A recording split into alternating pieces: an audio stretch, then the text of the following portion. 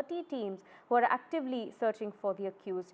Fresh visuals of the actor's suspected attacker from a day after the incident surfaced had come out as well, in which he was seen wearing a blue shirt. In the first visual, however, the intruder was seen wearing a black t-shirt.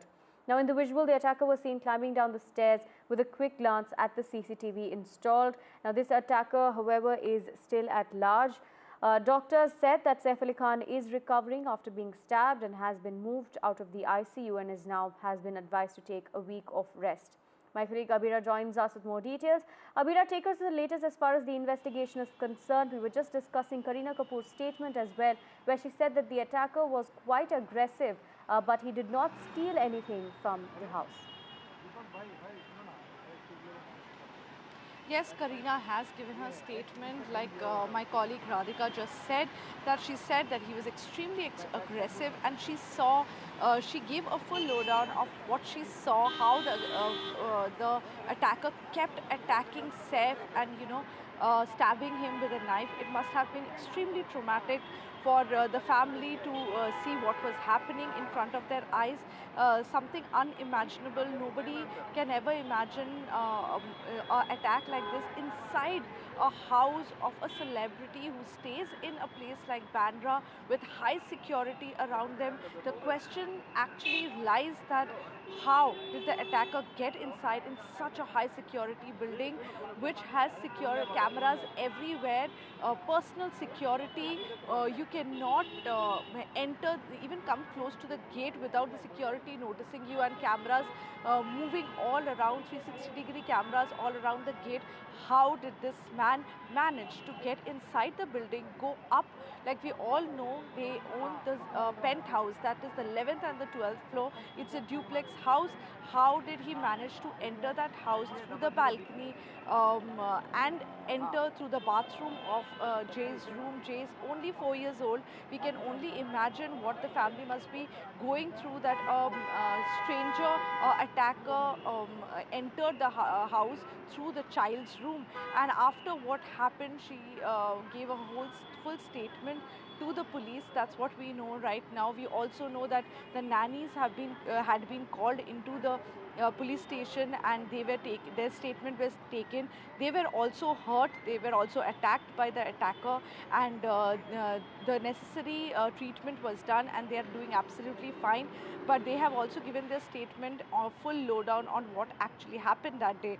And right now we are at Lilavati Hospital. We just saw Kareena Kapoor Khan reaching the hospital to see Saif. We also saw Saif Ali Khan, Kunal Khemu and their daughter coming into the hospital half an hour back. So the family is allowed to visit Saif, while the doctors have made sure that there are as less visitors as possible because there are chances of infection. Yesterday, the doctors met the media and explained them that how an infection can happen because of the spinal injury that he had. The 2.5-inch knife that entered his body had to be taken out, and that's a very crucial surgery that happened. The neurosurgeons did on him, and there are chances of infection. That's why they have limited any visitors coming in. So only family has been coming in and out of the hospital for now, but he's doing fine. He has been shifted out of the ICU yesterday, and he is in his special room while he has been asked to take he is completely on bed rest for at least a week. When we asked about a discharge, they were very clear that we cannot say anything about discharge. It only depends upon his recovery and how well he is recovering. So only on the basis of that they will decide when to discharge him. That is as far as Saif Ali Khan's condition is concerned. He is stable. He is out of the ICU, but he is on bed rest for a week. He's been advised to rest, and of course, visitors have been curbed to just close family members. Thank you, Abira, for joining us and bringing us those details as far as the investigation as well as Saif Ali Khan's condition is concerned. We'll continue tracking the story. Listen in now to the exclusive that NDTV had with the auto driver who drove injured Saif Ali Khan to the hospital in the wee hours of January 16th. Sir, आपका बहुत बहुत स्वागत है। उस दिन क्या हुआ था, कितने बजे आपको किसने रोका और आप पूरा मामला क्या हुआ था वो बताएं। जी सर, मैं अपना जैसे बॉर्डर पे रोड लिंकिंग रोड से होते हुए गलियों में जा रहा था, ठीक है, जहाँ इनका रूम है सतगुरु करके निवास इनका है, बिल्डिंग है, इनका नाम है।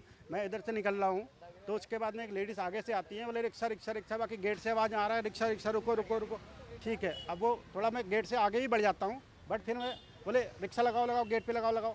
फिर मैं यूटर्न मार के गेट पे लगाता हूँ तो उसमें 2-4 खड़े यानी लोग निकलते हैं, तो उसमें एक यानी कि वाइट कमीज सलवार पहन के पूरा एकदम बिल्कुल खून से लदा हुआ है, बिल्कुल रेड कलर का पूरा दिख रहा है वाइट वाइट।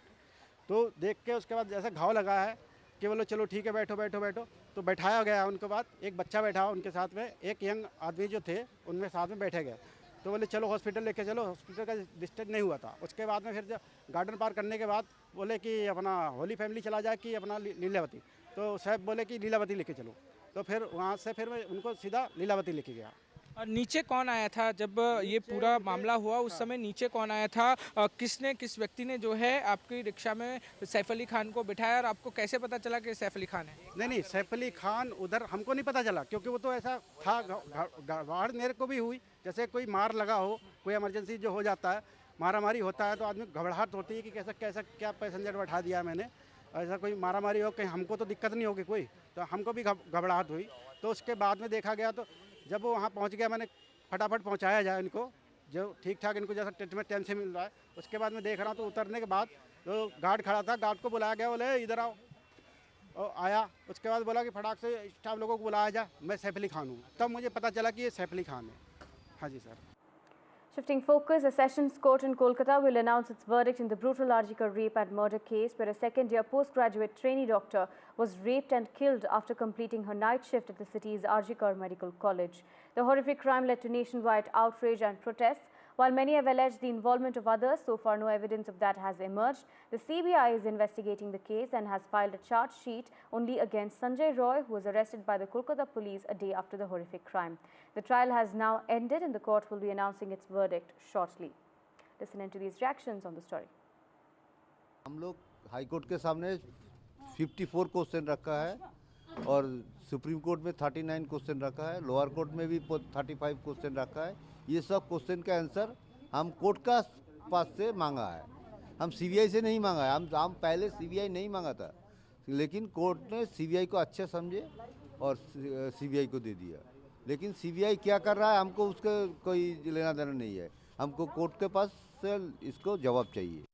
समाज को बहुत ज़बरदस्त संदेश देना चाहिए, ये हम लोग का उम्मीद है। और ये एक आदमी का काम नहीं है, multiple number of gun are involve. CBI should look into the matter carefully और we are very hopeful that higher judiciary Supreme Court is looking the matter carefully. Supreme Court will finally take proper action. It's my assumption and we are too much hopeful.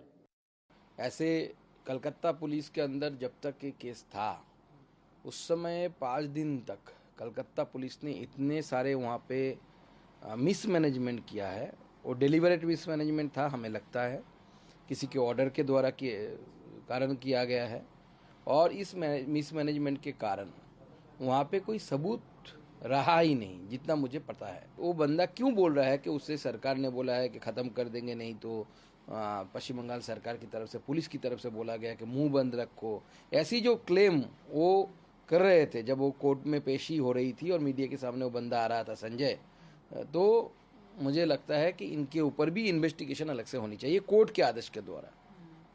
There were other gang rape and murder of minors that were committed in Bengal, and all the, like, let me give you an example. Like yesterday, there was a case in Hooghly, Gujarat, where there was no CBI. Calcutta West Bengal police investigated, and within 54 days, capital punishment was pronounced for the accused. Today, after the verdict is delivered, Abhaya, that we call her, Abhaya will finally get justice. Calcutta police will stand vindicated. Mamata Banerjee's government will stand vindicated. And people who come to your channel, and I was hearing them, who are raising questions on the CBI, who are raising questions on the investigation. It's very funny to see that BJP is raising questions on CBI. Saurabh joins us with more details. Saurabh, as far as the reactions or the expectations from the Sessions Court hearing is concerned, take us through what we know so far. What are political parties and, in fact, the family members of the victim as well saying? Well, a lot of quarters have raised a lot of questions, but the court will, of course, go by evidence. And the evidence so far suggests the involvement of one person, Sanjay Roy, at least the evidence that's there in the public domain. Right. And the CBI charge sheet also lists evidence only against one accused, Sanjay Roy, who has been tried by the Sessions Court here in Shialdah. Now, this, of course, is the court where the court will pronounce its verdict in the afternoon. And the trial started in November. It's ended in January. Today, of course, there will only be the, the pronouncing of the verdict. The sentencing will take place at a later date once the arguments on the quantum of sentence is heard by the court. Now, in this case, there has been a lot of surround sound, a lot of allegations, including those that have been made by the family, the most significant one being that there could be the involvement of other persons in this case. The CBI is, of course, looking at the angle of destruction of evidence. But so far, in the evidence presented in the public domain and in the charge sheet, there isn't mention of the involvement of another person. And the evidence, including the CCTV footage of the spot, etc., show Sanjay Roy only and nobody else.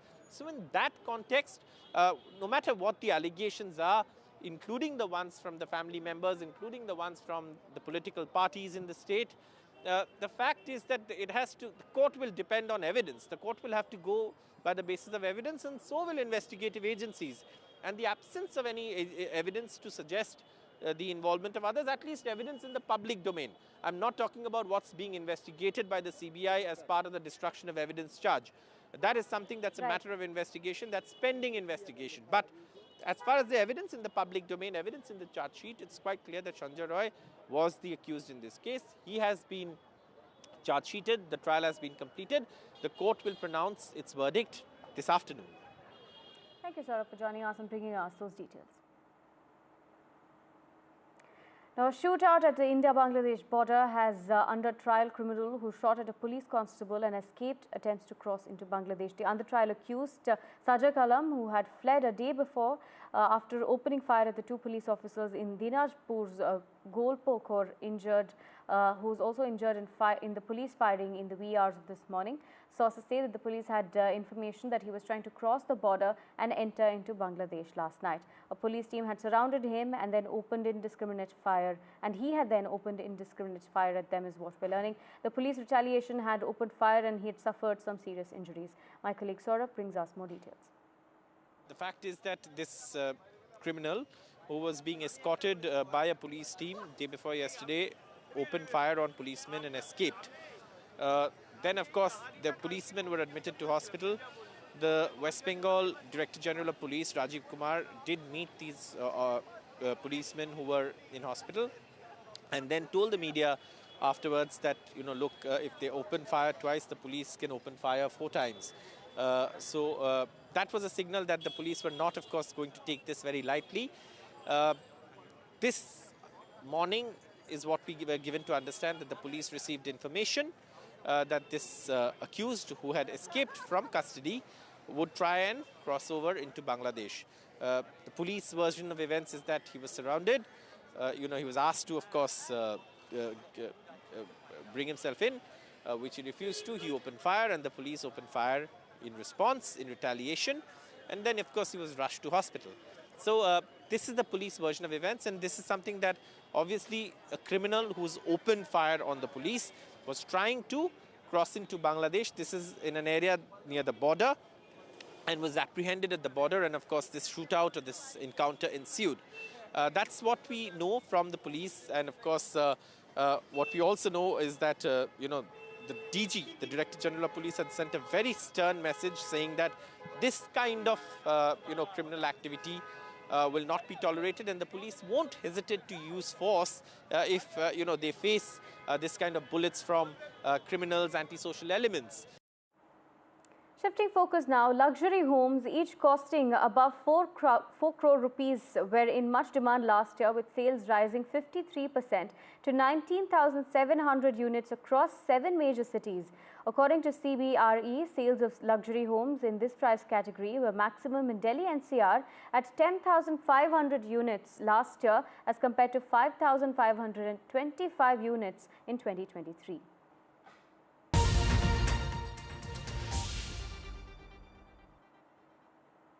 US President-elect Donald Trump said that his inauguration would be moved inside the Capitol Rotunda because of a frigid weather forecast. This is the first time in 40 years that a presidential swearing-in will be held indoors.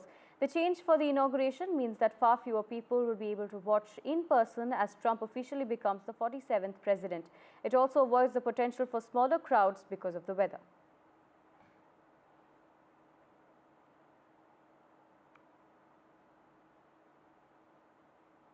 We'll continue tracking these stories for you. For now, a short break.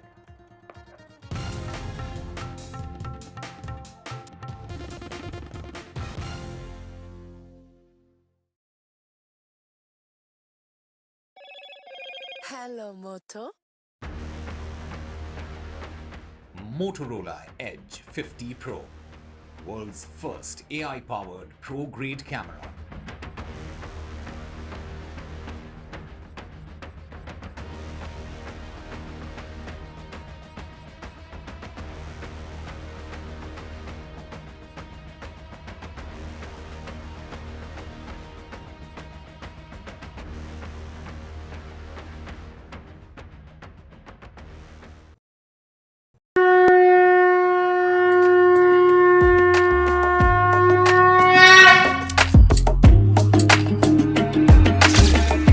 Maha Kumbh, the festival of faith, the world's biggest spiritual festival, the divine dip at the spiritual Sangam,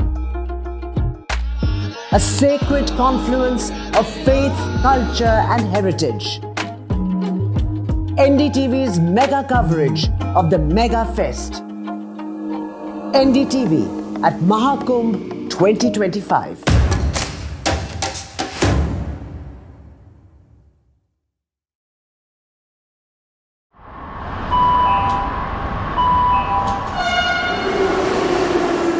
Attention, please. Delhi Election Metro 2025 is arriving on People's Platform. Please mind the gap. BJP or AAP, who will get to the Delhi Secretariat station? दरवाजे बाईं तरफ खुलेंगे. Who will Delhi voters open the victory doors for?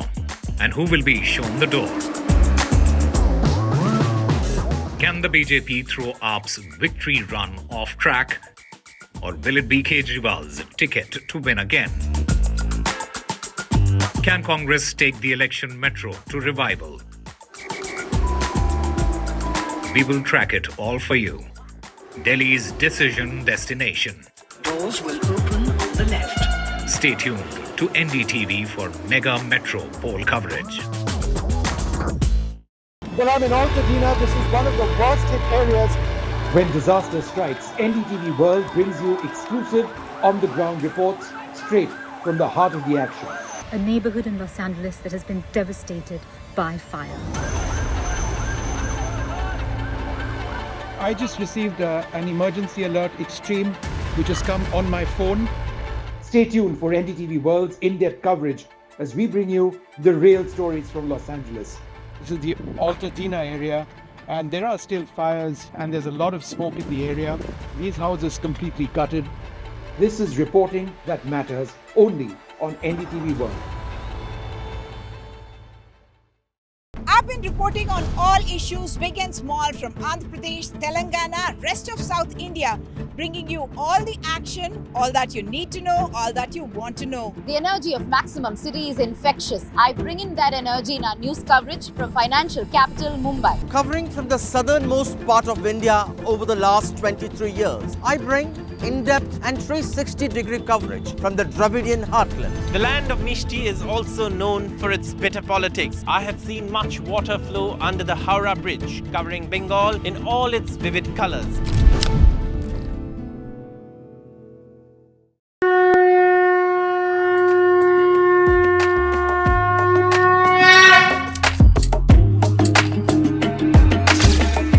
Maha Kumbh, a festival of faith. The world's biggest spiritual festival. The divine dip at the spiritual Sangam. A sacred confluence of faith, culture and heritage. NDTV's mega coverage of the Mega Fest. NDTV at Maha Kumbh 2025.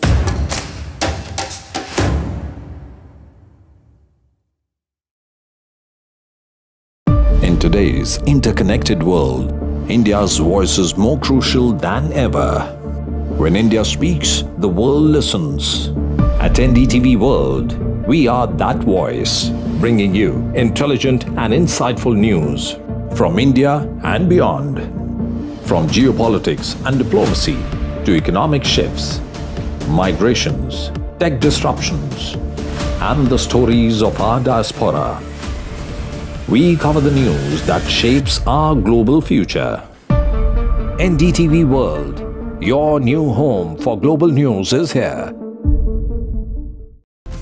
Hello and welcome to the best of the World Economic Forum in Davos, Switzerland. For 2 decades, NDTV has been a window to the world's greatest thinkers, leaders, Nobel laureates and stars at the World Economic Forum in Davos, Switzerland. From Bill Gates to Shakira to Randy Zuckerberg to top ministers to what is often the biggest story. India, a global economic powerhouse. Conversations around our greatest challenges from AI to wars to sustainability. Join us, NDTV's Vishnu Shom and me, Neeraj Shah, as we engage with the world's finest. NDTV at Davos from January 20th to January 25th.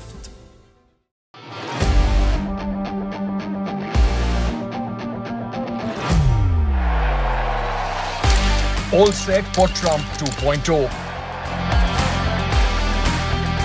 Countdown to January 20th. Terror shadow, visa wars.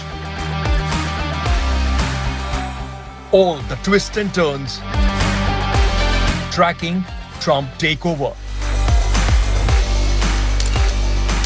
Every day at 10:30 p.m. only on NDTV 24/7.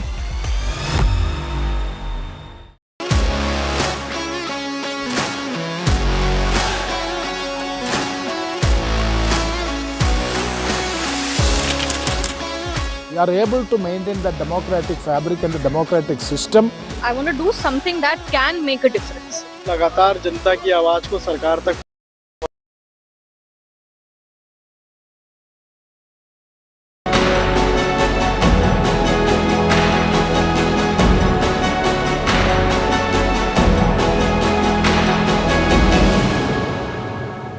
Hello and welcome. Recently, the capital saw the start of a very critical conversation where students, educationists, cancer warriors, government voices, institutions, NGOs, doctors, community health workers came together to discuss cervical cancer and how it can be prevented. The vision of the conclave, Together Against HPV, the fight against cervical cancer, is to eliminate cervical cancer, which ranks as the second most frequent cancer among women in India. Gracing the occasion was Minister of State of Science and Technology Jehangir Singh, who was in conversation with NDTV's Nikunj Garg. Ladies and gentlemen, it's very rarely that you discuss or the discourse is about public health in such a high-powered forum. And it's our exceptional good fortune to have Dr. Jitendra Singh with us. Dr. Singh, welcome to NDTV.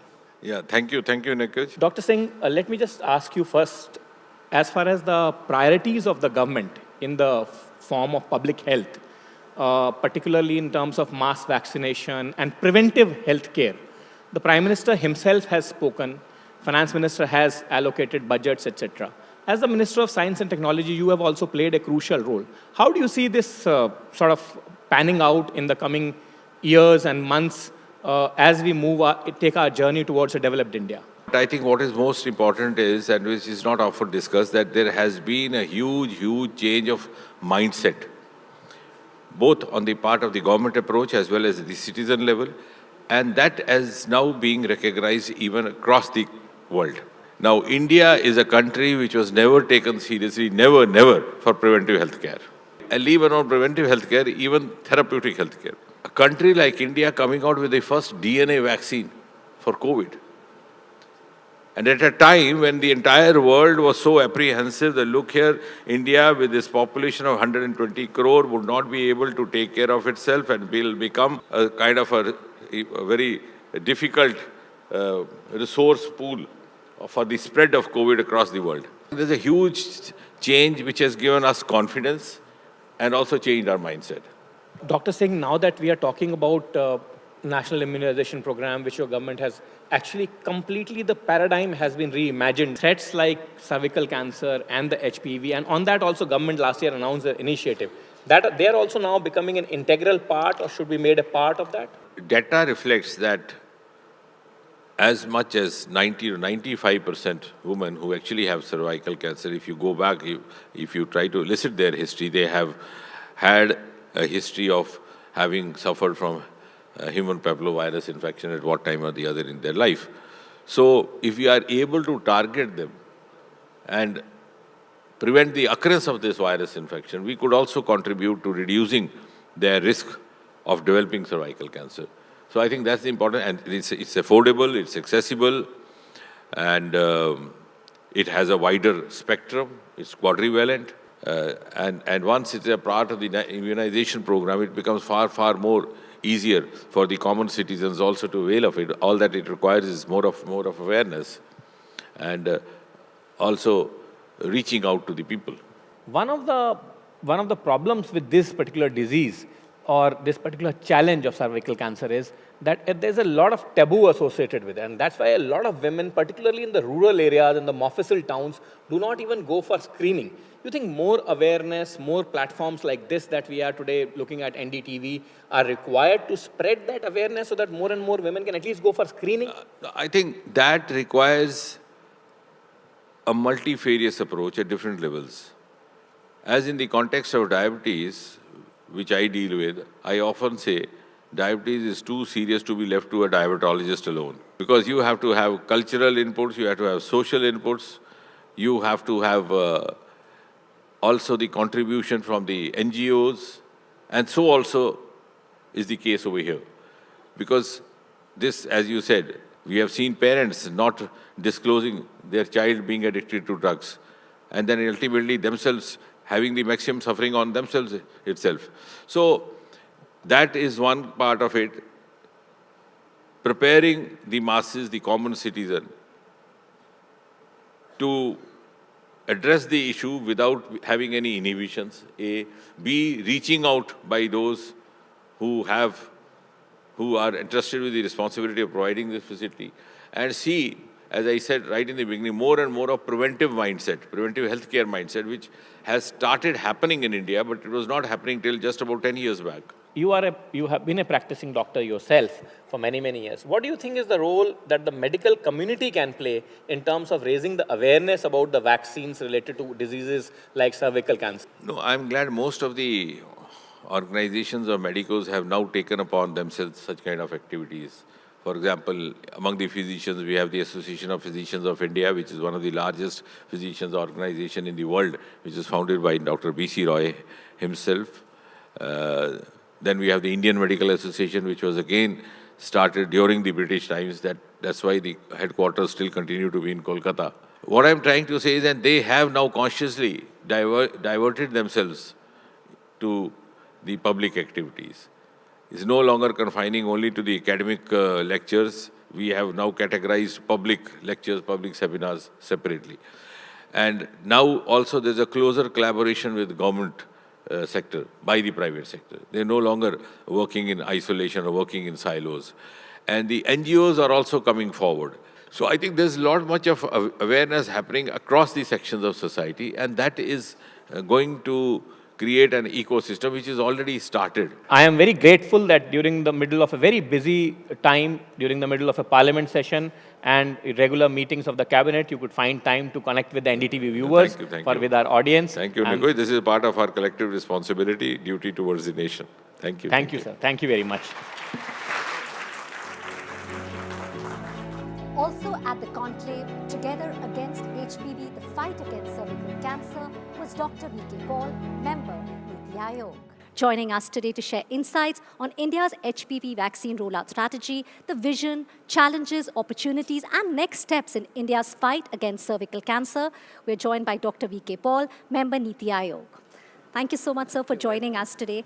I think to begin with, as a key architect in India's immunization programs, I want to ask you if you can tell us the status of the HPV vaccine integration into India's national immunization program and what really is planned for the phase of the rollout of the vaccine.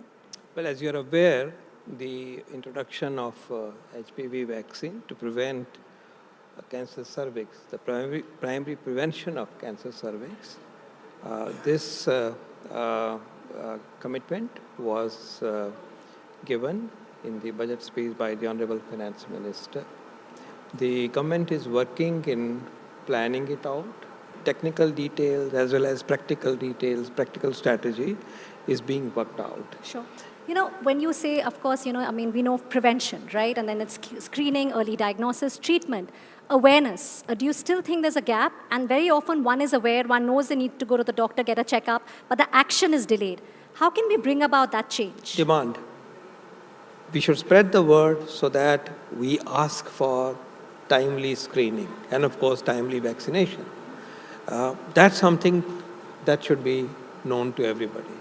And the age at which this should be known and I should feel responsible for is the age after 30 years of age, 30 years, okay? We must also emphasize that once this cancer is detected, it's covered under Pradhan Mantri Jan Arogya Yojana. Ayushman Bharat, PMJ, covers this condition. Cashless treatment of this cancer is mandated. I think that's a very important point, which again, there's not much awareness about. Niti Aayog clearly works, as a think tank. And we've seen many states have rolled out the vaccine. There's Sikkim, there's Bihar.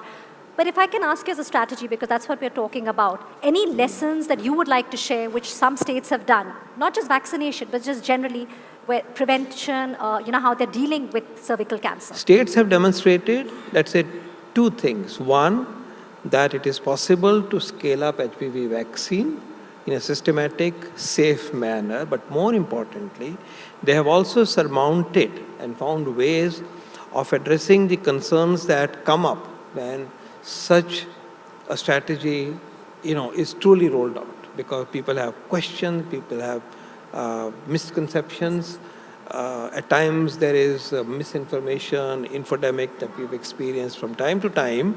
So the states have learned, how to technically and for execution, they found the pathways to do it.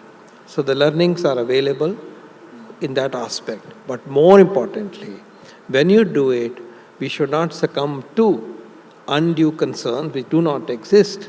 We should be clear about the, quote-unquote, side effects, if any.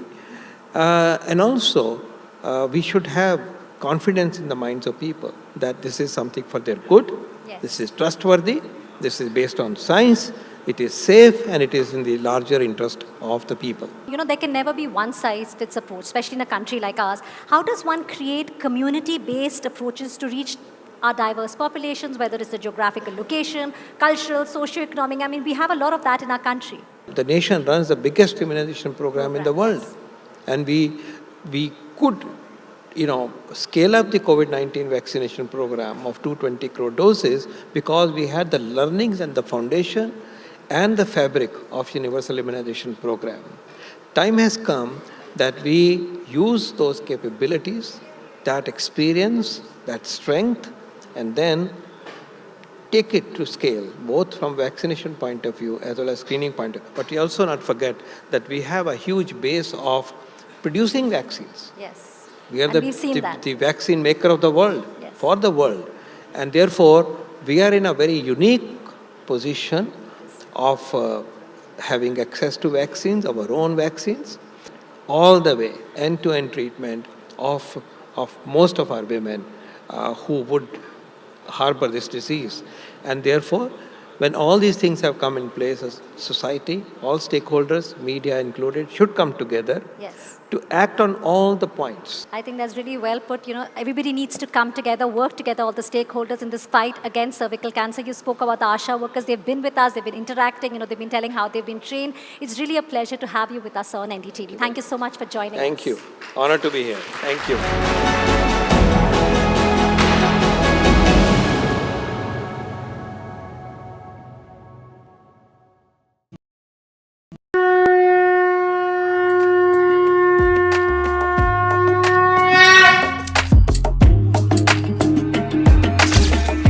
Maha Kumbh, a festival of faith, the world's biggest spiritual festival, the divine dip and the spiritual sangam, a sacred confluence of faith, culture and heritage. NDTV's mega coverage of the Mega Fest. NDTV at Maha Kumbh 2025.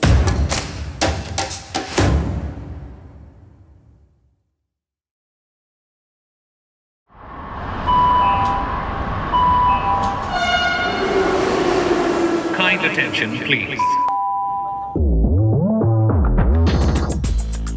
Delhi Election Metro 2025 is arriving on People's Platform. Please mind the gap. BJP or AAP, who will get to the Delhi Secretariat station? दरवाजे बाईं तरफ खुलेंगे. Who will Delhi voters open the victory doors for? And who will be shown the door? Can the BJP throw AAP's victory run off track? Or will it be Kejriwal's ticket to win again? Can Congress take the election metro to revival? We will track it all for you. Delhi's decision destination. Doors will open on the left. Stay tuned to NDTV for Mega Metro poll coverage.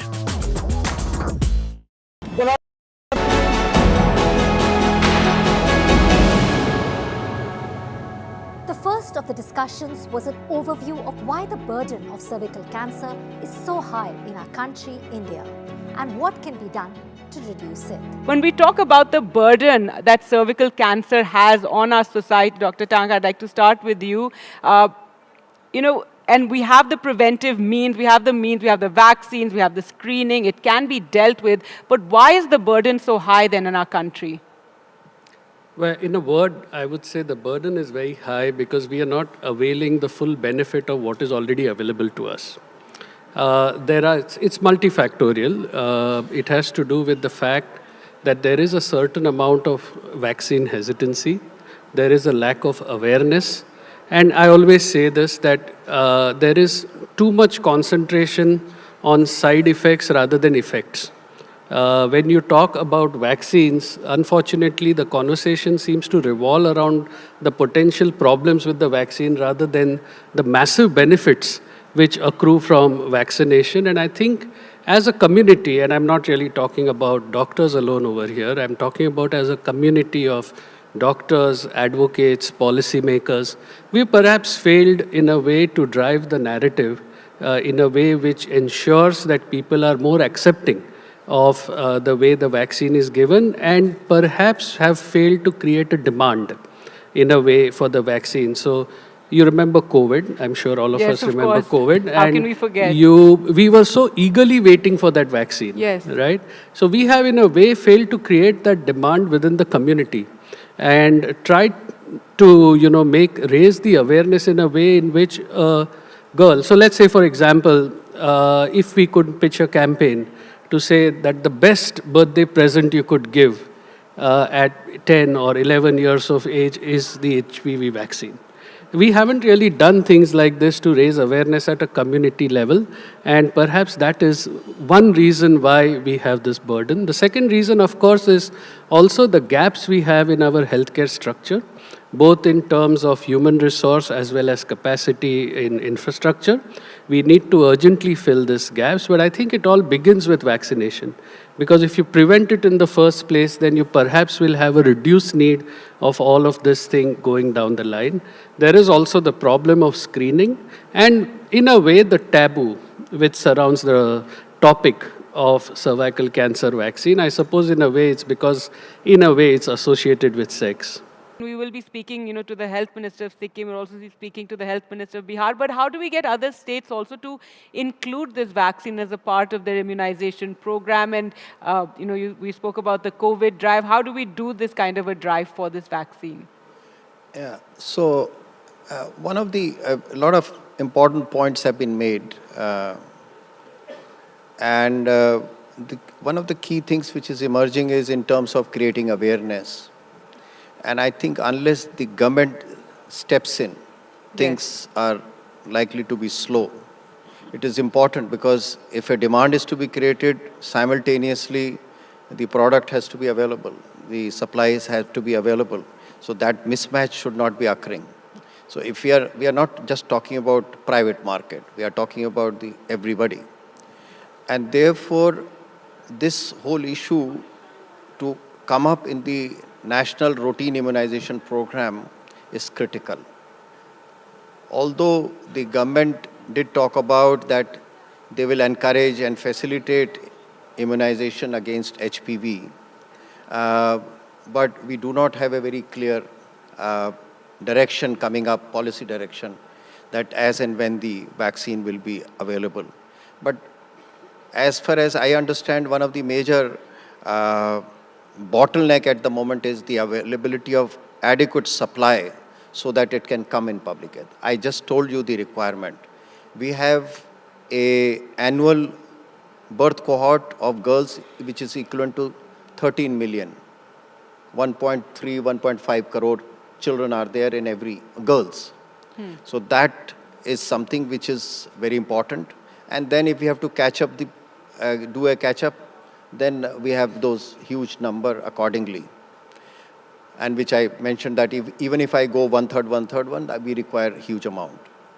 The second important which is coming up, and I would request those who can afford, that the boys in the family should also be immunized. A gender neutral approach is very necessary. At the moment, our country and a lot of other low and middle income countries are not going in, not so much for finance, it is the non-availability of the vaccine. But a gender neutral approach will take care of a lot of this stigma issue. कि खाली लड़कियों को मिल रहा है, why not boys? लड़कों को क्यों नहीं दे रहे? And the key issue is that it is a sexually transmitted disease. उसकी जगह if we say कि ये कैंसर से बचाव की है, and which Dr. Tank was very rightly mentioning, I think that's a very important point because a lot of communities have this pushback if you start talking about sexual transmission of this. Another very important point is that I wanted to say this, and that is another, that when we talk about sexually transmitted, and I'm sure the gynecologists must have come across, many husbands throw away their wives if they come to know if she has a cervical cancer, because they think it's a sexually acquired disease, rather than understanding that they are the contributor to that. So, इस सारे के लिए this gender neutral approach is very necessary, but the first approach, because of the limited available of vaccine, we shall be moving for girls only, but those who can afford, I think boys should also be given so that it takes care of. But the key at the back of the whole thing is that unless this program comes in national program, I think movement will remain slow. The next conversation centered around awareness and education and how they lead to action which is indispensable to elimination of cervical cancer. To translate awareness into action, messaging must be simplified, misconceptions addressed, and accessible resources provided. So in this panel, we focus on how awareness and education leads to action, which is indispensable to elimination. So I think, to begin with, I would like to just ask you about awareness. How do you sensitize them about something so crucial, whether it's vaccination or spreading awareness? The physician, the treating physician will have to spend time, that one-to-one connect with the parent and the child is must. For that, the important thing is that we'll have to build a relationship, first of all, and then telling about the facts about the vaccine. When we talk about HPV, then that disease is not happening to the adolescent or teen at that very point of time. But when you will tell about the importance of prevention or vaccination at this point of time, and thereby preventing the disease during adulthood, for that the important aspect is that we'll have to tell the facts, what are the numbers, and how does immunizing children at a particular age is much better than immunizing them later.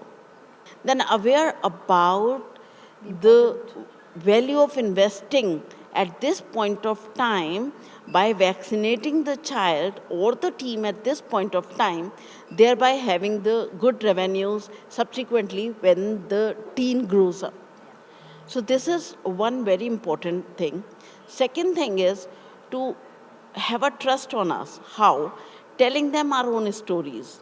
Telling them that, okay, our children has also received it. So one is that you will have to tell the facts and figure.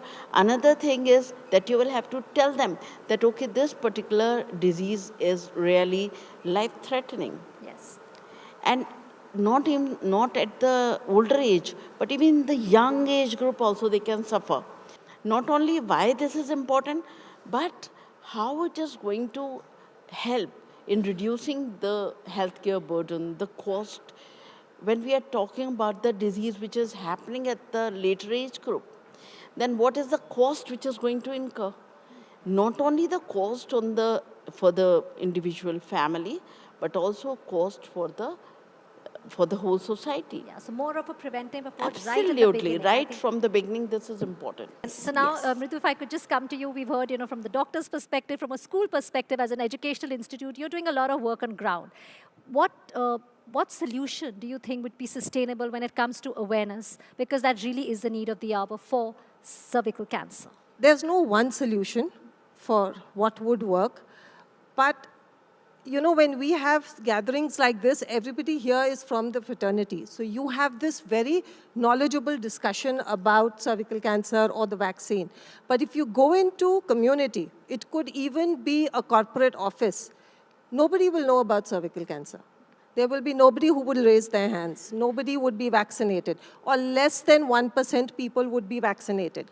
So the fact is that we need to create more conversation around cervical cancer to even get started. We might have it available at the doctors' clinics. The government might be able to source their 30 million vaccines. But who is coming to take those vaccines? The doctor can only give you awareness if the woman comes to the doctor's office. So how do we get people to the doctor's office? How do we get them to hear that? That is the challenge. And in India, we have to contextualize. We've learned from global practices and we know what works, and there are lots of countries doing it. But in India, aaj bhi, oral, word of mouth is how information passes. So that messaging needs to be standard, that HPV vaccine is cancer prevention. It prevents against 6 types of cancers. We are starting with girls because the cervical cancer burden is high. Cervical cancer vaccine is safe and effective. Simple enough messaging, information but that effective much. messaging, yeah. That is enough information for her. Now the challenge here is that the vaccine is for from 9 to 14, right? If it was like the polio vaccine and the child was below 5, they would be coming to the doctor anyway. Or फिर you don't have a choice. तुम्हें वो देना ही है. Polio drops हम कितनी देते थे अपने बच्चों को. Every time you go to the doctor, they give you polio drops. And then the ASHA worker will come and give you polio drops at home if your child is below 5, right? वो नहीं होगा इसमें. This and the child is 9 and above. So does the child go to a pediatrician? Does the child go and see a gynecologist? Will the child be going to a doctor at that age at all? Vaccines to khatam ho jate hain by the time they are 5 or 9. So there are lots of challenges. Let's not underestimate the challenge of this vaccine's uptake. Yeah. We want to save girls, right? We lose one woman, we say, every 8 minutes. It's not just a statistic, it's a woman's life. By the time I finish speaking this, we would have lost one woman somewhere. True. So who's going to make decisions for her? How do we save her life? So we need to all work together. Like we've said so many times, collaboration. Yes, it has to be together. Standard messaging and getting it to the right people. Thank you all so much for coming and sharing your expertise as well as your stories. So it's very clear that awareness is indispensable to elimination of cervical cancer, because only when people are aware will they act. Thank you all so much. Every 8 minutes, a woman in India loses her life to cervical cancer. A devastating reality, but one that is preventable. To combat this, a collective effort is crucial, involving governments, healthcare providers, community leaders, private organizations, and individuals. For more insights on eliminating cervical cancer, including conversations with state health ministers and experts, tune in next week for another episode from our conclave, Together Against HPV, the fight against cervical cancer.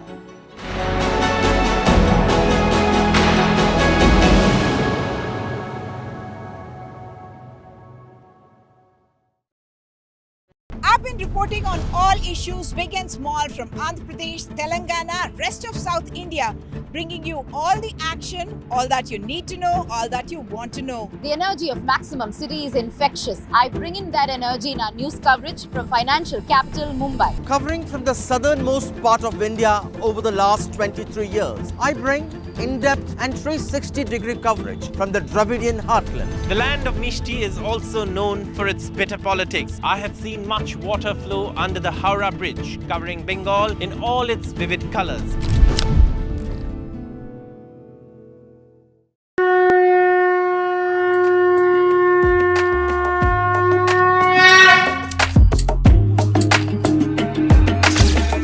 Maha Kumbh, a festival of faith. The world's biggest spiritual festival. The divine dip at the spiritual Sangam. A sacred confluence of faith, culture and heritage. NDTV's mega coverage of the Mega Fest. NDTV at Maha Kumbh 2025.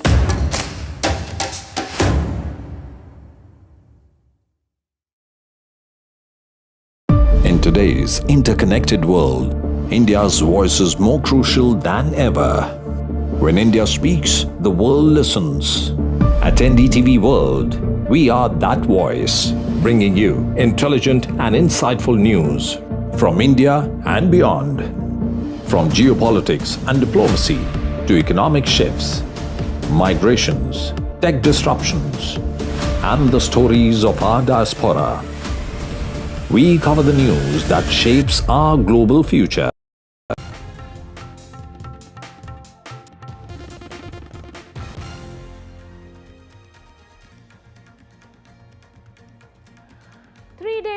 Saif Ali Khan's attacker is still on the run. 30 cop teams formed to arrest him. Over 15 individuals brought at the police station for questioning overnight. Saif Ali Khan is out of ICU, advised a week's rest. Kareena Kapoor recalls her statement, where the cop says she saw the attacker attacking Saif repeatedly. Our Sessions Court will deliver the verdict in the Arjikar case today. Remember, the CBI had charged the accused Sanjay Roy in the rape case. A day to go for Donald Trump's swearing in. The inauguration has been moved indoors.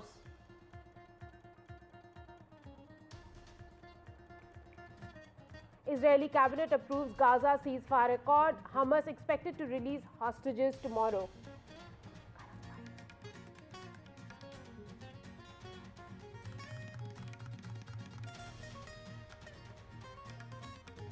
India will announce its Champions Trophy squad shortly. The press conference is expected in a little while from now. Jasprit Bumrah likely to be among 15. Rohit Sharma retains white ball captaincy to address. He will also be joined by Ajit Agarkar in the press conference.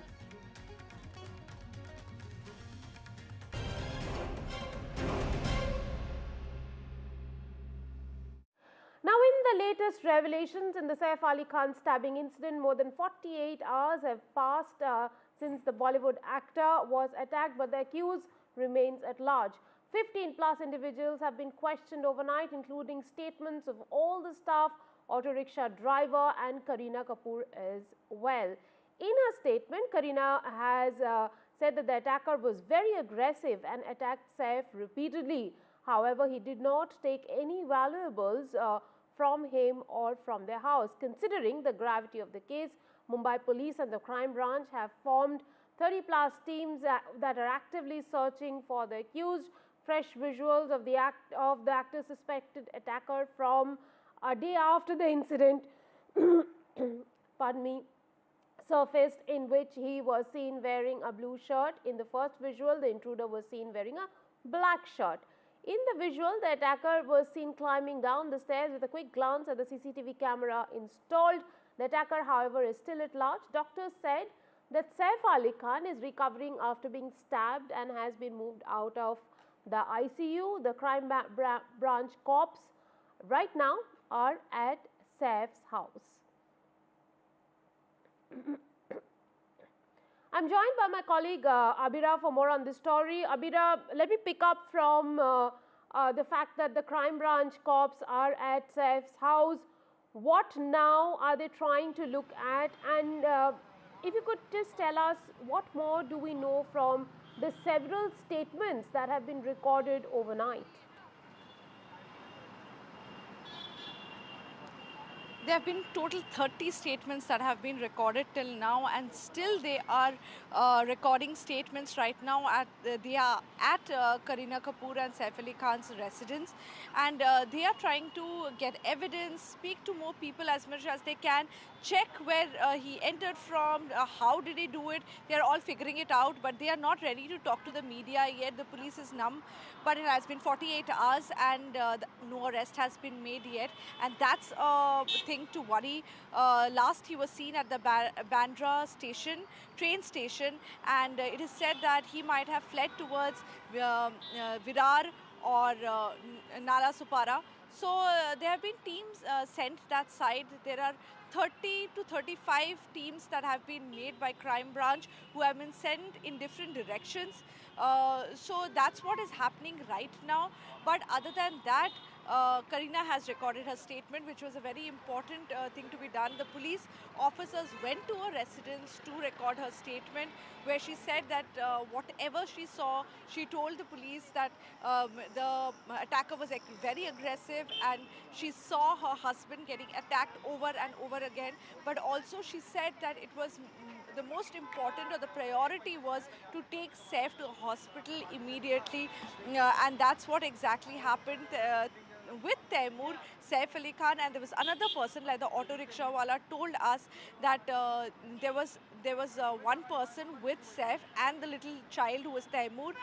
They headed towards Lilavati Hospital, where when he entered, he was completely drenched with blood, and that's what the doctors also told us. He entered the hospital like a lion. He walked in and he walked into the OT like that. The two major surgeries were done. One was the neurosurgery, where from a 2.5-inch knife was taken out from his back. But the doctor said that, he was very lucky that the knife didn't touch his spinal cord by 2 millimeters.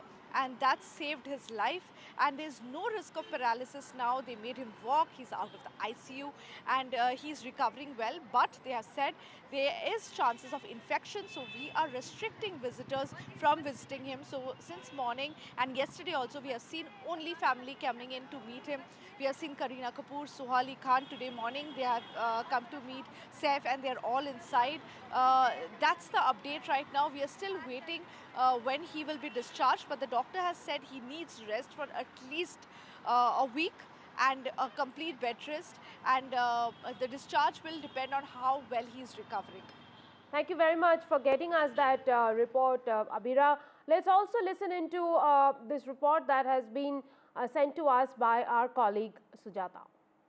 The 35 teams formed by the Mumbai police as well as the crime branch so far have not been successful in getting their hands on the intruder who attacked Bollywood actor Saif Ali Khan at his residence late night at 2:30. At this point, there have been several CCTV footages that have emerged in which the accused in the case could be seen changing his clothes and changing his locations as well. First, the CCTV that emerged, it was of the staircase of the building of Saif Ali Khan in which he could be seen walking up the stairs and then coming down. However, in the second CCTV that has come out, it could be seen that the accused has changed his clothes and is moving towards Bandra railway station. And the third CCTV footage is of a mobile shop in Dadar where he could be seen purchasing some electronic items. At this point, every CCTV footage is being investigated by the crime branch as well as the Bandra police to find out what exactly transpired and is there any previous link of the Bollywood actor's house help with this accused who is still absconding. There have been several questions that have raised right from the security of Saif Ali Khan's residence to why there was a delay by the police in responding to this entire matter. At this point, it is the Mumbai police assuring the family of action in this case to be taken seriously and at the soonest, and statements have been recorded right from Shahid, who happens to be a person who has a history of conducting thefts at the residence of people and also has facial similarities to that of the accused, which could be seen in the CCTV footage. And also Waris Ali Salmani, who is a carpenter who worked just 3 days prior to this case happening, to this incident happening with the Bollywood actor, has also been questioned in the matter, and sources informed that the Waris Ali Salmani, who happens to be the carpenter, could also be investigated further if any more questions arises. However, Shahid at this point in time has been given a clean chit because his fingerprint does not match with the accused, and henceforth he's been given a clean chit for now. However, the Mumbai police is trying to investigate and question and record statements right from the house helps and also the statement of Bollywood actor and wife of Saif Ali Khan, Kareena Kapoor Khan, has also been recorded, as well as the neighbors of Saif Ali Khan are also going to be not investigated, but the statements are going to be recorded. So definitely all the angles are being at this point studied by the crime branch as well as the Bandra police station. However, what exactly comes up and how many more time does it take for the police to get their hands on the intruder remains a bigger question. But yet the investigation is still on, and at the soonest the statement of Saif Ali Khan will also be recorded. Right, thank you very much, Sujata, for getting us all those details. Now, also let's listen into this exclusive conversation with the auto driver who reached Saif Ali Khan to Lilavati Hospital on the night of the attack. My colleague Paras Doma caught up with him. Sir, आपका बहुत बहुत स्वागत है। उस दिन क्या हुआ था, कितने बजे आपको किसने रोका और आप पूरा मामला क्या हुआ था वो बताएं। जी सर, मैं अपना जैसे बार्डर पे रोड लिंकिंग रोड से होते हुए गलियों में जा रहा था, ठीक है, जहाँ इनका रूम है, सतगुरु करके निवास इनका है, बिल्डिंग है, इनका नाम है। मैं इधर से निकल रहा हूँ तो उसके बाद में एक लेडीज़ आगे से आती है, बोले रिक्शा रिक्शा रिक्शा, बाकी गेट से आवाज़ आ रहा है रिक्शा रिक्शा, रुको रुको रुको, ठीक है। अब वो थोड़ा मैं गेट से आगे ही बढ़ जाता हूँ, बट फिर मैं बोले रिक्शा लगाओ लगाओ, गेट पे लगाओ लगाओ, फिर मैं यूटर्न मार के गेट पे लगाता हूँ तो उसमें 2-4 खड़े यानी लोग निकलते हैं, तो उसमें एक यानी कि वाइट कमीज सलवार पहन के पूरा एकदम बिल्कुल खून से लदा हुआ है, बिल्कुल रेड कलर का पूरा दिख रहा वाइट वाइट। तो देख के उसके बाद जैसे घाव लगा है कि बोलो चलो ठीक है बैठो बैठो बैठो, तो बैठाया गया। उनके बाद एक बच्चा बैठा उनके साथ में, एक यंग आदमी जो थे उनमें साथ में बैठे गए, तो बोले चलो हॉस्पिटल लेके चलो। हॉस्पिटल का डिस्टेंस नहीं हुआ था। उसके बाद में फिर जब गार्डन पार करने के बाद बोले कि अपना होली फैमिली चला जाए कि अपना लीलावती, तो साहब बोले कि लीलावती लेके चलो, तो फिर वहाँ से फिर मैं उनको सीधा लीलावती लेके गया। और नीचे कौन आया था जब ये पूरा मामला हुआ, उस समय नीचे कौन आया था, किसने किस व्यक्ति ने जो है आपकी रिक्शा में सैफ अली खान को बिठाया और आपको कैसे पता चला कि सैफ अली खान है? नहीं, सैफ अली खान उधर हमको नहीं पता चला, क्योंकि वो तो ऐसा था, गड़बड़ मेरे को भी हुई, जैसे कोई मार लगा हो, कोई इमरजेंसी जो हो जाता है, मारामारी होता है तो आदमी घबराहट होती है कि कैसा कैसा क्या पैसेंजर बैठा दिया मैंने, ऐसा कोई मारामारी हो, कहीं हमको तो दिक्कत नहीं होगी कोई, तो हमको भी घबराहट हुई।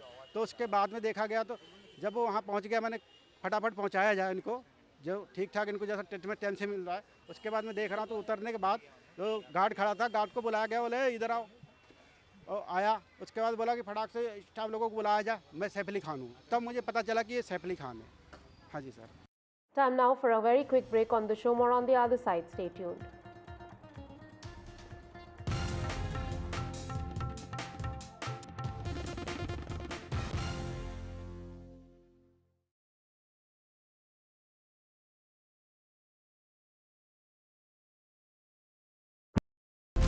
Hello and welcome to the best of the World Economic Forum in Davos, Switzerland. For 2 decades, NDTV has been a window to the world's greatest thinkers, leaders, Nobel laureates and stars at the World Economic Forum in Davos, Switzerland.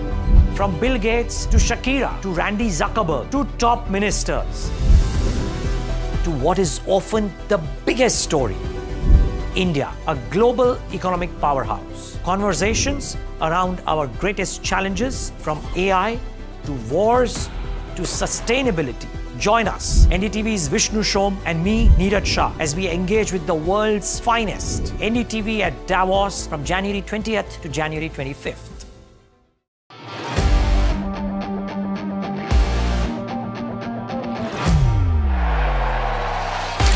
All set for Trump 2.0.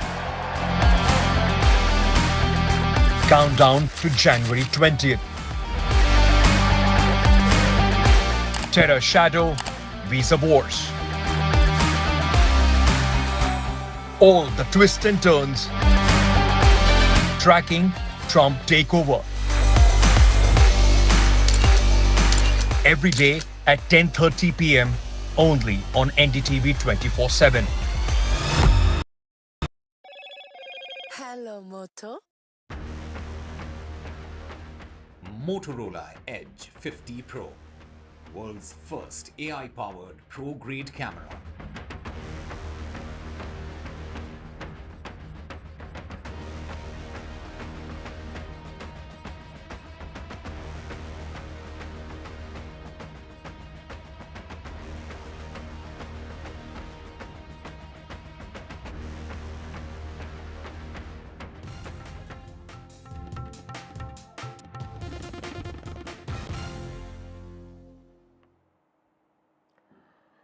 The Delhi polls, now there has been a row over the screening of a documentary that was stopped, and AAP alleges that there was a BJP hand in the movie being stopped. The Delhi police of course says that there was no permission taken to screen the movie called Unbreakable, where AAP documents the arrests that were made due to the liquor policy.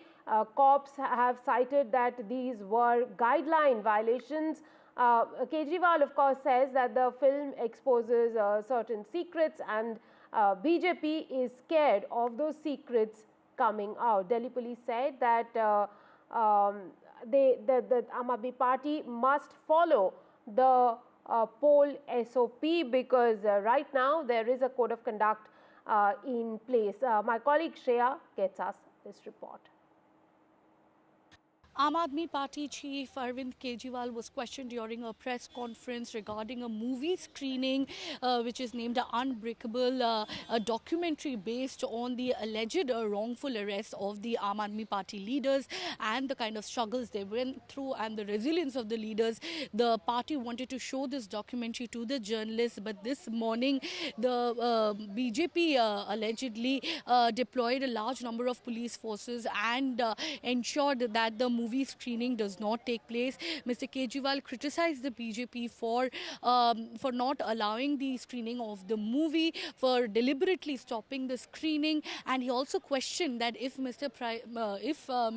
Narendra Modi can screen his film, if that can be allowed by the EC, then why cannot this documentary be portrayed, be showcased to the journalists, to the media, stating that this is not part of an election campaign. Apart from this, Mr. Kejriwal has also announced a significant promise to all the tenants living in the national capital that they will now be getting free supply of electricity and water if the party gets re-elected in the upcoming Delhi Assembly elections. With camera person Sanjay Kaushik, this is Shreya for NDTV.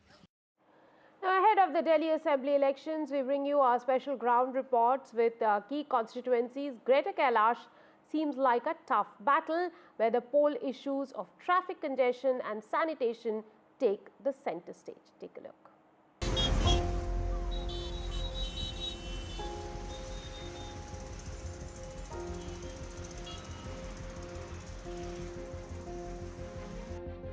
Hello from Greater Kailash, an elite Delhi constituency known for its upscale residential areas, iconic markets and cultural landmarks. As the voters head towards the upcoming Delhi Assembly polls, the key question that remains is, will the Aam Aadmi Party continue its reign over here, or could a shift in the political winds change the outcome this time round?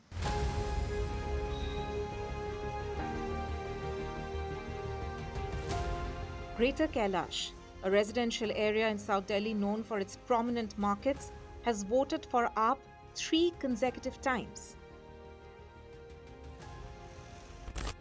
Nestled in South Delhi's CR Park is the famous Kali temple, which has by now established itself as one of the prominent cultural centers of Delhi. During festivals, this is a dream destination for everyone in and around Delhi. Also, this place meticulously holds all possible pujas and festivals, showcasing the cultural side of this area.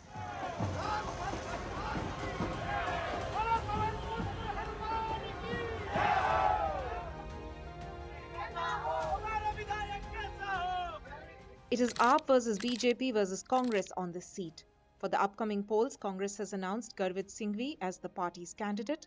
Aam Aadmi Party has fielded Saurabh Bhardwaj, the sitting MLA and a 3-time winner from this seat, while the BJP has named Shikha Rai. Despite its elite status, Greater Kailash is not without its challenges. Traffic congestion, pollution and sanitation issues continue to be major concerns. With over a dozen villages and several unauthorized colonies in the constituency, infrastructure and encroachment problems have plagued the area. पानी का और road साफ सुथरा नहीं होता है, घर के सामने मैल जमा हो जाते हैं, बहुत दिनों से मैल नहीं उठाते हैं, बहुत दिक्कत है। स्नैचिंग, रेड लाइट खराब हो जाती है तो बारिश होती है तो पानी का लॉगिंग का प्रॉब्लम ऐसे ही है, छोटे छोटे है।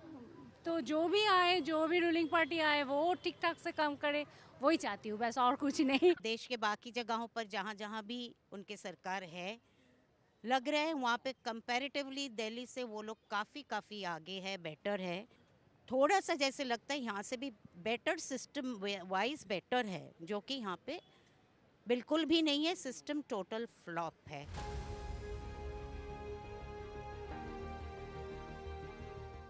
Since the creation of this constituency in 2008, Greater Kailash has been a stronghold for the Aam Aadmi Party, with Saurabh Bhardwaj winning 3 consecutive elections. But this time, residents are closely evaluating his tenure, especially on issues like poor roads and mounting traffic congestion. The BJP has struggled in Greater Kailash, failing to secure a victory since 2008. With a significant voter base in CR Park and large Punjabi populations, the demographics could play a pivotal role in this year's election. जो MCD के जो park है इतनी बुरी condition में है, सबसे पहले वो जगह ठीक होनी चाहिए ताकि सीनियर सिटीजन अपने घर से बाहर निकले, चैन की सांस ले सके। यदि हम घर में भी सफोकेटेड फील करते हैं, पार्क में गंदगी होती है, एकदम ट्रैक टूटी हुई है, तो कहाँ जाए बताइए। इन्वायरमेंट अच्छा होगा, नहीं तो देखिए आज अमेरिका की जैसे आग लग रही है जंगलों में। इसलिए we should care about the trees, plant and park. This is my.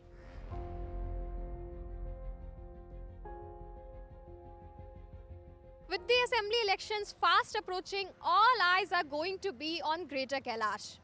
Will the Aam Aadmi Party retain its stronghold, or is a new political chapter about to unfold in South Delhi? Only time will tell. With camera person Karan Patra, this is Anushka Garg for NDTV. Switching tracks, some other stories now.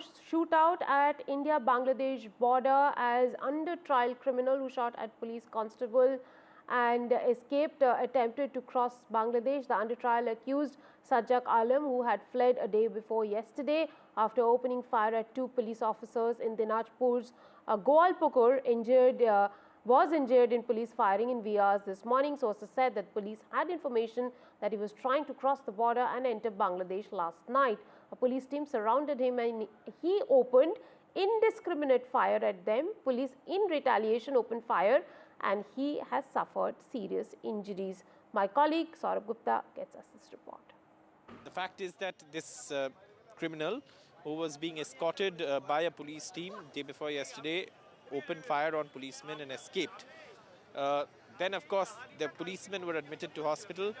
The West Bengal Director General of Police, Rajiv Kumar, did meet these policemen who were in hospital and then told the media afterwards that, look, if they open fire twice, the police can open fire 4 times. So that was a signal that the police were not, of course, going to take this very lightly. This morning is what we were given to understand, that the police received information that this accused who had escaped from custody would try and cross over into Bangladesh. The police version of events is that he was surrounded. He was asked to, of course, bring himself in, which he refused to. He opened fire and the police opened fire in response, in retaliation. And then, of course, he was rushed to hospital. So this is the police version of events, and this is something that obviously a criminal who's opened fire on the police was trying to cross into Bangladesh. This is in an area near the border and was apprehended at the border, and of course this shootout or this encounter ensued.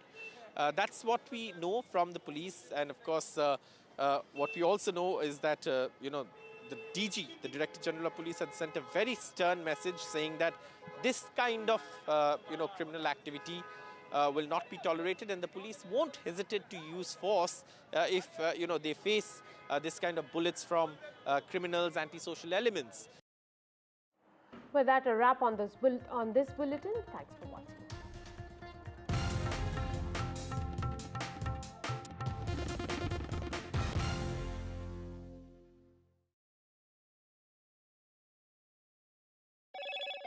Hello, Moto. Motorola Edge 50 Pro, world's first AI-powered pro-grade camera. In a grand ceremony held at the Rashtrapati Bhavan on Friday, President Draupadi Murmu presented the prestigious Major Dhyan Chand Khel Ratna Award to 4 of India's top athletes: double Olympic medalist Manu Bhaker, chess prodigy Gukesh, men's hockey captain Harmanpreet Singh, and Paralympic gold medalist high jumper Praveen Kumar. Along with Khel Ratna recipients, 32 athletes were honoured with the Arjuna Award.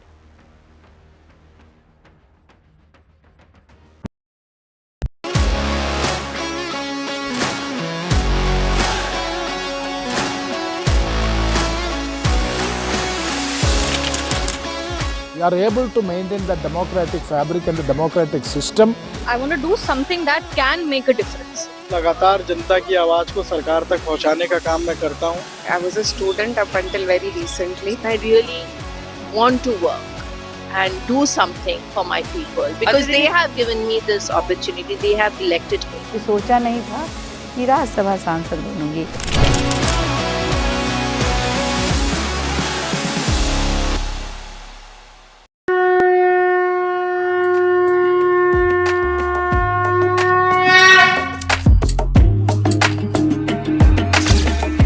Maha Kumbh, the festival of faith, the world's biggest spiritual festival, the divine dip at the spiritual Sangam,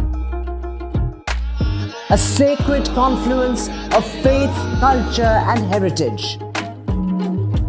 NDTV's mega coverage of the Mega Fest. NDTV at Maha Kumbh 2025.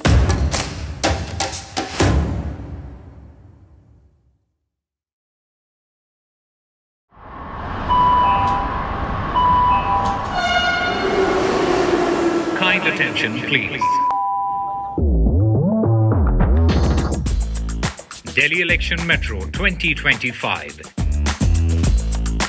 is arriving on People's Platform.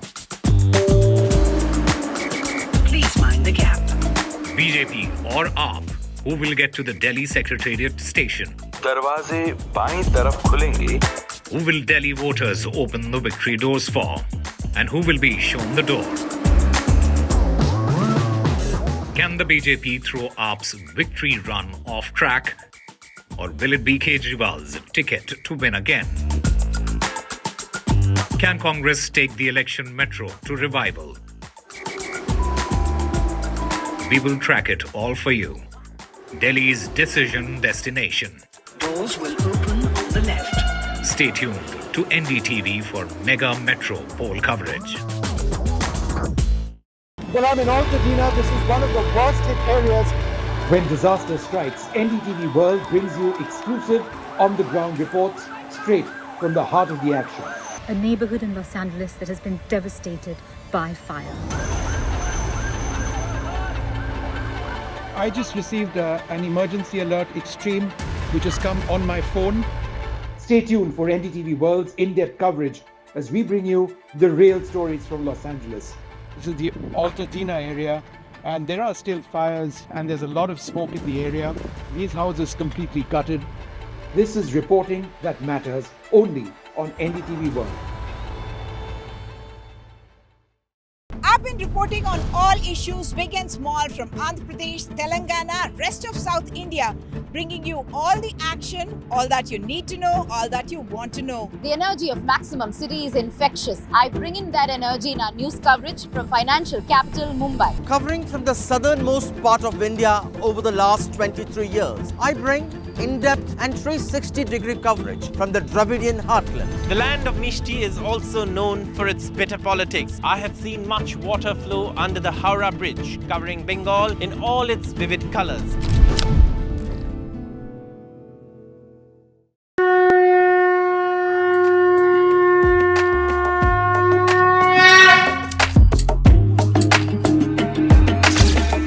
Maha Kumbh, a festival of faith.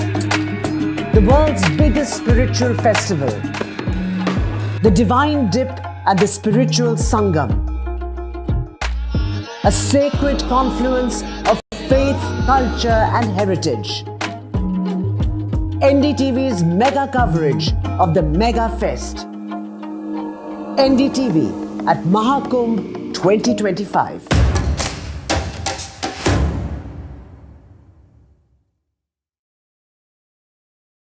In today's interconnected world, India's voice is more crucial than ever. When India speaks, the world listens. At NDTV World, we are that voice, bringing you intelligent and insightful news from India and beyond. From geopolitics and diplomacy to economic shifts, migrations, tech disruptions, and the stories of our diaspora. We cover the news that shapes our global future. NDTV World, your new home for global news is here. Hello and welcome to the best of the World Economic Forum in Davos, Switzerland. For 2 decades, NDTV has been a window to the world's greatest thinkers, leaders, Nobel laureates and stars at the World Economic Forum in Davos, Switzerland. From Bill Gates to Shakira to Randy Zuckerberg to top ministers to what is often the biggest story, India, a global economic powerhouse. Conversations around our greatest challenges from AI to wars to sustainability. Join us, NDTV's Vishnu Shom and me, Neeraj Shah, as we engage with the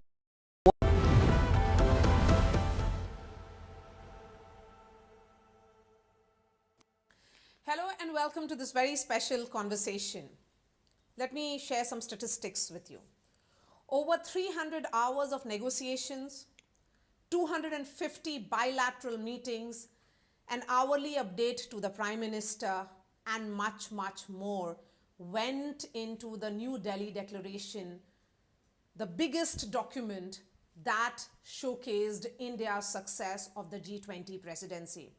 The Sherpa is here, and he has shared all those insightful details in his book, How India Scaled G20. Mr. Amitabh Khan, thank you so much for your time here.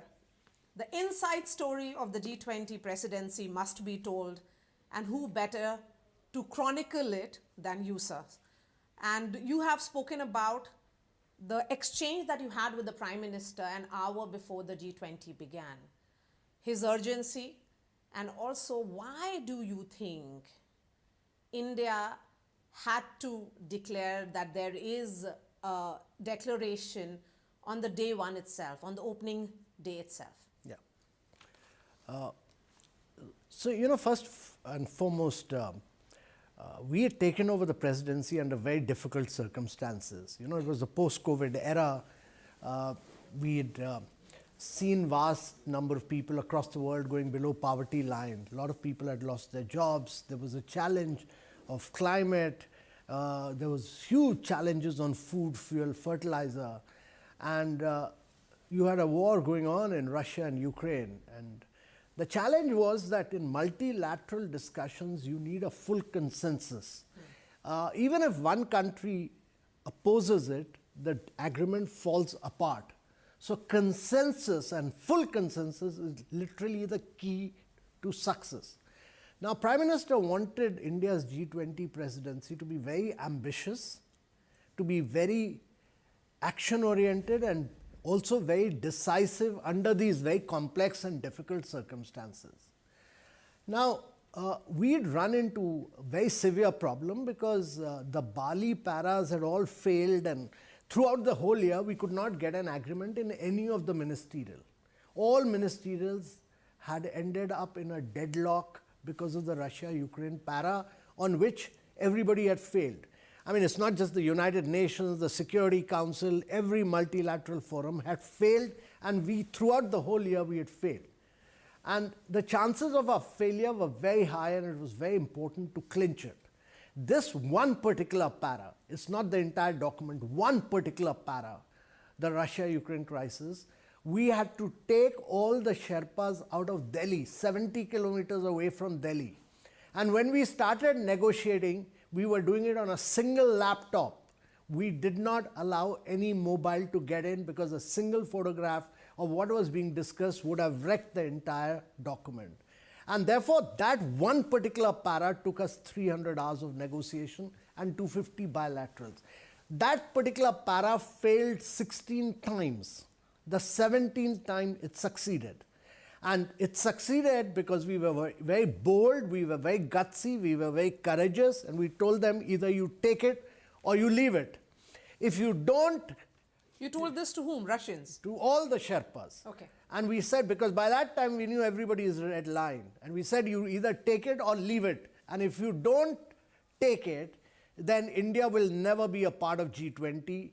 The Prime Minister had said this very clearly to me, that please tell them that if it's also the responsibility of all other countries to arrive at a consensus. And if G20 fails after United Nations has failed, then India will not be a part of G20. India would rather work with BRIC, work with IPSA, rather than working with G20. So I had to tell them that either you take it now, after so many hours of negotiation, after I've taken care of all your concern in the draft. If you don't accept it, then India will not be a part of G20. India would rather work with BRIC and IPSA.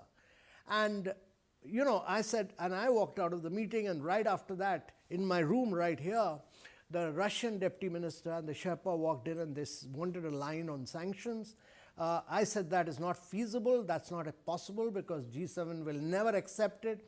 They kept threatening, and they said we will not be a part of this. I said, in that case, I discussed with the External Affairs Minister, and I had to tell them that in that case, we will invite Zelensky to be the next speaker after... Yes, you write about it. Yes. I write about this. Yes. And, 15, 20 minutes later, Russia agreed. So we sealed Russia. In the morning, by 4 o'clock, I had the consent of all the G7 countries except the United States of America. Then in the morning at about 8 a.m., the Prime Minister came to inspect the Bharat Mandapam, and he asked me, what's the status? And I said, sir, not yet. It's not yet clinched. And I started telling him the details. And the Prime Minister said, told me that I'm not interested in procedures and all the details of this, but get me a consensus. He was absolutely clear, get me a consensus. So after he had left, I phoned up the American Sherpa, Mike Pyle, and asked him that, or told him that all other countries have agreed, and he said, I've yet to discuss with President Biden, and I'll get back to you in 15 minutes. He got back to me in 15 minutes, and he said that he's discussed. There are two challenges with the United States. One, he said they want change of one word. So that tells you that every word, every letter matters. Yes. He said, we want a change of one word. And secondly, he's told me that they want Russia and China to agree before United States agree. So I had the agreement of Russia beforehand, the previous night, but I did not have China's agreement. So I called up the Chinese Sherpa after that, and the Chinese Sherpa told me that they want one line to be completely changed, which they had agreed to earlier. So I said, it's not possible. But the Chinese Sherpa said that the Prime Minister says that this line relating to the United States holding the G20 presidency in 2026, China will not accept it. It must be taken out. And if that is not taken out, we will not accept the agreement. Now, they were discussing a bilateral issue. They said that America doesn't issue visas to the Chinese, it does not issue visas to the governor of Hong Kong, etc. And therefore, this must be changed. So the leaders' summit actually started, the meeting started, and I took the American Sherpa and the Chinese Sherpa to the neighboring room and started discussion from 9:15 till about 12:30. And finally, the Chinese said, we want a written legal guarantee from the United States that they'll issue visa to every single delegate that they recommend. The Americans were not willing to give a legal guarantee, and that discussion went on and on and on. And then finally, I had to tell the Chinese that the word ensure is better than the guarantee, and I'm a native English speaker, and I can tell you, go by the word ensure, go by a written letter, and we'll help you to get this. And finally, that is how we agreed, and the Americans gave a letter saying that we'll ensure that visas are issued, and that was how it was clinched. Now, we went back and told the Prime Minister that we've got the agreement now.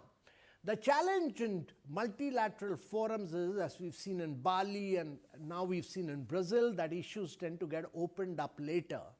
Now that we have stitched it all together, brought G7, all emerging markets, Russia, China, Saudi, Turkey, all together, and got everybody's agreement, we wanted to clinch it at that particular point of time.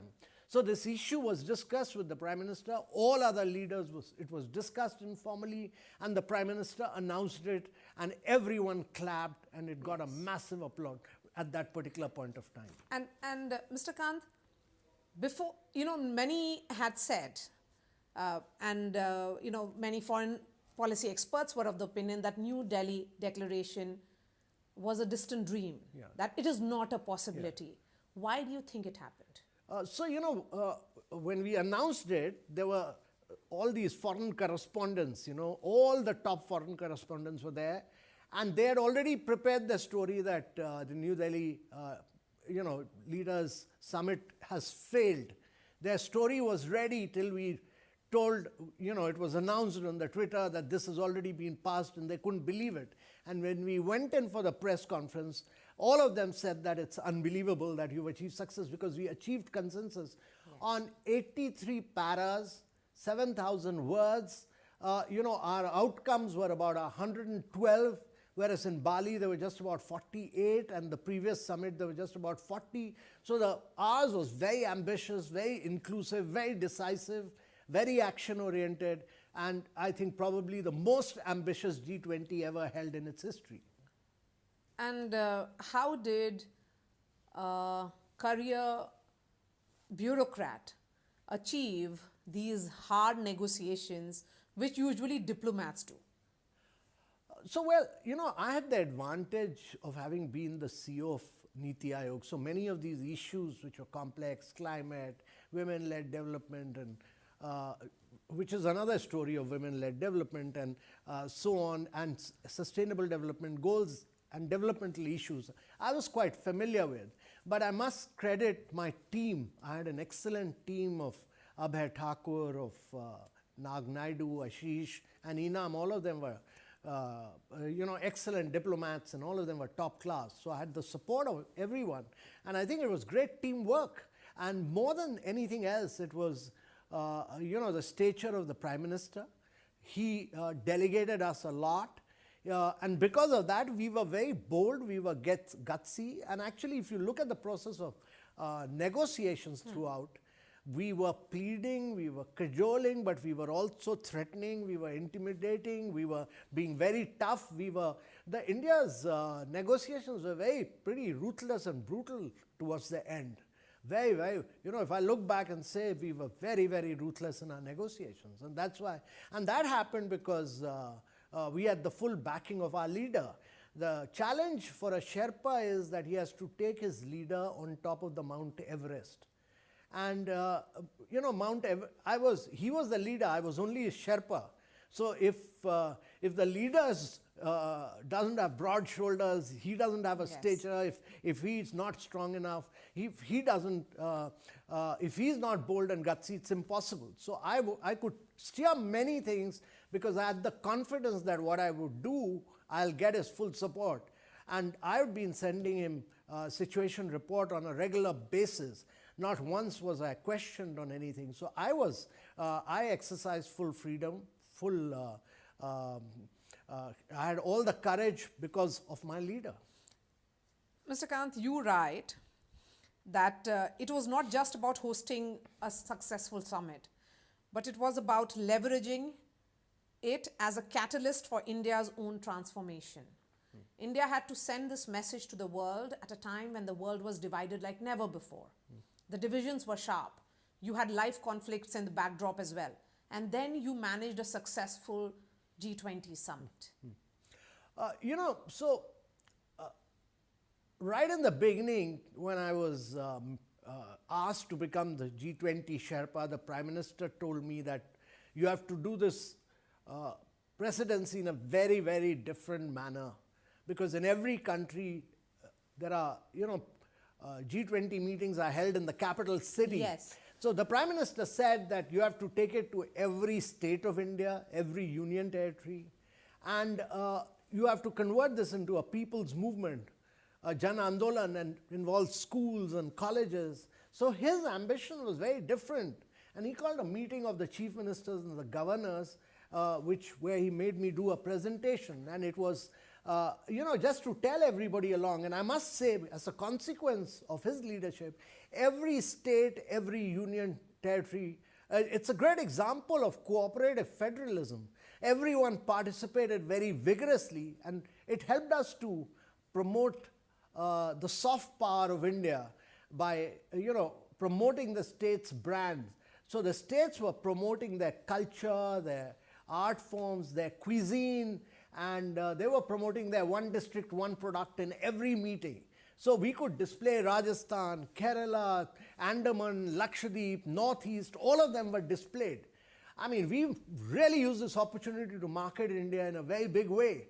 And, so it was very differently done. And he wanted the content to be very ambitious. So that was really the tough job, that in the midst of all these conflicts, and you had other challenges. China saying right from the beginning, we will not accept Vasudev Kutumbakam. We will not accept women-led development. We will not accept, lifestyle for sustainability. So our ability to bring China, our ability to bring Saudi on a range of issues, including women-led development, our ability to bring Turkey, and our ability to bring Russia, all that was largely due to the stature of the Prime Minister. And Mr. Kant, many say that the success of the democratic exercise which followed in Jammu and Kashmir was that Jammu and Kashmir became part of that integrated showcase during the cultural diversity theme, which was which loomed large during the entire G20 summit. And Srinagar and all those constituencies saw record voter turnout during Lok Sabha polls. Among multiple cities which you have spoken about, which city do you think particularly embraced G20 summits in the way you would have wanted? Oh, Srinagar was remarkable. I mean, Srinagar was just spectacular. the people came out, every single country came and participated. Imagine every single country participated in that. And the people came out and the delegates walked around Dal Lake. The city had been done up. The cultural show was phenomenal. I think Kashmir was a remarkable success story. So was Andaman. So was Lakshadweep. So was Meghalaya. So was Nagaland. Every single state of India was a remarkable, unique experience. The bigger states, Maharashtra, Gujarat, Rajasthan, Kerala, I mean, people loved it everywhere, from the backwaters of Kerala to the forts of Rajasthan, to the islands of India, to Kashmir and Northeast. Everyone embraced it, every school, every college. I mean, we had every single college participating in an essay competition or a debate or a model G20 debate and discussion. It was just phenomenal, the movement. And this kind of meticulous planning and coordination requires much more, one would say. What went into it? Because when you conceptualize G20 as a Jan Andolan, as Prime Minister would have wanted it, why make it a Jan Andolan? I mean, was it that important moment for India? Almost like in which, in diplomatic space, it would be defined as India pre-G20 or India post-G20 summit? See, it's very important from a diplomatic perspective because all these multilateral forums, the pen is always wielded. Yes. The draft is always written by the developed world. This was amongst the rare instances where India got the opportunity to draft and speak the language of the global south. And therefore, if you look at the New Delhi leaders' declaration, Yes. speaks the language of the global south. India brought in African Union and made it a member of G20 and made it G21. The Prime Minister wrote to all the leaders of the world saying African Union must be made a member because that will make it more inclusive. So India, before India, G20 represented only 70% of the global population. Today, it represents almost 84% of the global population thanks to our ability to bring African Union as a member of G20. So we spoke the language of the global south. The entire technology transformation that has taken place in the world has been because of big tech in the United States, Tencent, Alibaba in China. But during the G20, the definition and the principle of digital public infrastructure as being open source, open API, globally interoperable was accepted by the whole world. And therefore, what you will see in the coming years is this model of development going forward to the global south. It took us 1 year of hard work to make everybody accept it, including United States of America accepted the concept, the principle, the definition of digital public infrastructure. And that, to my mind, or look at women-led development. Yes. The United Nations terminology was women empowerment. According to the UN, it will take 132 years to achieve equality with women. None of us have 132 years. And therefore, the whole pitch for women-led development, it took us a lot of huge effort.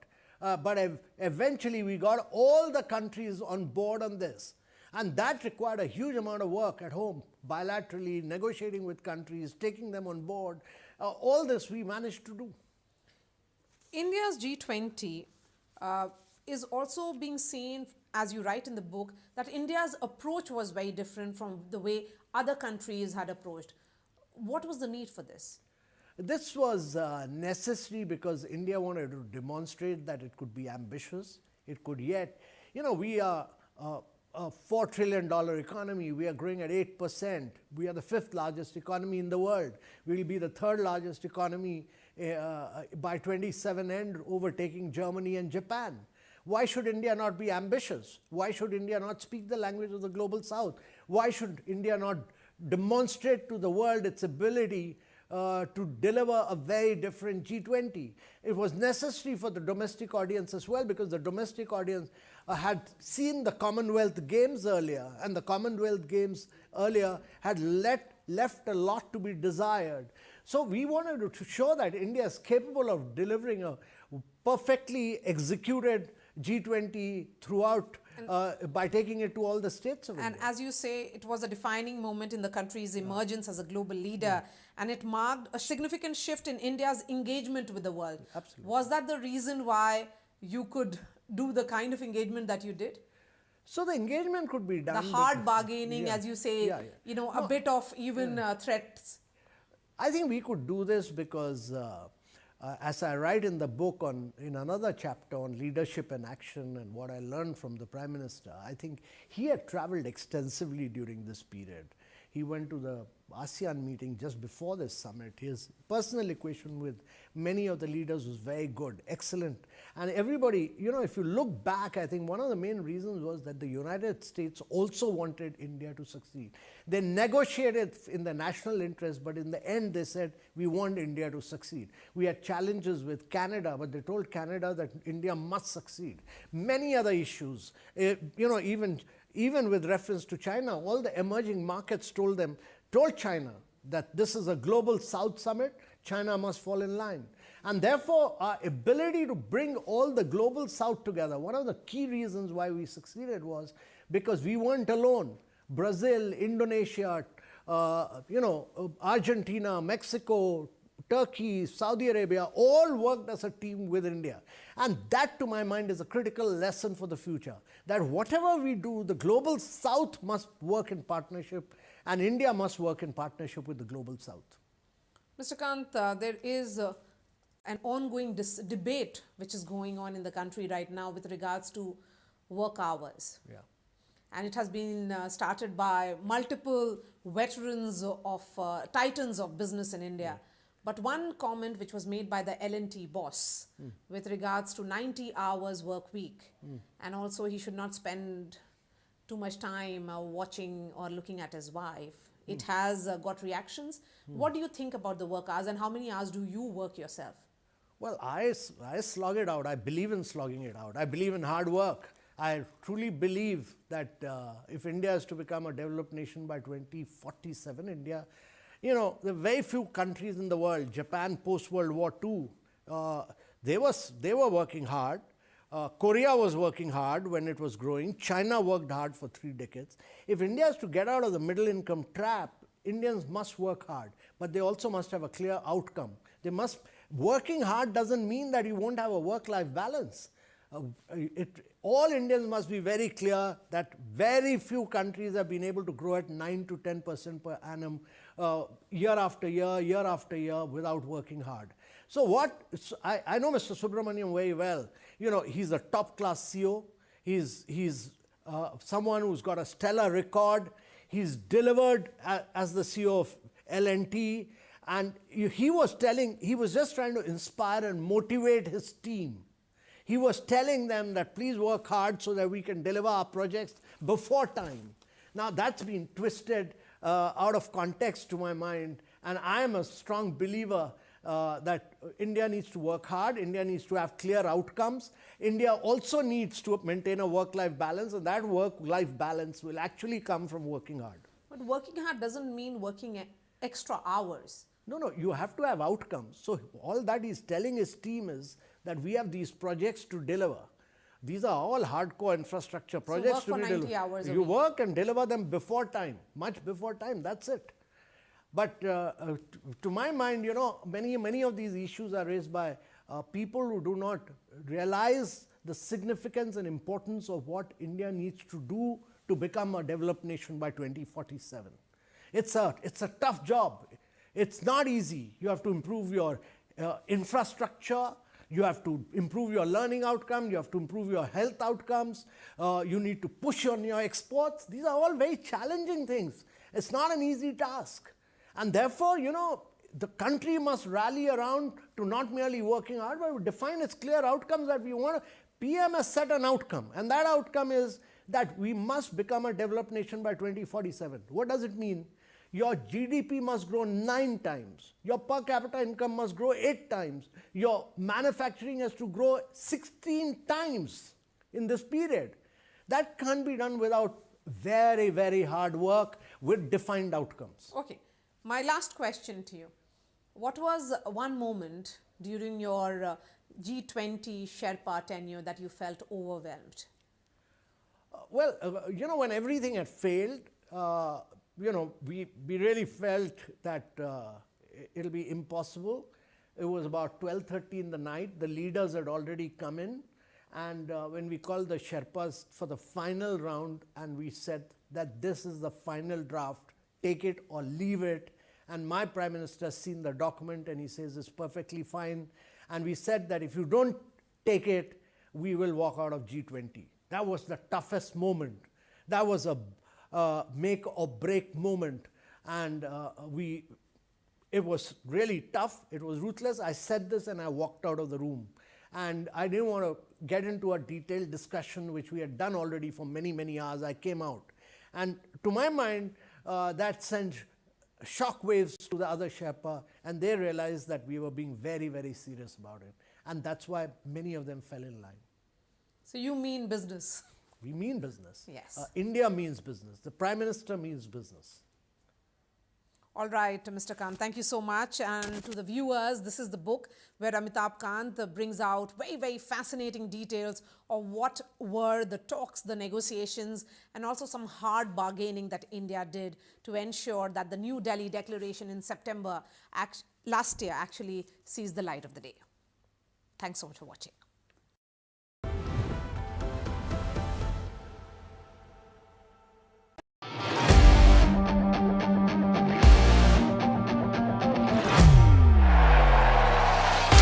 All set for Trump 2.0.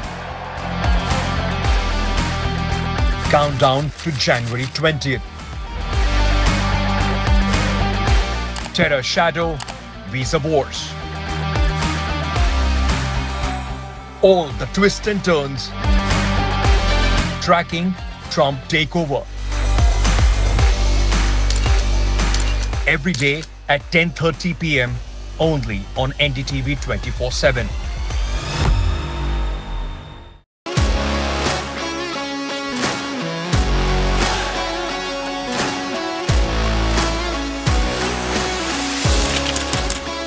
We are able to maintain the democratic fabric and the democratic system.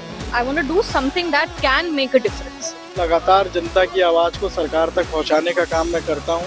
I was a student up until very recently. I really want to work and do something for my people because they have given me this opportunity. They have elected me. सोचा नहीं था कि राज्यसभा सांसद बनूंगी.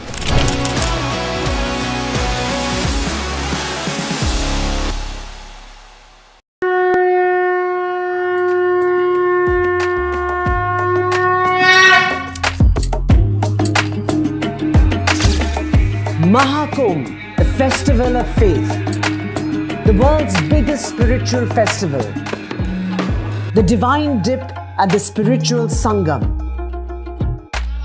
a sacred confluence of faith, culture and heritage. NDTV's mega coverage of the Mega Fest. NDTV at Maha Kumbh 2025.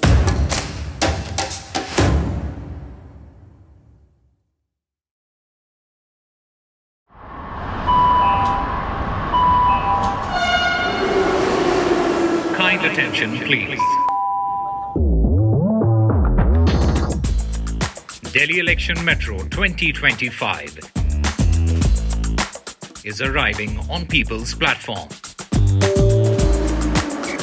Please mind the gap. BJP or AAP, who will get to the Delhi Secretariat station? दरवाजे बाईं तरफ खुलेंगे. Who will Delhi voters open the victory doors for? And who will be shown the door? Can the BJP throw AAP's victory run off track? Or will it be Kejriwal's ticket to win again? Can Congress take the election metro to revival?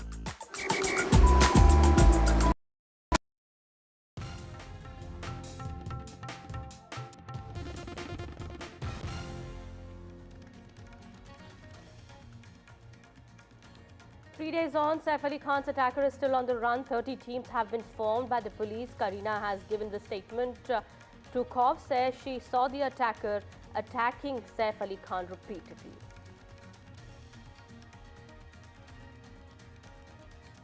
Sessions Court in Kolkata will deliver the verdict in the R.G. Khar case today. Remember, the CBI charged the accused Sanjay Roy in the rape case.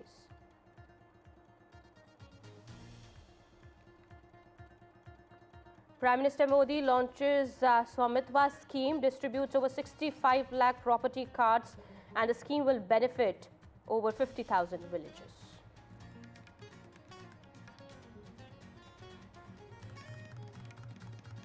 India will announce its Champions Trophy squad shortly. Bumrah likely to be among 15. Rohit Sharma retains white ball captaincy to address the press today with Chief Selector Ajit Agarkar.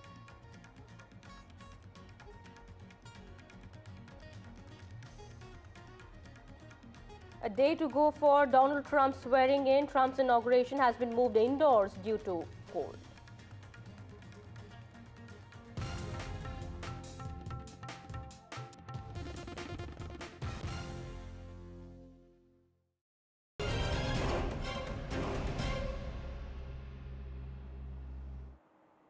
Hi there, a very good afternoon. You're watching NDTV 24/7. My name is Kitty Bahel. In the latest update in the Saif Ali Khan stabbing case, more than 60 hours have passed now since Bollywood actor Saif Ali Khan was attacked, but the accused remains at large. Now, more than 15 individuals have been questioned overnight. That also includes statements that have been taken from the staff in the house, auto rickshaw driver also who drove Saif Ali Khan to the hospital, and also Kareena Kapoor has recorded her statement. In her statement, Kareena Kapoor has said that the attacker was very aggressive and attacked Saif Ali Khan repeatedly. However, he did not take any valuables with him. Now, the Mumbai police and the crime branch have formed nearly 30 teams that are actively searching for the accused. He remains at large. In the CCTV footage, remember, the attacker was seen climbing down the stairs in Saif Ali Khan's house.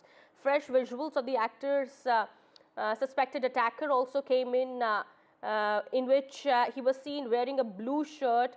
The intruder was earlier seen wearing a black t-shirt. That was the first CCTV that appeared. Later on, this is the second visual that came in which he was seen wearing a blue shirt. That means he changed his clothes after the attack on Saif Ali Khan and managed to escape. Meanwhile, doctors have said that Saif Ali Khan is recovering well. He's still in the hospital, remember.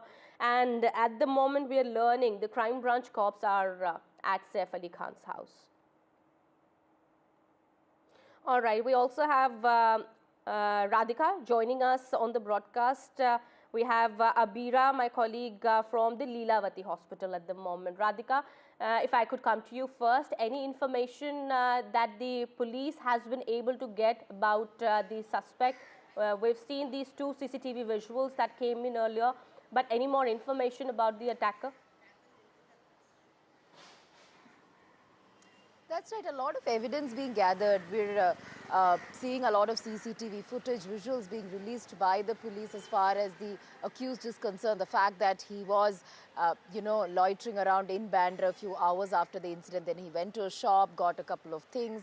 He changed clothing. All that is something that's very clear from the CCTV footage that's being gathered, not just from the building, but from other parts of Mumbai as well. But absolutely no breakthrough in terms of arrest. We know that multiple people were being questioned. Yesterday, a suspect was questioned twice, one in the morning and later in the evening as well. We were made to believe that he could be the one because, he had striking similarities with the person who we saw in the CCTV footage. However, the police later confirmed to us that he had no connection with the case. A carpenter who worked in Saif Ali Khan's building was also questioned, but he was also given a clean sheet by the Mumbai police. Apart from that, recording of statements of all those who were present at the time have also been recorded, of all the nannies, house help, and very importantly of Kareena Kapoor, who spoke about how the attacker was aggressive, he did not steal any valuables, and he saw him repeatedly attacking Saif Ali Khan. Besides that, the rickshaw driver who took Saif Ali Khan to the hospital, his statement being recorded as well. So yes, statement recording happening of multiple people, several people being questioned. However, the fact remains that there is no breakthrough in terms of an arrest. So it is quite embarrassing at this point for the Mumbai police. The fact that it's been more than 48 hours. We do believe they have robbery been at taking the, place in a high-profile celebrity's home. In the morning, is the team still present there? What is happening there at the moment? The security, of course, has been heightened outside the house. That's right. Security has been heightened outside Saif Ali Khan's residence. We've been seeing cops in and out of his house over the last 2 days. Of course, there was more activity on day one when, multiple departmental corps were there, including Crime Branch as well as Bandra Police. There were forensic teams and also dog squad who were at the spot. Fingerprints were being collected, CCTV evidence was being collected, and all the people there were questioned on day one. Day two, we did see more people. Today also, there were a few Crime Branch officials inside, Saif Ali Khan's residence to once again scan the crime spot and also to question people who live in the premises. So that's what is happening as far as investigations are concerned. Yes, Crime Branch officials at his residence, as they were over the last 2 days. 30 teams sent to different parts of Mumbai and outside of Mumbai, many in Bandra, Dadar, Nala Supara, Vasai. So, scanning of many areas happening as we speak. All right, Saif Ali Khan is still in the hospital. His condition is said to be better. Let me take an update on that from Abira also. All right, Radhika. All right. Let me take an update from Abira also. Abira, what are the doctors saying? When is Saif Ali Khan expected to be released from the hospital? Who all are there with him in the hospital? Where is Kareena Kapoor Khan? Have other celebs been also coming to meet him? While we were just talking, Sara Ali Khan entered the hospital. Kareena is already inside the hospital. So is his sister Soha with her husband Kunal Khemu and their daughter Inaya. They are all inside right now. The doctors had made sure that only and only family come inside to visit him. Visitors have been restricted because the doctor said there's a chance of infection because he has gone through a major surgery. He had a surgery, neurosurgery near his spine where the 2.5-inch knife blade was taken out from. The doctor said it was a it could have been very dangerous if it would have touched his spine, but by 2-millimeter distance it didn't touch his spine, and that's why his life was saved. But there was a spinal fluid that leaked out, but the surgery was done and it was repaired. Even the wound that he had on his hand and neck was taken care of by the plastic surgeons. The operation went on for 5 hours, but after that he was shifted to an ICU and he's doing fine. Yesterday the doctors met us and they said that he is recovering very well. He has been shifted out of the ICU to the special room and he's been given a normal diet. They even made him walk and also said there is no risk of paralysis. We have checked everything and he's doing great right now. And about being discharged, they clearly mentioned that it only depends upon how well he's recovering. So it will take us time to see how the recovery goes, but he has been instructed strict bed rest for 1 week. Okay, so Saif Ali Khan might have to spend some more time in the hospital. That is what is being believed at the moment. We'll keep waiting for the updates there. Abira, thank you so much for getting us all those details. Radhika, thanks to you as well. Please keep an eye on the developments there. We'll come back to you later for more on that. Let's also now listen into this exclusive conversation we've had with the auto driver who drove Saif Ali Khan to the hospital in the wee hours of January 16 when he was attacked. Sir, आपका बहुत बहुत स्वागत है। उस दिन क्या हुआ था, कितने बजे आपको किसने रोका और आप पूरा मामला क्या हुआ था वो बताएं। जी सर, मैं अपना जैसे बार्डर रोड लिंकिंग रोड से होते हुए गलियों में जा रहा था, ठीक है, जहां इनका रूम है, सतगुरु करके निवास इनका है, बिल्डिंग है, इनका नाम है। मैं इधर से निकल रहा हूं तो उसके बाद में एक लेडीज़ आगे से आती है, बोले रिक्शा रिक्शा रिक्शा, बाकी गेट से आवाज़ आ रहा है रिक्शा रिक्शा, रुको रुको रुको, ठीक है। अब वो थोड़ा मैं गेट से आगे ही बढ़ जाता हूँ, बट फिर मैं बोले रिक्शा लगाओ लगाओ, गेट पर लगाओ लगाओ। फिर मैं यूटर्न मार के गेट पर लगाता हूँ तो उसमें 2-4 खड़े यानी लोग निकलते हैं, तो उसमें एक यानी कि वाइट कमीज सलवार पहन के पूरा एकदम बिल्कुल खून से लदा हुआ है, बिल्कुल रेड कलर का पूरा दिख रहा है वाइट। तो देख के उसके बाद जैसे घाव लगा है कि बोलो चलो ठीक है बैठो बैठो बैठो, तो बैठाया गया। उनके बाद एक बच्चा बैठा उनके साथ में, एक यंग आदमी जो थे उनमें साथ में बैठे गए। तो बोले चलो हॉस्पिटल लेके चलो, हॉस्पिटल का डिस्चार्ज नहीं हुआ था। उसके बाद में फिर जब गार्डन पार करने के बाद बोले कि अपना होली फैमिली चला जाए कि अपना लीलावती, तो साहब बोले कि लीलावती लेके चलो। तो फिर वहाँ से फिर मैं उनको सीधा लीलावती लेके गया। और नीचे कौन आया था जब ये पूरा मामला हुआ? उस समय नीचे कौन आया था? किस व्यक्ति ने जो है आपकी रिक्शा में सैफ अली खान को बिठाया और आपको कैसे पता चला कि सैफ अली खान है? नहीं, सैफ अली खान उधर हमको नहीं पता चला, क्योंकि वो तो ऐसा था, गड़बड़ मेरे को भी हुई, जैसे कोई मार लगा हो, कोई इमरजेंसी जो हो जाता है, मारामारी होता है तो आदमी घबराहट होती है कि कैसा कैसा क्या पैसेंजर बैठा दिया मैंने, ऐसा कोई मारामारी हो कहीं हमको तो दिक्कत नहीं होगी कोई, तो हमको भी घबराहट हुई। तो उसके बाद में देखा गया, तो जब वो वहाँ पहुँच गया, मैंने फटाफट पहुँचाया जाए इनको, जो ठीक ठाक इनको जैसा ट्रीटमेंट टाइम से मिल रहा है। उसके बाद मैं देख रहा हूँ तो उतरने के बाद तो गार्ड खड़ा था, गार्ड को बुलाया गया, बोले इधर आओ, और आया। उसके बाद बोला कि फटाक से स्टाफ लोगों को बुलाया जा, मैं सैफ अली खान हूँ। तब मुझे पता चला कि ये सैफ अली खान है। हाँ जी sir. We'll keep an eye on the developments here and bring you more updates in just a bit. Meanwhile, shifting our focus now to some more news that we're tracking. This is from Kolkata. Sessions Court in Kolkata will announce its verdict in the brutal RG Kaur rape and murder case where a second-year postgraduate trainee doctor was raped and killed. Well, the horrific crime had led to nationwide outrage and protest. The trial has been completed and the court will announce the verdict shortly.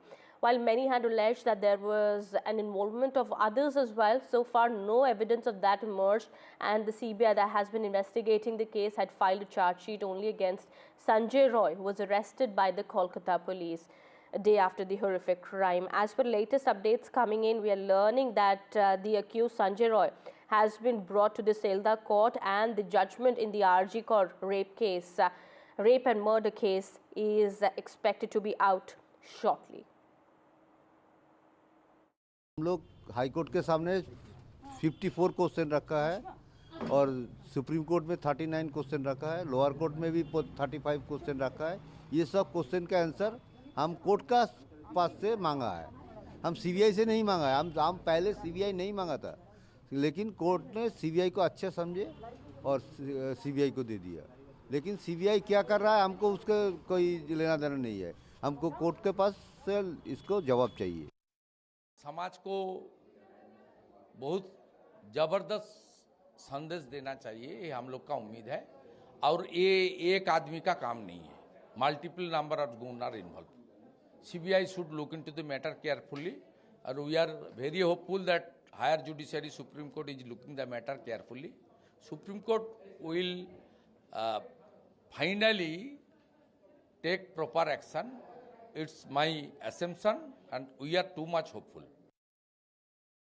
ऐसे Calcutta police के अंदर जब तक ये case था, उस समय 5 दिन तक कलकत्ता पुलिस ने इतने सारे वहाँ पे मिसमैनेजमेंट किया है, और डेलिबरेट मिसमैनेजमेंट था हमें लगता है, किसी के ऑर्डर के द्वारा कारण किया गया है।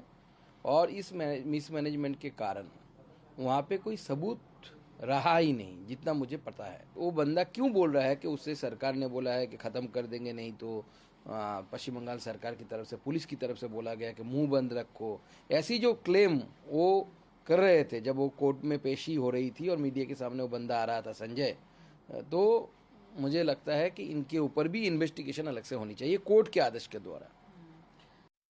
There were other gang rape and murder of minors that were committed in Bengal, and all the, like, let me give you an example. Like yesterday, there was a case in Hooghly, Gujarat, where there was no CBI. Calcutta West Bengal police investigated, and within 54 days, capital punishment was pronounced for the accused. Today, after the verdict is delivered, Abhaya, that we call her, Abhaya will finally get justice. Calcutta police will stand vindicated. Mamata Banerjee's government will stand vindicated. And people who come to your channel, and I was hearing them, who are raising questions on the CBI, who are raising questions on the investigation. It's very funny to see that BJP is raising questions on CBI.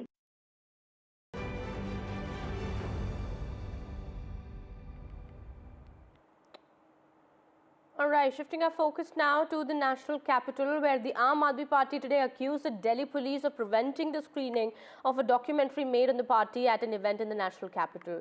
The Delhi police, however, rejected the charge, saying that it was a standard process during elections, as the said event had no permission from the District Election Officer's Office. Well, the screening of the documentary that was titled Unbreakable was cancelled at the last moment today, with the Aam Aadmi Party alleging that the Delhi police cancelled the event on the direction of the BJP. Well, Arvind Kejriwal has said that the film was made on the Aam Aadmi Party. This film was to be shown to journalists, and the BJP prevented the screening of the film by deploying a huge police force, and the BJP is scared of this film. All right, well, that's the latest coming in. The Aam Aadmi Party leader also said that the film exposes the illegal and unconstitutional actions of the BJP.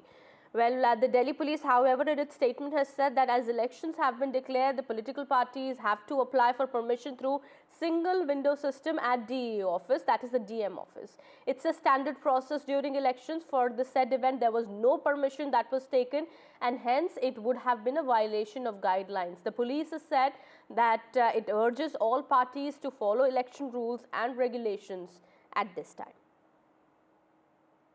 आम आदमी party पर एक film बनी है। आज सुबह ही police ने वहां पहुंच के उसकी स्क्रीनिंग रुकवा दी। किसी पार्टी के लिए वोट नहीं मांगा जा रहा था, किसी पार्टी के खिलाफ नहीं बोला जा रहा था, और ये बीजेपी के गैर कानूनी और गैर संवैधानिक तरीके से जिस तरह से बीजेपी ने आम आदमी पार्टी के नेताओं को जेल भेजा था, उस पर से वो पर्दा उठाती है, और इसीलिए बीजेपी इतनी ज्यादा डरी हुई है। Aam Aadmi Party chief Arvind Kejriwal was questioned during a press conference regarding a movie screening which is named Unbreakable, a documentary based on the alleged wrongful arrest of the Aam Aadmi Party leaders and the kind of struggles they went through and the resilience of the leaders.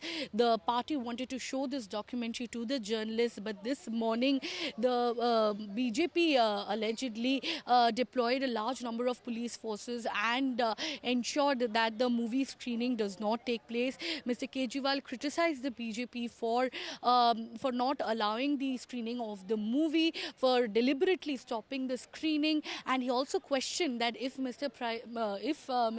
Narendra Modi can screen his film, if that can be allowed by the EC, then why cannot this documentary be portrayed, be showcased to the journalists, to the media, stating that this is not part of an election campaign. Apart from this, Mr. Kejriwal has also announced a significant promise to all the tenants living in the national capital that they will now be getting free supply of electricity and water if the party gets re-elected in the upcoming Delhi Assembly elections. With camera person Sanjay Kaushik, this is Shreya for NDTV. All right, so a lot of action is expected ahead with Delhi polls, with the Aam Aadmi Party and the BJP engaging in a face-off over a host of issues. Meanwhile, we have more news that we are tracking now. Prime Minister Modi today virtually inaugurated the distribution of property cards and certificates under the central government's Swamitva. That's the ownership scheme today. Well, this scheme was launched by the Prime Minister, and over 65 lakh cards have been distributed, benefiting about 50,000 villages. This has been launched against, across 230 districts in India. और यह देखकर बहुत अच्छा लगा कि स्वामित्व योजना के माध्यम से आप जैसे लाखों परिवारों की आमदनी भी बढ़ रही है। जी सर। हमारी सरकार की प्राथमिकता है कि देश के हर नागरिक का सिर गर्व से ऊंचा रहे, उसके जीवन में सुगमता आए। स्वामित्व योजना इसी सोच का विस्तार है। And in some more news now, the External Affairs Minister S.The today slammed Pakistan, taking a jibe at Pak. EAM said that Pakistan is the cancer of terror consuming. Pakistan supports cross-border terror. This is the statement coming in from the External Affairs Minister. Listen in. Pakistan remains the exception in our neighborhood in view of its support for cross-border terrorism. And that cancer is now consuming its own body politic. Obviously, the entire subcontinent has a shared interest in Pakistan abjuring that approach. Another important and big statement coming in from the External Affairs Minister on the activities taking place in the neighboring country. Meanwhile, there was a shootout at India-Bangladesh border as an under-trial criminal who shot at the police an escaped attempt to cross into Bangladesh. The under trial accused Sajjak Alam had fled day before yesterday after opening fire at the two police officials in Dinajpur's Golpokor. What we're learning as per sources is that the police had information that he was trying to cross the border and enter into Bangladesh. The police team surrounding him opened indiscriminate firing at them. That is what we are learning. The police in retaliation opened fire and he suffered serious injuries.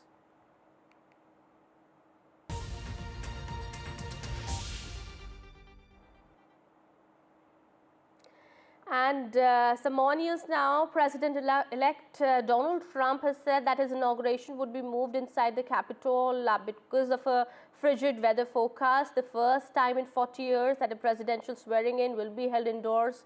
The change from Monday's inauguration means that far fewer people will be able to watch in person as Donald Trump officially becomes the 47th president. It also avoids the potential for smaller crowds because of the weather. Well, all eyes will be on the mega event on Monday. Donald Trump is set to be sworn in, and this is going to be Donald Trump's second run as a US president. He is all set to take office, and what we're learning is that as per the statement by Donald Trump, his inauguration now has been moved indoors. What can we expect from the next Trump term? Well, in terms of foreign policy, I think we can expect a much more assertive, pro-American, MAGA kind of foreign policy, especially with respect to Israel and Palestine. I think we're going to see a much more assertive, very pro-American perspective. If I were to broaden out the vista a little bit and thinking about how this administration is going to tackle the big picture of American foreign policy, again, I think it's going to be much more assertive. It's going to be much more challenging for China, for example. I would imagine that there's going to be a serious doubling down on the relationship with India, for example. I think that this incoming administration is going to really put the hammers to the Europeans to get them to take up their responsibilities with respect to Russia and just European security. And then we're going to see the pivot, to use a term of art from a few years back. We're going to see a pivot in America's interest to the Indo-Pacific. And that's where I see American foreign policy moving under this new administration. Making the Europeans do their own security and then pivoting in terms of America's relationships with countries like India, perhaps Pakistan, certainly the ASEAN countries. That's where I see things going. All right, with that, it's time for a quick break here. More news and updates will continue on the other side. Stay tuned.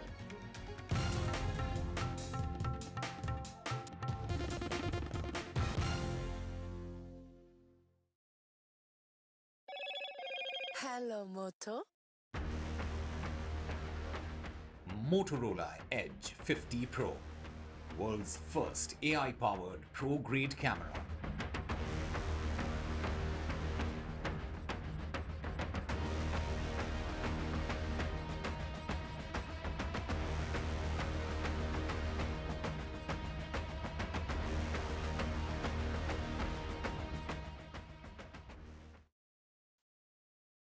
Well, I'm in Altadena. This is one of the worst hit areas.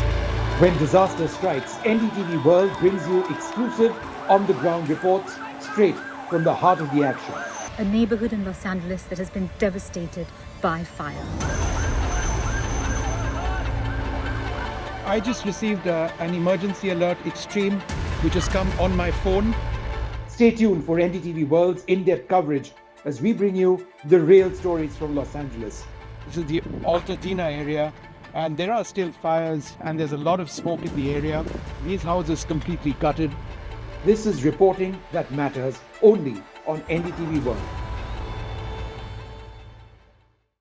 I've been reporting on all issues, big and small, from Andhra Pradesh, Telangana, rest of South India, bringing you all the action, all that you need to know, all that you want to know. The energy of Maximum City is infectious. I bring in that energy in our news coverage from financial capital Mumbai. Covering from the southernmost part of India over the last 23 years, I bring in-depth and 360-degree coverage from the Dravidian heartland. The land of Mishti is also known for its bitter politics. I have seen much water flow under the Howrah Bridge, covering Bengal in all its vivid colors.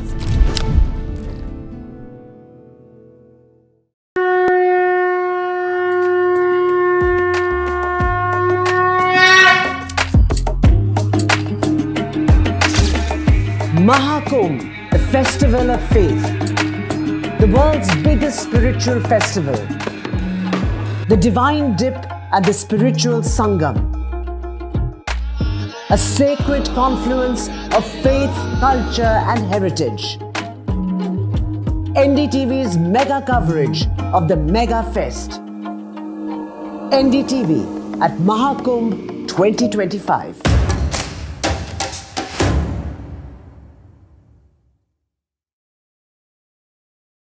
In today's interconnected world, India's voice is more crucial than ever. When India speaks, the world listens. At NDTV World, we are that voice, bringing you intelligent and insightful news from India and beyond. From geopolitics and diplomacy to economic shifts, migrations, tech disruptions, and the stories of our diaspora. We cover the news that shapes our global future. NDTV World, your new home for global news, is here.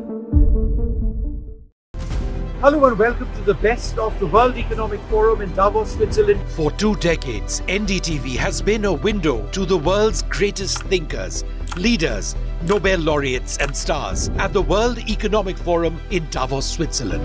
From Bill Gates to Shakira to Randy Zuckerberg to top ministers to what is often the biggest story, India, a global economic powerhouse. Conversations around our greatest challenges, from AI to wars to sustainability. Join us, NDTV's Vishnu Shom and me, Neeraj Shah, as we engage with the world's finest. NDTV at Davos from January 20th to January 25th.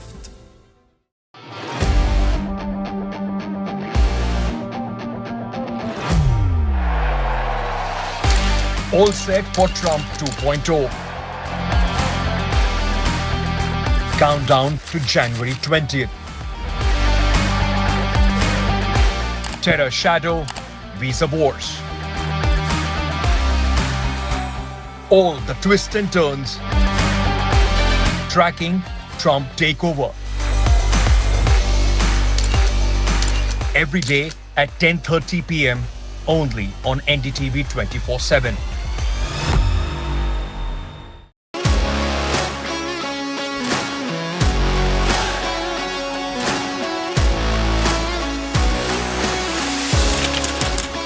We are able to maintain the democratic fabric and the democratic system.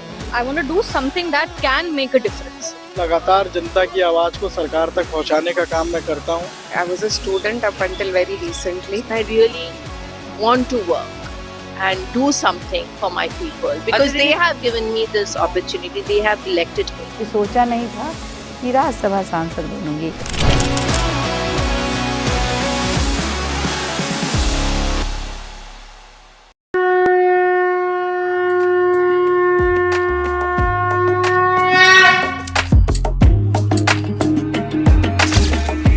Maha Kumbh, the festival of faith.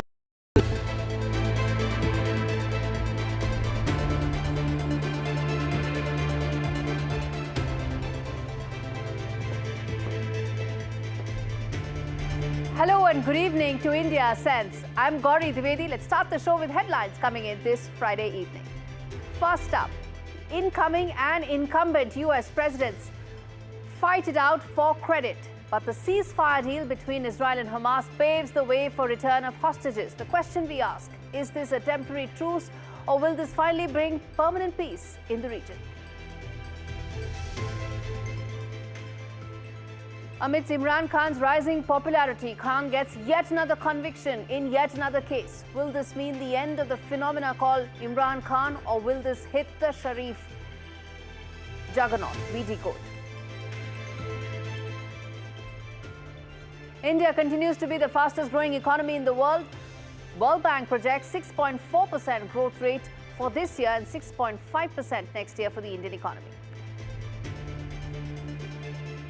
President-elect Donald Trump is set to be sworn in on the 20th of January. From global tech CEOs to big leaders, it will be a star-studded affair.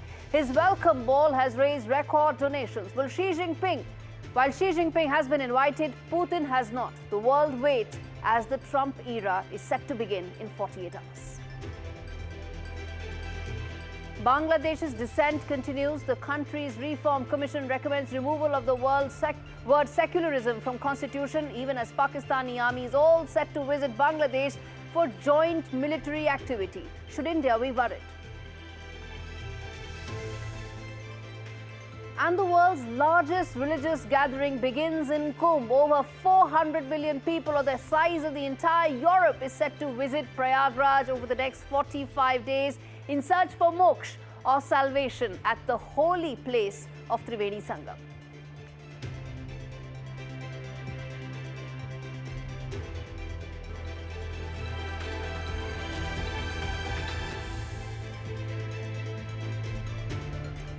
All right, our big story this evening. As Israel and Hamas seal the deal in Doha, the world is now holding its breath.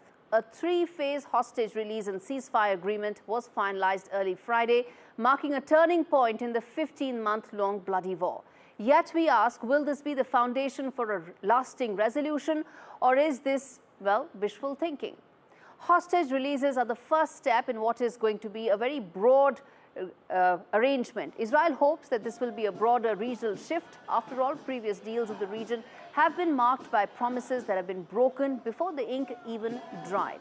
But this agreement goes beyond just Israel and Hamas, because this war has been more than just about Israel and Hamas. It reshaped the entire West Asia.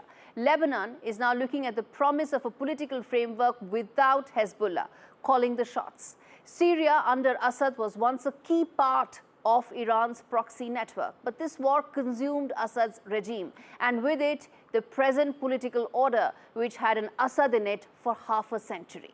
Well, Iran is at its weakest position it has been since the Islamic Revolution in 1979. And as for Israeli Prime Minister Benjamin Netanyahu, there is too much on the line to not say yes to this deal. The deal offers an opportunity to cement its broader interests in the region. A weakened Iran may be more open to nuclear talks with the US. And with Netanyahu being in Trump's good books, Israel sees a huge opportunity to engage in negotiations that would be more favorable for it on a long-term basis. And post the ceasefire, the Trump administration may accelerate normalization of ties between Israel and Saudi Arabia, which could be another win for Netanyahu. Israel may also hope this deal will cement ties with the Gulf and the entire region and ensure the Jewish settlements that are there in West Bank are given their due political place. But for all the political calculus, lingering worries persist. What happens on the 43rd day when the phase 1 of this deal finishes? Previous ceasefires have collapsed at the first hint of violation. And there's no shortage of skeptics. Israel has been clear that not a dime will flow into Gaza reconstruction until Hamas is disarmed and sitting at the negotiating table. Well, this could mean too much, and it could actually mean a long-term stagnation for Gaza and the people of Gaza. Well, as for Palestinians, the only thing I can say is that the possibility of a Palestinian state is more tangible now than it has ever been, maybe in the last 20 years. But with so many moving parts, so many players pulling in different directions, will these hopes ever take root, or will they be buried under layers of diplomacy and distrust?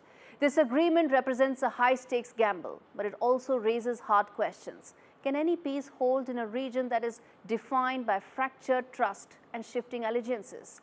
Well, viewers, the next few days, especially as the deal progresses through its phases, will be a test of both Trump's threats as well as his political capital.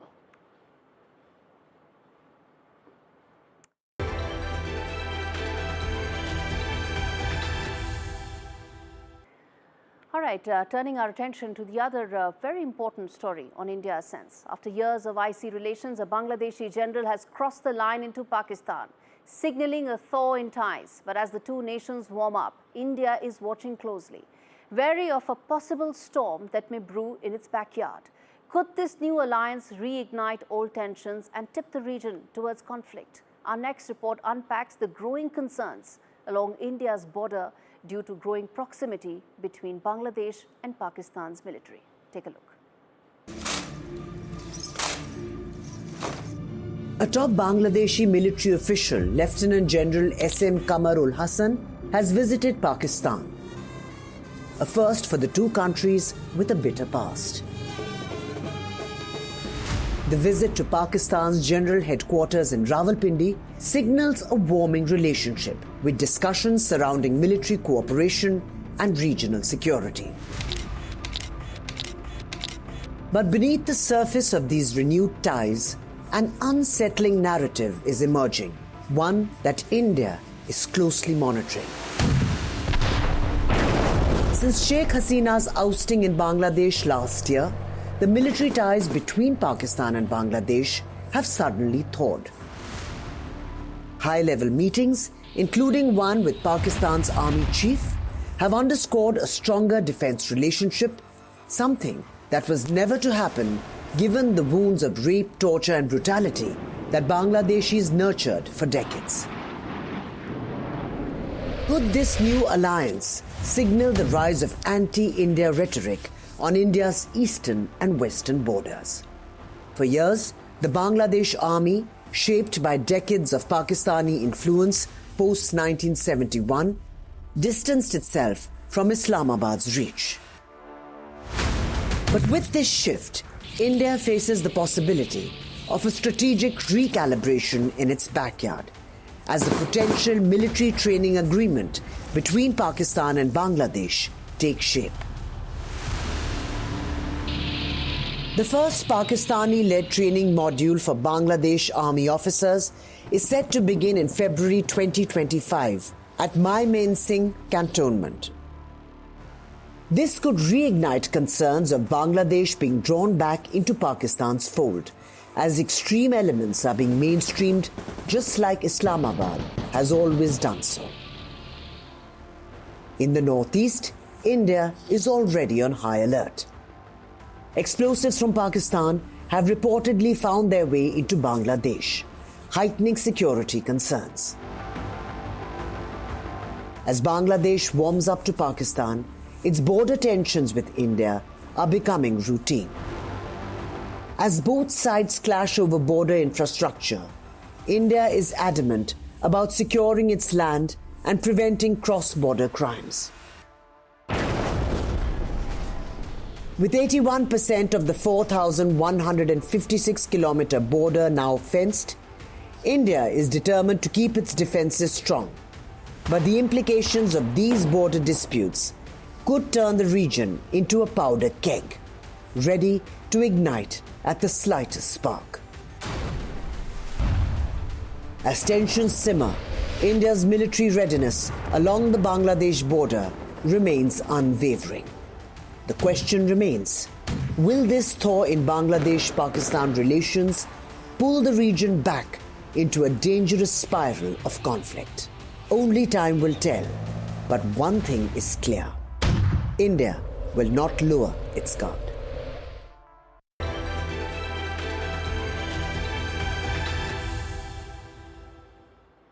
All right, shifting gears to the other big story that we are tracking on the show today. The H-1B visa program is set for a major change and it kicks in today. Streamlining the approval process, enhancing flexibility and strengthening the program integrity are the clear reasons why it's being done.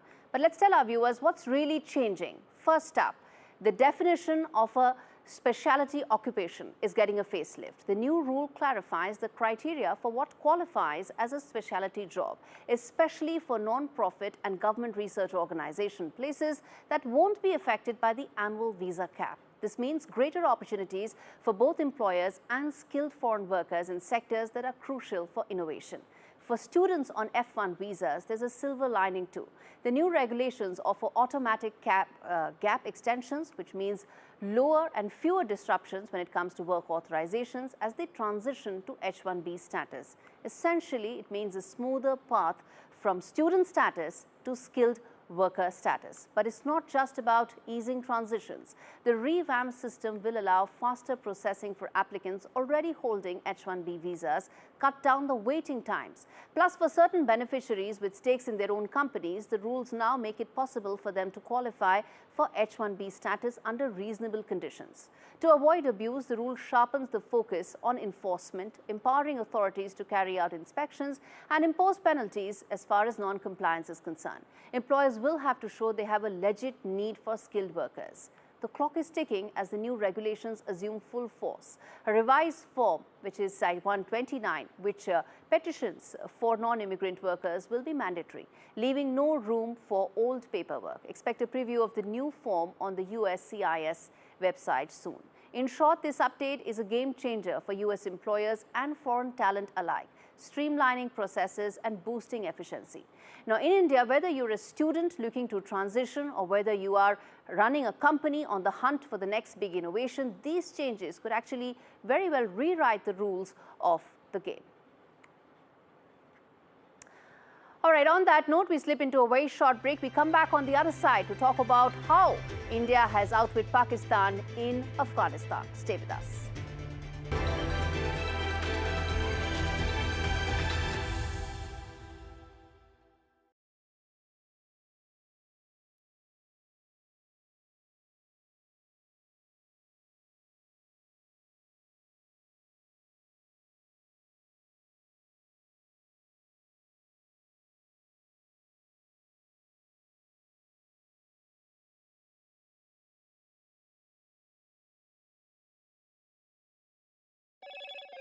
Hello, Moto. Motorola Edge 50 Pro, world's first AI-powered pro-grade camera.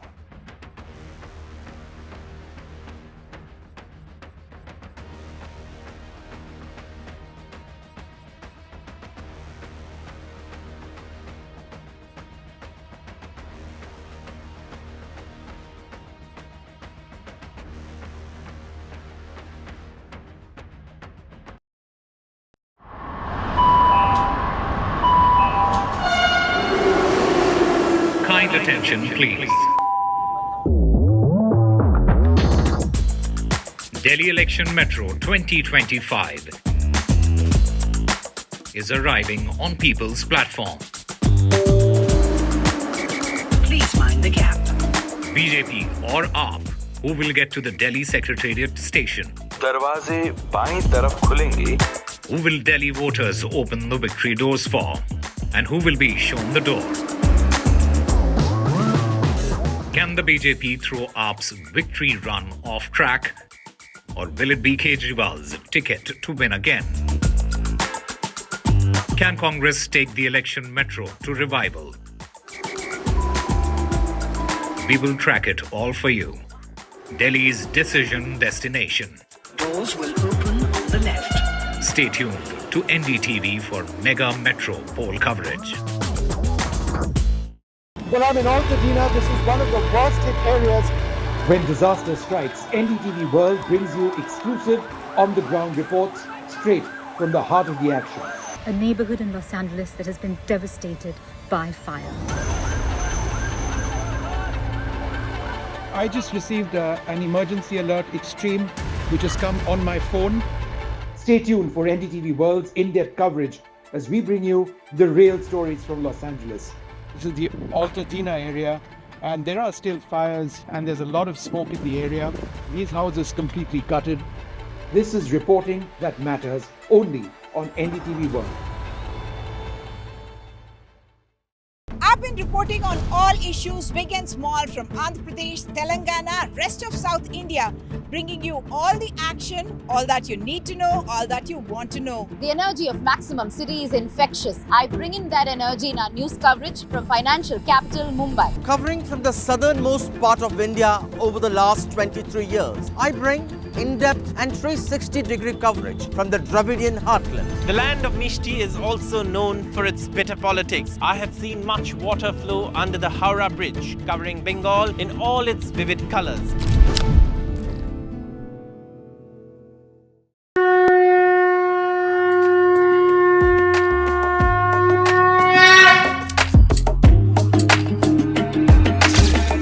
Maha Kumbh, the festival of faith, the world's biggest spiritual festival, the divine dip and the spiritual sangam,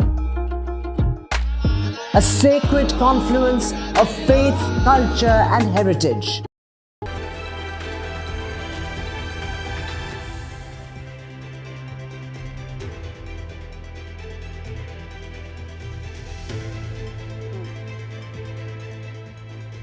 Welcome back to Watching India Ascends. We now turn our attention to the other key story we are tracking. As the saying goes, you reap what you sow. And in Pakistan's case, its long-standing support for the Taliban has come back to haunt it in the worst possible way. Once a pawn in Islamabad's geopolitical game, Taliban has turned the tables, launching attacks of its own and testing Pakistan's borders. And if that wasn't enough, Islamabad now finds itself in the ironic position of watching India, its bitter rival, cozy up to Taliban. It seems the strategic depth Pakistan once sought has now turned into an unbearable quagmire of miscalculations. This report tells you the story in detail.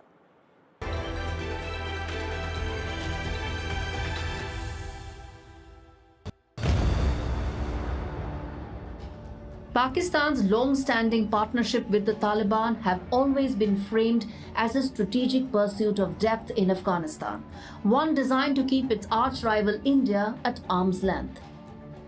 The idea was simple: support the Taliban and you gain a powerful proxy on your western border. But as the world knows only too well, geopolitical strategies often play out like a bad comedy, and Pakistan is now the punchline of its own creation. For decades, Islamabad fed the Taliban, training, arming and fostering their cause. It was supposed to pay off, and Afghanistan under Taliban rule, serving as a strategic buffer against India. But today, Pakistan's strategic depth has turned into an unbearable depth of confusion. Instead of influencing Kabul, Pakistan now finds itself the target of Taliban attacks and cross-border strikes. The same group it nurtured has become an unwelcome neighbor, launching retaliatory assaults and challenging Pakistan's territorial claims along the Durand Line. In fact, the country witnessed a 40% increase in militant attacks in 2024. More than 900 Pakistani civilians and security forces killed in just 1 year. Most of these attacks were mounted by the TTP. It's as if Pakistan is now being punished by karma itself. In late December, Pakistani airstrikes on Taliban-held Afghan territory killed TTP members, only for Kabul to retaliate, claiming the lives of 46 civilians. And in the aftermath, Islamabad remained silent, pretending the counter-strikes never happened. But then something unexpected occurred. India stepped in.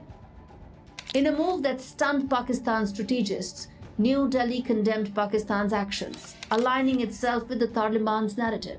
But that was just the beginning. Just days later, India's Foreign Secretary met with Taliban's Foreign Minister in Dubai, marking the highest level engagement between India and the Taliban since Kabul fell in 2021. Suddenly, Pakistan is watching helpless as India grows closer to the very regime it once considered a foe. New Delhi is offering aid, facilitating trade through Iran's Chabahar port, and even assisting with Afghanistan's refugee crisis. The bottom line is simple. Pakistan's decades of duplicity have backfired. As the old adage goes, the Taliban bites the hand that once fed it. And in the theatre of geopolitics, this absurd drama has only just begun. On Inside Story, we talk more about Pakistan. Well, it has an Imran Khan problem. Whether it's the army, its deep state, its government led by Shahbaz Sharif, all have been trying to find a solution to their Imran Khan problem. And they have only one solution: keeping him in jail on yet another case. So there's another case of misuse of power in which Imran Khan has been convicted yet again. His legal troubles have been compounding ever since he left office as Prime Minister. He now faces over 150 cases, is already serving 3 jail terms which are running concurrently. But this strategy will not solve Sharif or the army chief's problem. Imran Khan is popular. His popularity is unfazed by his long jail terms. His clarion calls are being answered by his supporters, and he has remained undeterred in his demands regarding an election audit and rollback of the law that made the Supreme Court of Pakistan a puppet of the army. But this new conviction will make matters worse for Shahbaz Sharif. Trump 2.0 begins in less than 3 days. And as of now, the Sharif government has no lines of communication with Team Trump. In fact, there's not even been a phone call. On the contrary, Imran Khan and Donald Trump have some rapport.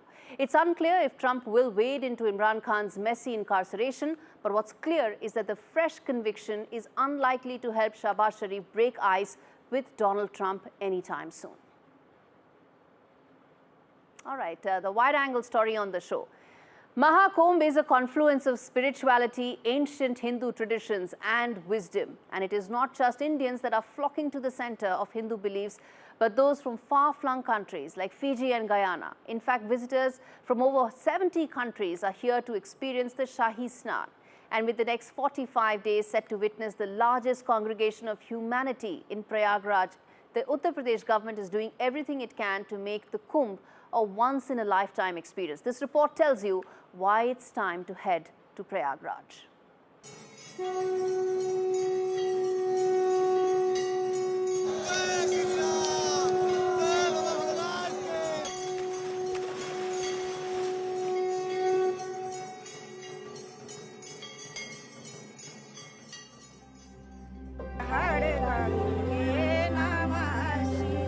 Every 12 years, the city of Prayagraj comes alive to host the Kumbh Mela, one of the largest religious gatherings in the world. But 2025 is not like any other Kumbh Mela.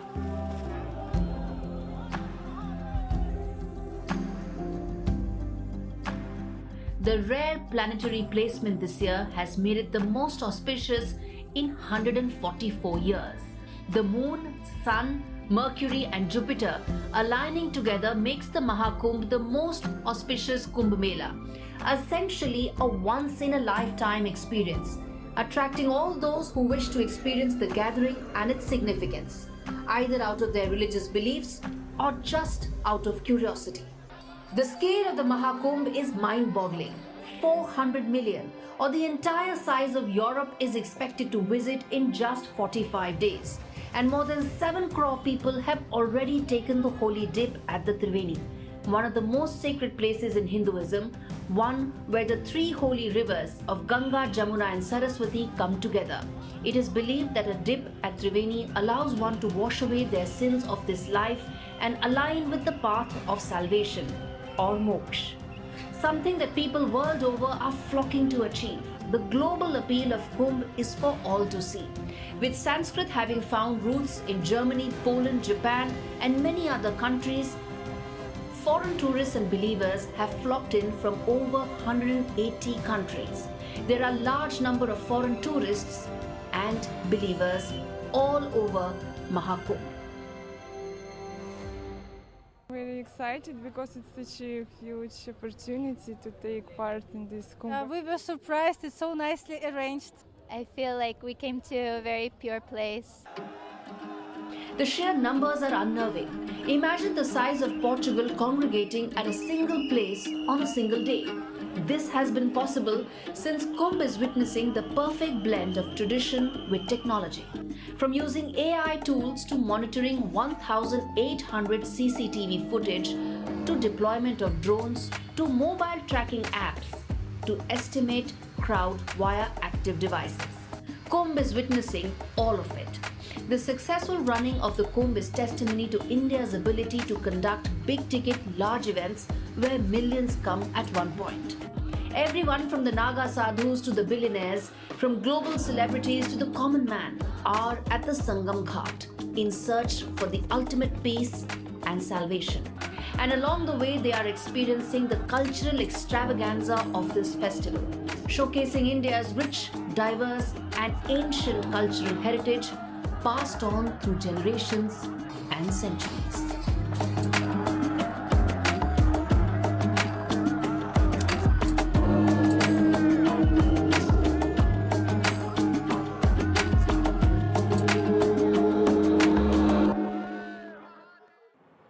All right, viewers, as we wrap things up, on your screens is the QR code. Scan it for all the latest stories, views, news, perspectives, and the big interviews. That's all the time I have in this edition of India Sense. Thanks so much for watching, viewers. Thank you, and see you next week.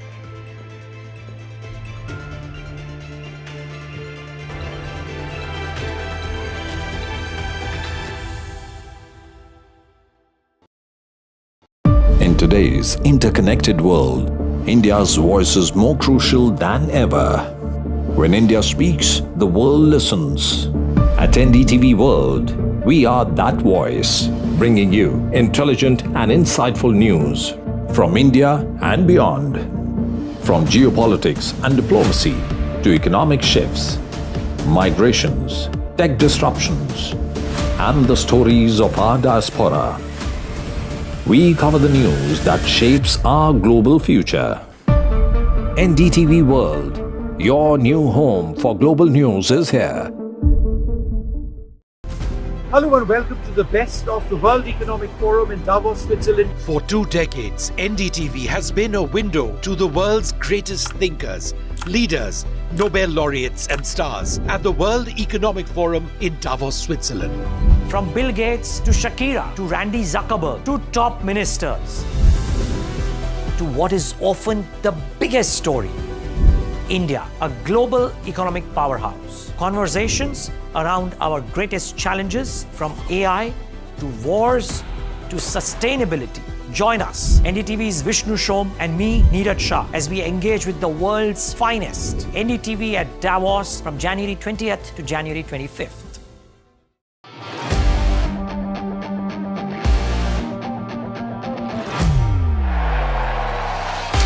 All set for Trump 2.0.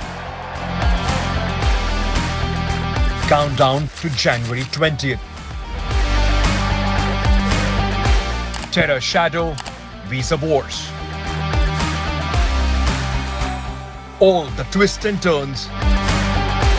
Tracking Trump takeover. Every day at 10:30 p.m. only on NDTV 24/7.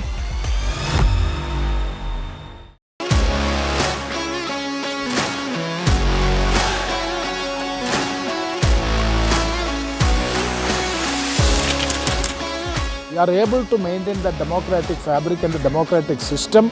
I want to do something that can make a difference. लगातार जनता की आवाज को सरकार तक पहुंचाने का काम मैं करता हूं. I was a student up until very recently. I really want to work and do something for my people because they have given me this opportunity. They have elected me. सोचा नहीं था कि राज्यसभा सांसद बनूंगी.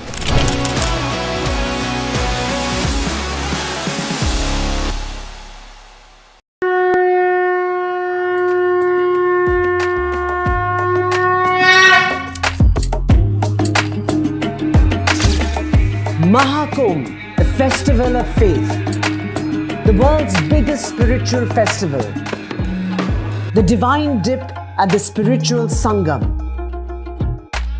a sacred confluence of faith, culture and heritage. NDTV's mega coverage of the Mega Fest. NDTV at Maha Kumbh 2025.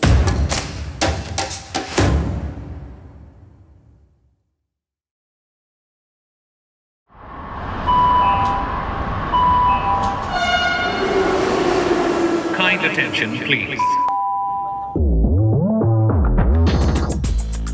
Delhi Election Metro 2025 is arriving on People's Platform. Please mind the gap. BJP or AAP, who will get to the Delhi Secretariat station? दरवाजे बाईं तरफ खुलेंगे.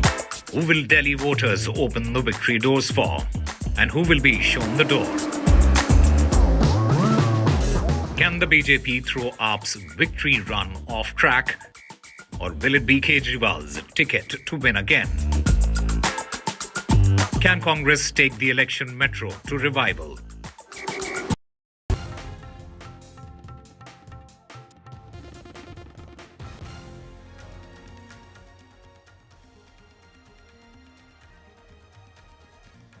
Arjikar rape and murder case verdict is out. The volunteer in the hospital, Sanjay Roy, has been convicted. Arguments on punishment to take place on Monday.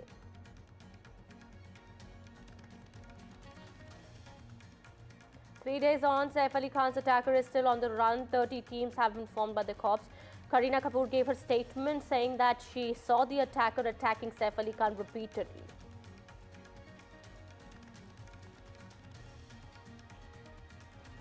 Prime Minister Modi launches Swamitva scheme, distributing over 65 lakh property cards to people. The scheme is expected to benefit over 50,000. A day to go for Donald Trump's swearing in. Trump's inauguration has been moved indoors due to bad weather.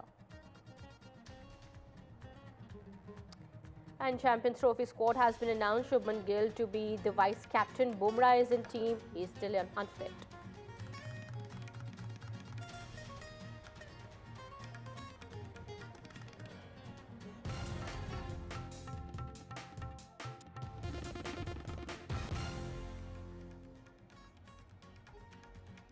Hello and welcome. You're watching NDTV 24/7. My name is Kitty Behl. A local court in Kolkata has found Sanjay Roy, who was a 33-year-old civic police volunteer, guilty in the gruesome rape and murder case of a trainee doctor at the state-run Arjikar Hospital. He will be sentenced on Monday, bringing closure to the brutal incident that had shaken the nation earlier. In a 160-page judgment, the court in S.The convicted Roy under sections of Bharatiya Nyaya Sanhita that deal with rape, murder and causing death. Well, also the information that's coming in at the moment is that after the judgment was read out, the victim's father broke down in the court, telling the judge that you've honored the faith that I reposed in you. Well, remember, Sanjay Roy, the accused in the case and now the convict, repeated his claim that he was being framed as his lawyers tried to calm him down. When he was being taken out, he claimed that a certain IPS also knew everything. Well, that's the latest coming in at the moment. We have my colleague Saurabh Gupta also getting us more on that. Saurabh, now accused Sanjay Roy has been found guilty. We believe the arguments on punishment will be taking place on Monday. What happened in the court? Take us through the details. Well, a little before 2:30, which was the fixed time for the court to pronounce its verdict, Sanjay Roy, the main accused, was brought into court amidst tight security. The courtroom was, of course, crowded with lawyers and, of course, also members of the press who were covering the proceedings. Now, the court started pronouncing the order. As it started pronouncing the order, it addressed the accused and read out all the charges that Sanjay Roy, the accused, had been booked under. The Arjikar rape and murder accused Sanjay Roy was then convicted. The court said it found him guilty, and of course this is the additional district and sessions court in Sialda, and the additional and the judge Anirban Das delivered the verdict in the open courtroom. Even though the trial has been held in camera, which means it was not open to anyone, the verdict was delivered in the open courtroom. The accused was found guilty, and Sanjay Roy was convicted under section 64, 66 and 103(1) of the Bharatiya Nyaya Sanhita. Now, obviously, the accused was stoic when the verdict was passed, but then the court asked him if he had something to say after the verdict was announced, and he said, I am being framed, I wear a Rudrakshmala, if I had committed that crime, that would have broken, what justice can I expect? Then he said, I haven't done this, why are those who did it being allowed to go? At this point, the court said, I will hear you on Monday. But he said, one IPS knows everything. Why am I not being allowed to speak? At this point, Sanjay Roy's lawyers asked him to calm down. And the court, of course, said that, they would hear him on Monday. And asked the police to escort him out of court. Now, the judgment, the court said, is about 160 pages. It won't be uploaded today, given the fact that, it's a Saturday and, certified copies won't be available of the judgment. But the sentencing arguments will take place at 12:30 on Monday. And after that, the sentence or the punishment, the quantum of punishment will be announced. The judge did make certain observations in court while explaining the structure of the court verdict, and he said that I've criticized some activities of the police authorities and the hospital authorities that came out during the evidence. The judge observed, and this is important, that the activities of the HOD, MSVP and the principal have created some confusion, and that has been criticized. The judge also said that, the matter will be taken up on Monday. And lastly, the lawyer, the family of the victim, you have shown full respect to the fate we reposed in you, and that's where the court proceedings ended today. All right, so the court has said that it is going to hear the arguments on the punishments on Monday. And remember, the convict in the case, Sanjay Roy, has been claiming innocence. But this does contradict his initial confession of the crime. And the BJP also earlier had said that there was evidence that was destroyed. The CBI team had taken over the probe from the Kolkata police, remember. There was concern of destruction of evidence. And, well, this is what the BJP also has been saying. What many have been pointing out is that there could have been more people involved. But since the Kolkata police was first probing the case and it investigated the case for almost 5 days, after which the CBI had taken over, many have pointed out that the evidence was destroyed in the prelim inquiry. But, well, this is definitely big that is coming in at the moment. The accused in the case, Sanjay Roy, has been found guilty. Shifting our focus now to some more news that is coming in. This is big breaking news now coming in at the moment. India's Champions Trophy squad has been announced. Big breaking news that we are learning of. Rohit Sharma is in the India squad. He's retained the captaincy spot. Shubman Gill will be the vice captain, and Bumrah is also in the team. Remember, he's still unfit, but he has been retained in the team. Well, Mohammad Shami is back in the team. There were speculations earlier that Mohammad Shami would be back, and now this is the latest that's coming in at the moment. Well, the Champions Trophy squad has been announced. My colleague Rika Roy joining us on the broadcast here. Rika, all eyes have been on this announcement, and now finally the squad that has been announced for India's Champions Trophy. These are the names that have come out. Take us through the details here. Well, yes, Kitty, the big news is that Rohit Sharma is going to be captaining India in Champions Trophy, so he retains the white ball captaincy. Of course, the last time India played an ICC tournament in 50 overs format, they reached the final, which was the final of the 50 overs World Cup, and they went on to lose against Australia. So there was no doubt that Rohit Sharma would lead Team India in the Champions Trophy as well. But the big news also is that Jasprit Bumrah, despite not being 100% fit, he remains in the team. Of course, BCCI will give us a detail of his his well-being and how well he can or how fast he can get ready for the Champions Trophy, which is slated for a start on the 19th. Of course, India plays Pakistan on the 23rd of February. So it's next month, still some time to go for Jasprit Bumrah to get fit. Mohammad Shami, who was injured for a very long time now, for almost 1.5 years, he returns to the team in white ball format once again. Apart from that, India has relied on 4 fast bowlers for this edition of the Mini World Cup. Overall, here's what the team looks like, with Shubman Gill as the deputy, Virat Kohli, Shreyas Iyer, KL Rahul, Hardik Pandya, Washington Sundar, Kuldeep Yadav, Jasprit Bumrah, Akshar Patel, Mohammad Shami, Arshdeep Singh, Yashasvi Jaiswal, Rishabh Pant and Ravindra Jadeja.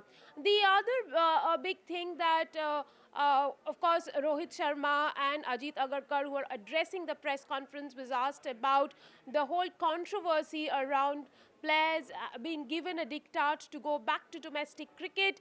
Ajit Agarkar said that it is not really a diktat, but it is understood whoever is free at whatever time will go back to domestic cricket and will play some domestic cricket, because that also strengthens the domestic structure.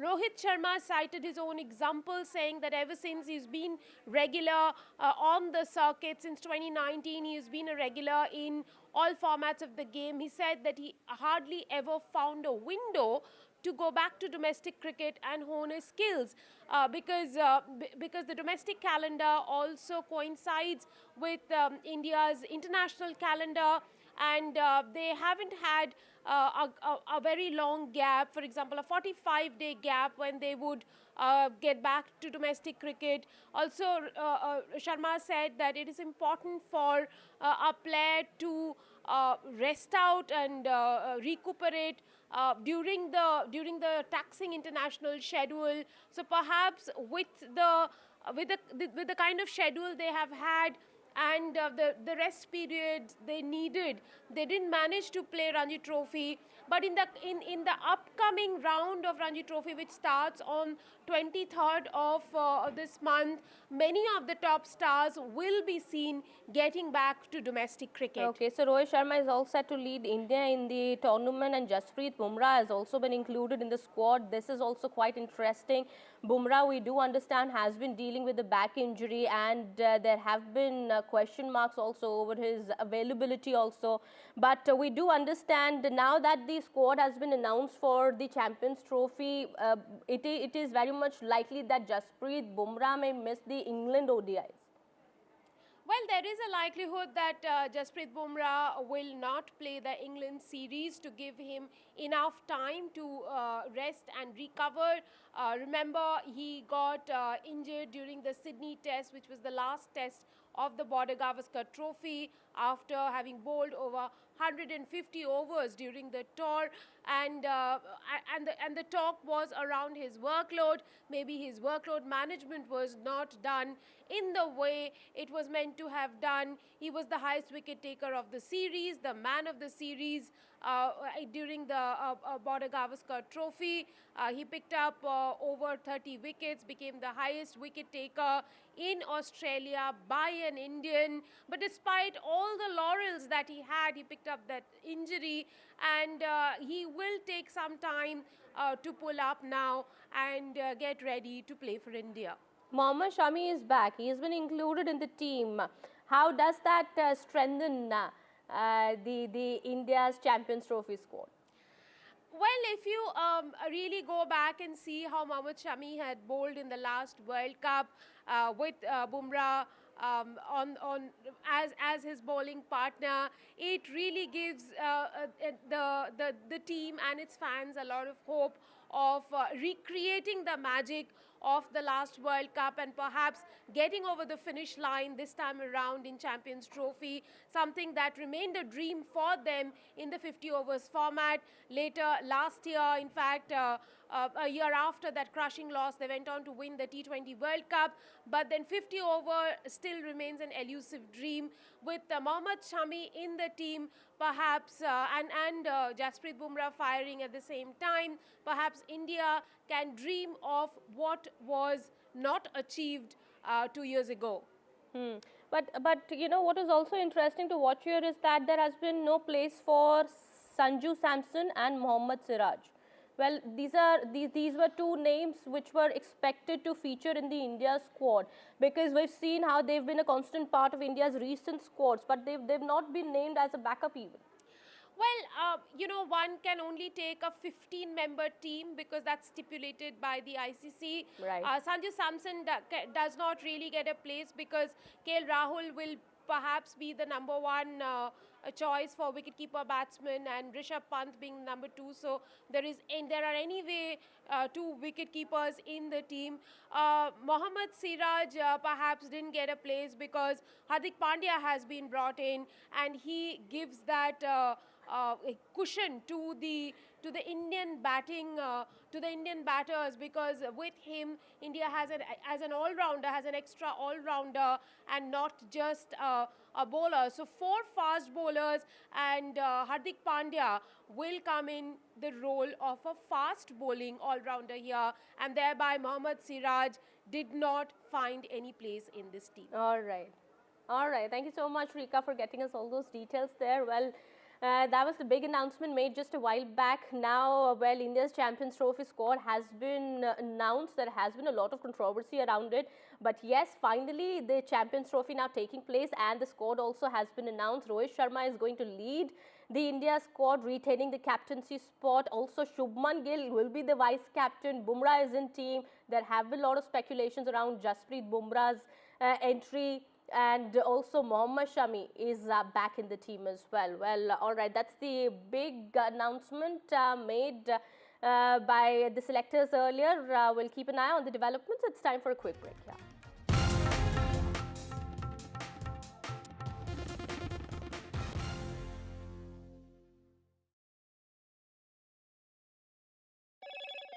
Hello, Moto. Motorola Edge 50 Pro, world's first AI-powered pro-grade camera.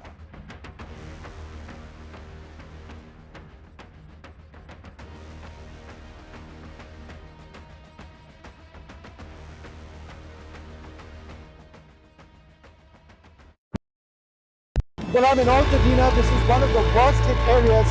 When disaster strikes, NDTV World brings you exclusive on-the-ground reports straight from the heart of the action.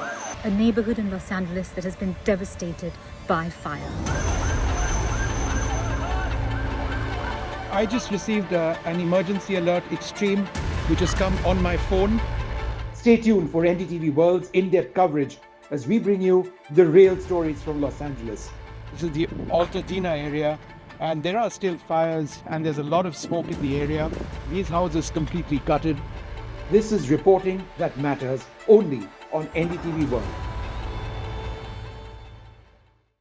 I've been reporting on all issues, big and small, from Andhra Pradesh, Telangana, rest of South India, bringing you all the action, all that you need to know, all that you want to know. The energy of Maximum City is infectious. I bring in that energy in our news coverage from financial capital Mumbai. Covering from the southernmost part of India over the last 23 years, I bring in-depth and 360-degree coverage from the Dravidian heartland. The land of Mishti is also known for its bitter politics. I have seen much water flow under the Howrah Bridge, covering Bengal in all its vivid colors.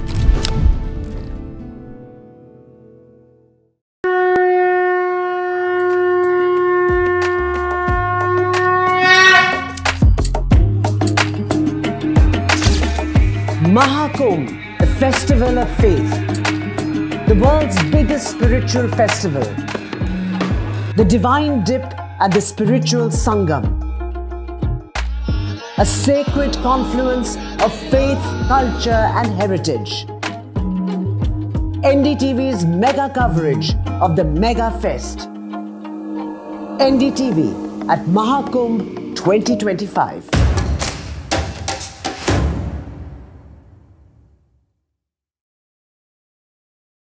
In today's interconnected world, India's voice is more crucial than ever. When India speaks, the world listens. At NDTV World, we are that voice, bringing you intelligent and insightful news from India and beyond. From geopolitics and diplomacy to economic shifts, migrations, tech disruptions, and the stories of our diaspora. We cover the news that shapes our global future. NDTV World, your new home for global news is here. Hello and welcome to the best of the World Economic Forum in Davos, Switzerland. For 2 decades, NDTV has been a window to the world's greatest thinkers, leaders, Nobel laureates and stars at the World Economic Forum in Davos, Switzerland. From Bill Gates to Shakira to Randy Zuckerberg to top ministers to what is often the biggest story, India, a global economic powerhouse. Conversations around our greatest challenges, from AI to wars to sustainability. Join us, NDTV's Vishnu Shom and me, Neeraj Shah, as we engage with the world's finest. NDTV at Davos from January 20th to January 25th.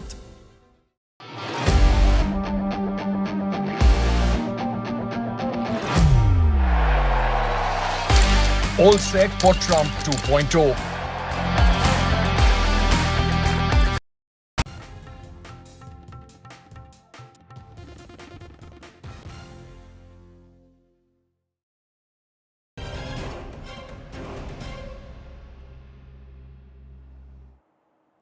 Welcome back after the break. In the latest update in the Saif Ali Khan stabbing case, now more than 60 hours have passed since the Bollywood actor was attacked, but the accused remains at large.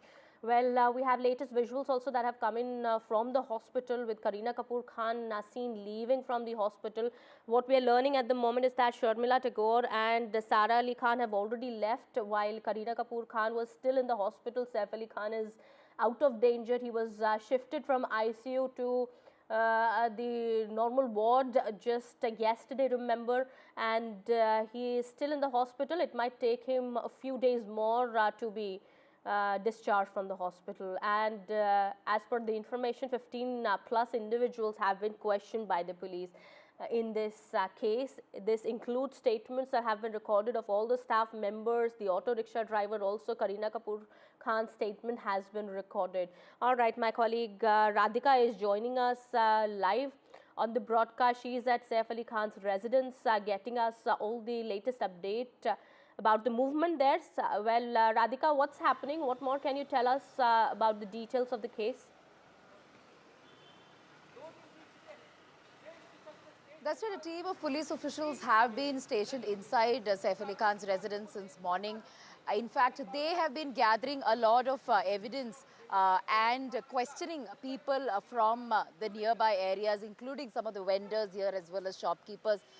They have been showing them photograph of this particular accused in order to understand if anybody could identify him, or if he was spotted somewhere around this particular area soon after the incident or over the last couple of days. So therefore, teams being deployed in different areas, across the city, outside of the city, but in Bandra also. We did see a couple of police officials, speaking to many of the shopkeepers and vendors over the last couple of hours. So that's one thing. And secondly, statement recording is also taking place of a rickshaw driver at the moment. Very importantly, Kareena Kapoor's statement was recorded yesterday. She gave the sequence of events as far as this entire incident is concerned, and also, spoke about how this attacker was aggressive. He did not take any valuables, but he repeatedly attacked Saif Ali Khan. So yes, sequence of events being spoken about by Kareena Kapoor. Many of the statements recorded, questioning of several people have happened. Yesterday we saw how two people were questioned, one a history sheeter, another a carpenter, but they've been given a clean chit. It's been more than 48 hours, absolutely no trace of this attacker. Multiple teams being formed, people being questioned, statement recording happening, CCTV evidence being collected, technical evidence being collected, phones being examined, but as of now, no breakthrough. Kareena Kapoor Khan also left from the Lilavati Hospital a while back. We believe Sharmila Tagore is already at the house. Are they back at this very same residence?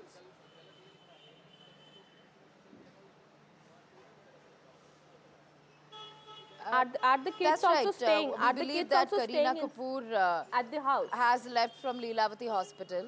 Yeah, and Sharmila Tagore and Sara have also left from Lilavati Hospital. But we don't know their locations yet. We know for a fact that Kareena Kapoor was here for a bit yesterday, but she could have been staying in a different place, either with her sister, or with her in-laws. So yes, okay. As far as their locations are concerned, we're not entirely certain, but a lot of people have been visiting Saif Ali Khan, who is currently recuperating in the hospital. All right. Thank you so much, Radhika, for getting us all those details there. We'll come back to you later for more. Meanwhile, that's the latest that we're picking up at the moment. Shifting our focus to some more news, a voice note of ousted Bangladesh Premier Sheikh Hasina describing how she and her sister escaped death when she fled the country last August has been shared online by her Awami League party. In a trembling voice, the 77-year-old leader was heard praising Allah for saving her as she accused her political opponents of conspiring to get her killed. Listen in. যে বেঁচে গেলাম মাত্র 20-25 মিনিটের একটা ব্যবধানে আমরা মৃত্যুর হাত থেকে রক্ষা পেয়েছি। আমার শুধু এটাই মনে হয় যে 21 আগস্টের হত্যাকাণ্ডের থেকে বেঁচে যাওয়া বা কোটিরপাড়া ওই বিশাল বোমের হাত থেকে বেঁচে যাওয়া, আবার এই 5ই আগস্ট এই বেঁচে যাওয়া পিছনে নিশ্চয়ই আল্লাহর কোনো একটা ইচ্ছা আছে, আল্লাহর কোনো হাত আছে, নইলে এবারে তো বেঁচে যাওয়ার কথা না। তারা যেভাবে প্ল্যান করেছিল। All right, with that, it's time for a quick break here. More news and updates continue on the other side. Stay tuned.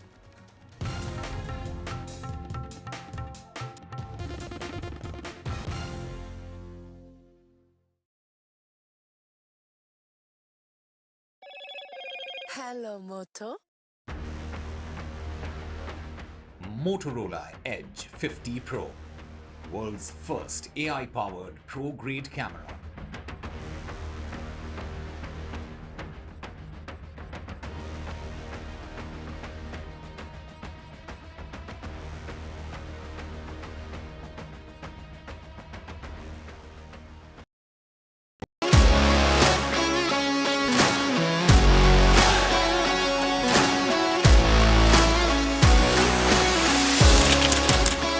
We are able to maintain the democratic fabric and the democratic system.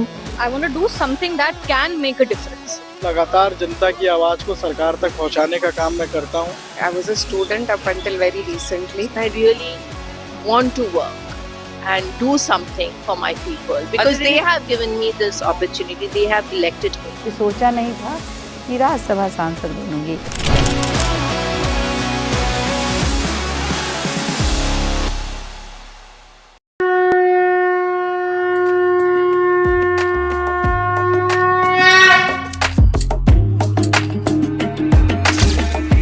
Maha Kumbh, a festival of faith, the world's biggest spiritual festival, the divine dip and the spiritual sangam, a sacred confluence of faith, culture and heritage. NDTV's mega coverage of the Mega Fest. NDTV at Maha Kumbh 2025.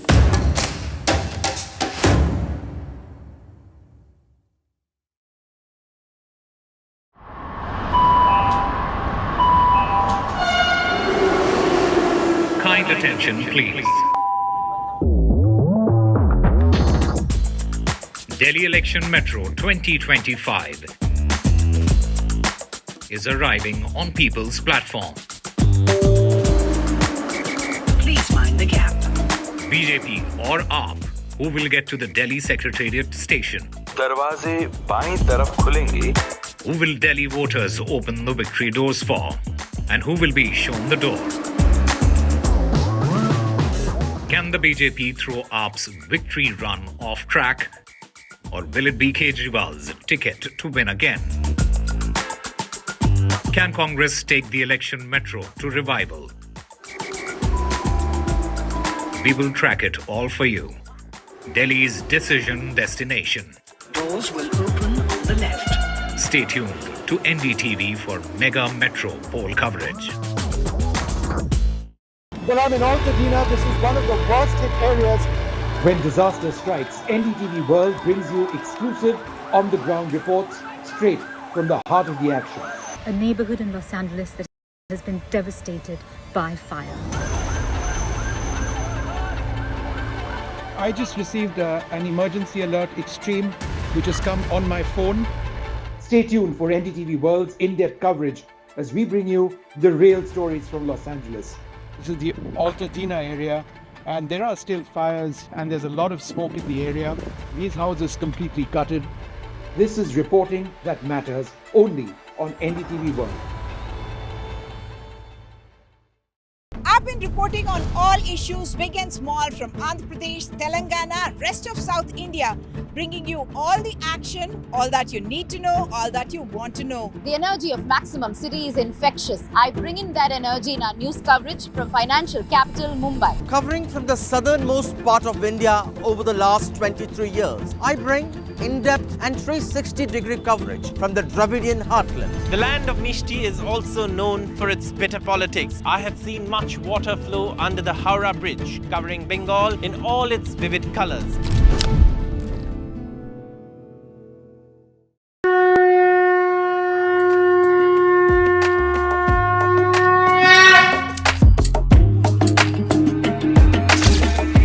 Maha Kumbh, a festival of faith.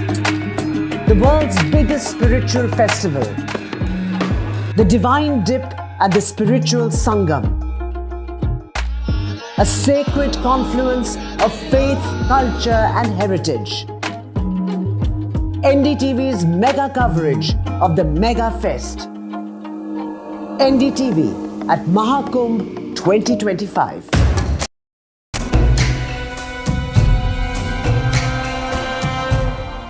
अगर मुझे इस महाकुंभ का वर्णन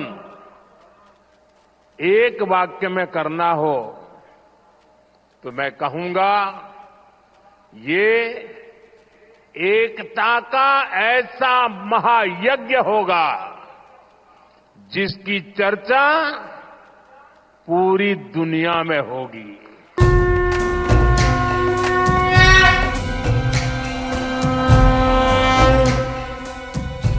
संग संग चले हैं ढोल मंजीरे संग और चंग गंग नगरी बम बम बम बम बम बम बम बम बम बम बम लहरी।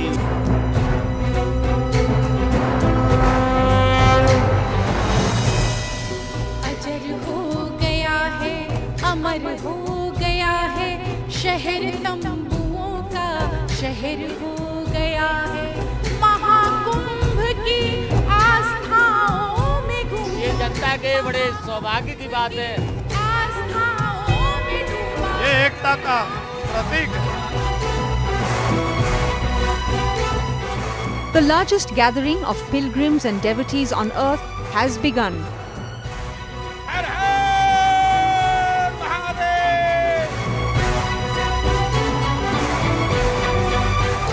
Lakhs of seers and Naga sadhus from across the world have assembled in the historic city of Prayagraj to celebrate the biggest Maha Kumbh in history. It is a global congregation of seers at Maha Kumbh this time. Naga sadhu Anjana Giri is from Italy. She has come to Maha Kumbh with thousands of seers of Atal Akhada, one of the most ancient akhadas. What is the significance of Maha Kumbh for you? It's a big festival. Big festival? Yeah. Yeah. You are from which country?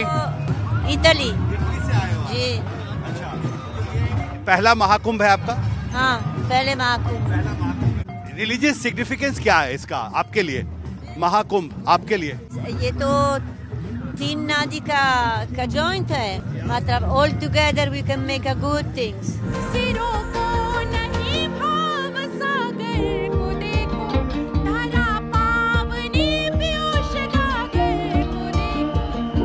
Around 40 crore pilgrims are expected to take part in history's biggest Maha Kumbh in the historic city of Prayagraj. As millions of pilgrims congregate from more than 50 countries to take a holy dip at Sangam, they're also witnessing the most green and sustainable Maha Kumbh ever organized.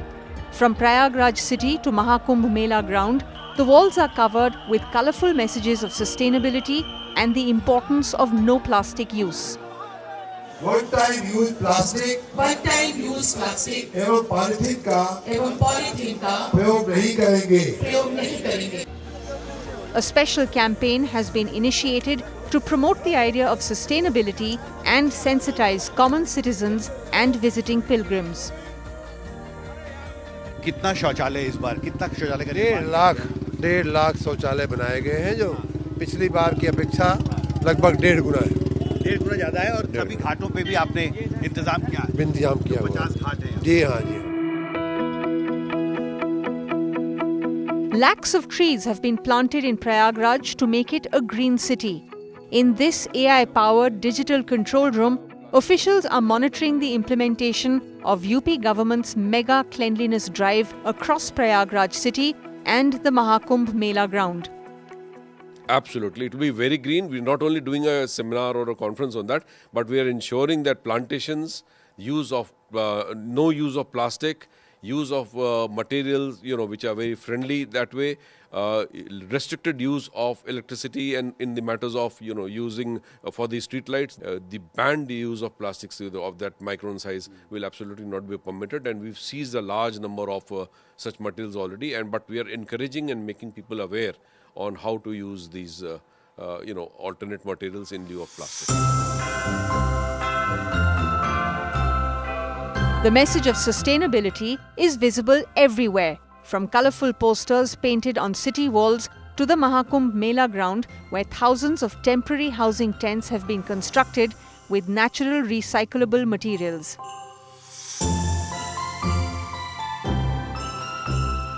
Uttar Pradesh Chief Minister Yogi Adityanath personally came to inaugurate this Kumbh village.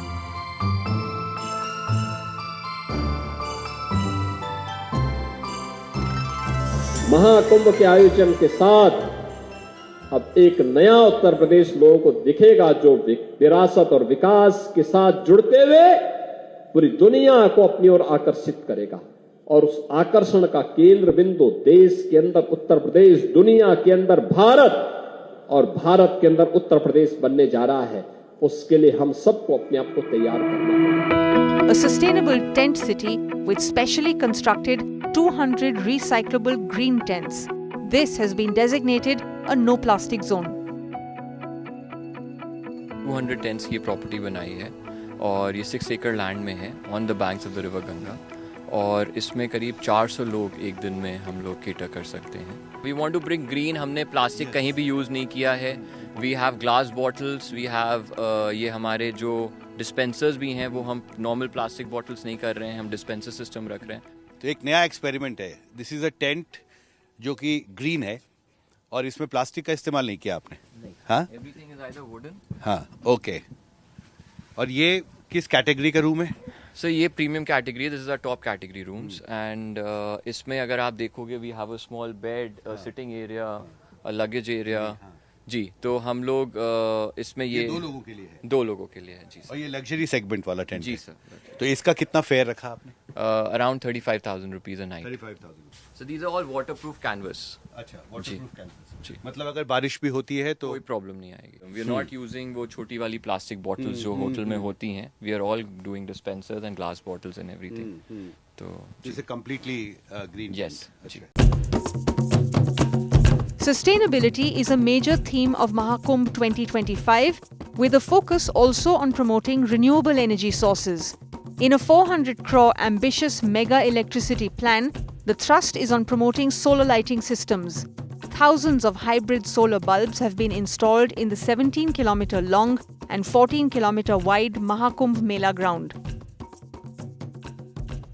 हम लोग 2000 solar hybrid light लगा रहे हैं। Basically hybrid light की परिकल्पना हम लोगों ने 1 साल पहले की थी और इसको माघ मेले में ट्रायल भी किया था। इसका फ़ायदा ये रहता है कि मेला चूँकि जब होता है तो उस समय फॉगी रहता है, तो सोलर की चार्जिंग नहीं हो पाती, इसलिए हम लोग हाइब्रिड पे गए। हाइब्रिड के कारण वो बिजली से भी चार्ज होता है और जब धूप रहती है तो सोलर से भी चार्ज होता है। ये लाइट स्वतः शाम होते ही अपने आप ऑन हो जाती है। Guinness Book of World Record holder and international moustache dancer Rajendra Tiwari Dukanji is the brand ambassador of Swachhata during Maha Kumbh. He's roaming around the Maha Kumbh Mela ground wearing colourful placards with one message: use cotton bags in place of plastic bags. मैं ज़्यादातर पूरे शहर में हर जगह programme rally में घूम कर लोगों को जागरूक करता हूं। संतों महात्माओं कल्पवासियों से निवेदन कर रहे हैं कि इस बार का महाकुंभ पॉलीथीन मुक्त रहेगा। इसलिए आप सभी से निवेदन है कि आप मिट्टी के कुल्हड़ और ग्लास और कागज के कप ग्लास का प्रयोग करें। To make Maha Kumbh 2025 a plastic-free and sustainable event, lakhs of plates and bags from across the country are being distributed to the devotees under the Ek Thali Ek Bag campaign. 9 ghats have been reconstructed to make them more sustainable and environment-friendly. Maha Kumbh brand ambassador Dukanji says pilgrims should not throw flowers and other puja material in the river. माँ गंगा में माला फूल हवन सामग्री न डालें, लेकिन जब मैं ये शब्द कहता हूँ तो यहाँ की जितनी सम्मानित नागरिक हैं वो हमसे ये कहते हैं कि माँ गंगा में माला फूल डालने से गंदगी नहीं होती है। हमने कहा ये बात सही है। गेंदा का फूल और गुलाब का फूल इतने केमिकल के माध्यम से वो बड़े हो रहे हैं और जब वो फूल माला हम गंगा जी में डालते हैं, माँ गंगा चिल्ला के कह रही हैं, मेरे प्यारे भक्तों, अगर इसी तरह आप हमारे पर प्रदूषण करते रहेंगे तो मैं एक दिन इस धरती से और प्रयागराज की पावन धरती से चली जाऊंगी।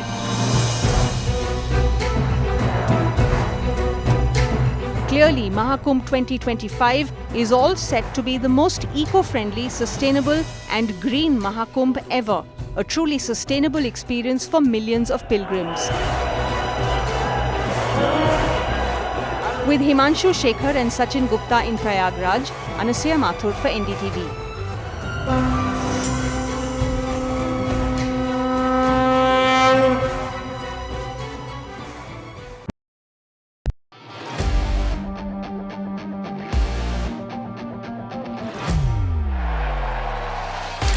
All set for Trump 2.0. Countdown to January 20th. Terror shadow, visa wars. All the twists and turns. Tracking Trump takeover. Every day at 10:30 p.m. only on NDTV 24/7. In today's interconnected world, India's voice is more crucial than ever. When India speaks, the world listens. At NDTV World, we are that voice, bringing you intelligent and insightful news from India and beyond. From geopolitics and diplomacy to economic shifts, migrations, tech disruptions, and the stories of our diaspora. We cover the news that shapes our global future. NDTV World, your new home for global news is here. Hello and welcome to the best of the World Economic Forum in Davos, Switzerland. For 2 decades, NDTV has been a window to the world's greatest thinkers, leaders, Nobel laureates and stars at the World Economic Forum in Davos, Switzerland. From Bill Gates to Shakira to Randy Zuckerberg to top ministers to what is often the biggest story, India, a global economic powerhouse. Conversations around our greatest challenges from AI to wars to sustainability. Join us, NDTV's Vishnu Shom and me, Neeraj Shah, as we engage with the world's finest. NDTV at Davos from January 20th to January 25th.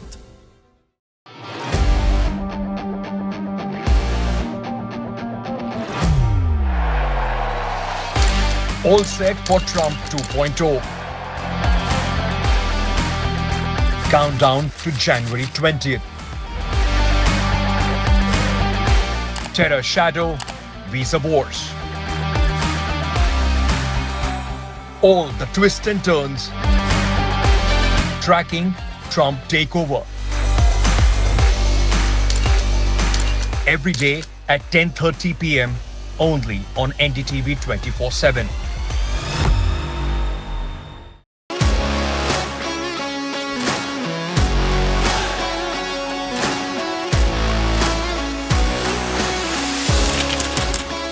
We are able to maintain the democratic fabric and the democratic system.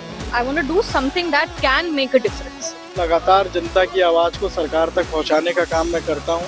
I was a student up until very recently. I really want to work and do something for my people because they have given me this opportunity. They have elected me. सोचा नहीं था कि राज्यसभा सांसद बनूंगी.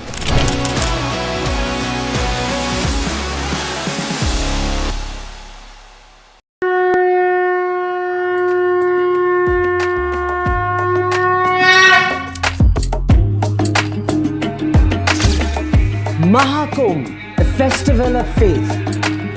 the world's biggest spiritual festival, the Divine Dip at the Spiritual Sangam, a sacred confluence of faith, culture and heritage. NDTV's mega coverage of the Mega Fest. NDTV at Maha Kumbh 2025.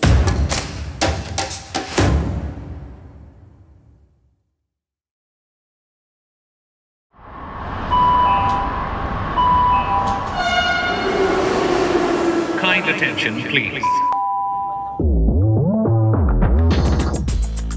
Delhi Election Metro 2025 is arriving on People's Platform. Please mind the gap. BJP or AAP, who will get to the Delhi Secretariat station? दरवाजे बाईं तरफ खुलेंगे.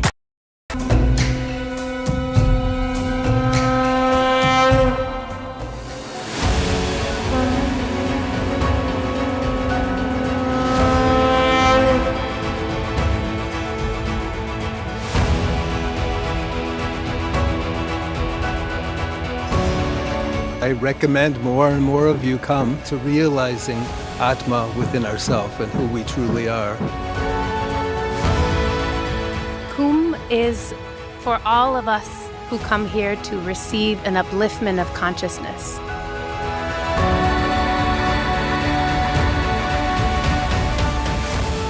Just amazed. My expectation, it's beyond my expectation and what I could have imagined.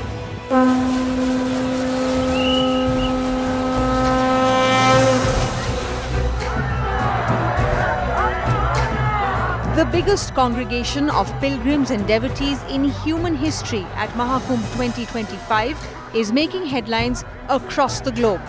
As thousands of Indian and foreign pilgrims arrive from more than 50 countries, Maha Kumbh has emerged as a global platform to showcase India's cultural and spiritual identity on the global stage.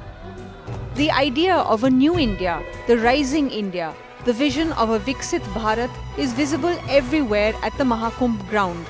While inaugurating development projects for Maha Kumbh 2025, Prime Minister Narendra Modi highlighted that Maha Kumbh would take the spiritual and cultural identity of the nation to new heights, arguing that the Mahayagya of unity would be discussed around the world.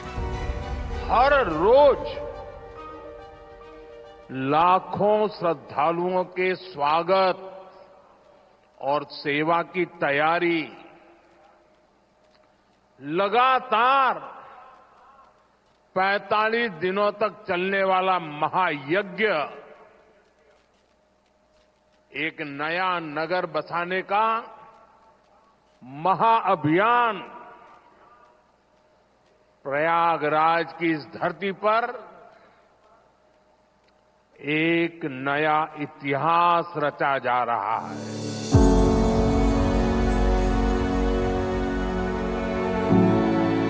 From a young skydiver in Prayagraj, Anamika Sharma, jumping from 13,000 feet in Bangkok with a Maha Kumbh flag, to the Indian missions abroad popularizing the idea of a global Maha Kumbh. It has become a manifestation of India's soft power on the global stage, a tool of cultural diplomacy to showcase India's ancient cultural and civilizational roots. The list of VVIP pilgrims in Maha Kumbh includes billionaire American businesswoman Laurene Powell Jobs, the wife of late Apple co-founder Steve Jobs. A disciple of the Acharya Mahamandaleshwar of Niranjani Akhada, Swami Kailashanand Giri, Laurene Powell Jobs has flown from the US to take a holy dip in Sangam during the Maha Kumbh.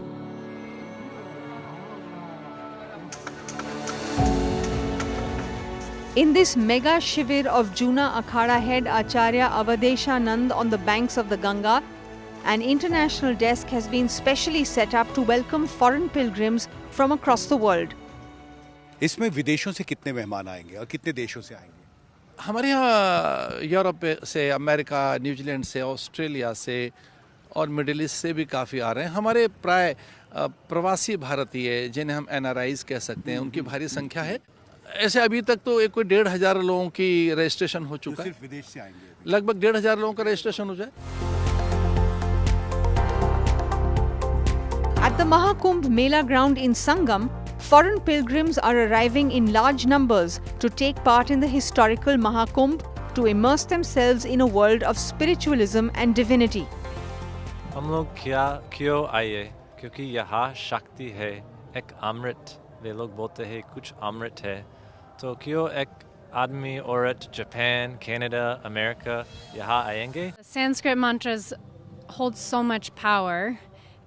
They are the divinity, the Shakti in sound form. And they're a way for us to activate that within us when we chant them. The Sanskrit holds the power.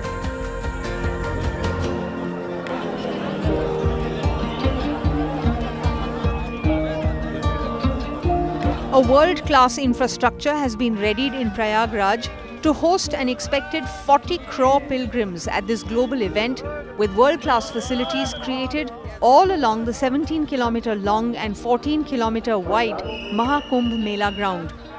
The Central and Uttar Pradesh governments have invested 15,000 crore rupees in constructing new highways and road overbridges or flyovers, railway infrastructure, permanent ghats and riverfront roads to provide seamless connectivity in Prayagraj to pilgrims. This will be the first Maha Kumbh in which artificial intelligence and related technologies will be used at a very large scale. I'm in the Command and Control Center of Prayagraj Nagar Nigam, and I have with me Principal Secretary Urban Development Amrit Abhijat, and I'm in fact in front of a very big digital screen. Here you are looking at the use of AI in its best form in the operations of the municipal corporation. We are here seeing the location of stray animals through the use of AI, which is being located by cameras installed all over the city. And they are able to track the movement of these vehicles, which then creates an event on the computer center here. This event is then reported to a person who is managing the operations of whether it's a stray animal, whether it's collection of garbage, whether it's street light luminescence.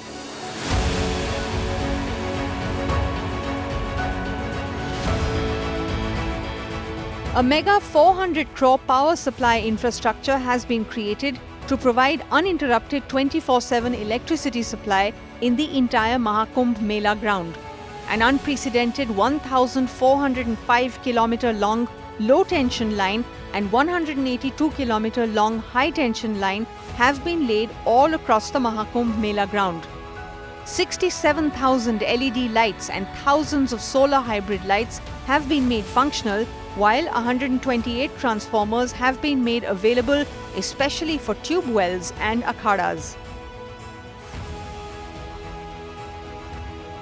पूरे मेले में इसकी जो planning होती है, यहाँ पे ST लाइनें, एलटी लाइनें, सब स्टेशनों का निर्माण किया जाता है. ये पूरा एक अस्थायी शहर है जो लगभग 4,000 हेक्टेयर में बसा हुआ है. इस अस्थायी शहर को 24 घंटे बिजली आपूर्ति देना, इसमें तमाम कैमरे लगे हुए हैं जिनको 24 घंटे अनवरत बिजली देनी है. लगभग 4,25,000 कैंपों को हम संयोजन देंगे जो मेले में आएंगे.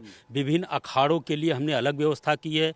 हमने इस पूरे मेले क्षेत्र में जो करीब 2 महीने के अंदर ही 1405 किलोमीटर एलटी लाइनें बनाई हैं. बेसिकली एलटी केबल है. जो भी हमारे अखाड़े होते हैं या बड़ी संस्थाएं होती हैं, उनको 24 घंटे कनेक्शन परिवर्तक से देने के लिए इन केबलों का इस्तेमाल होता है. इसके अलावा हमारे पास 11 kV की XLP केबल का भी इस्तेमाल किया जाता है जो कि 3x185 स्क्वायर mm की होती हैं. इन केबलों के माध्यम से हम मेले क्षेत्र में 30 पांटून पुल बनाए जाएंगे.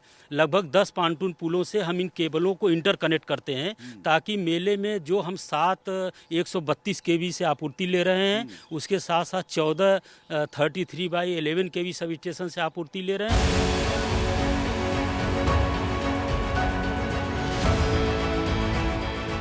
With the global eye on the biggest ever congregation of pilgrims, the Union Ministry of Tourism has launched a special promotional campaign to promote Maha Kumbh as a global tourist hub.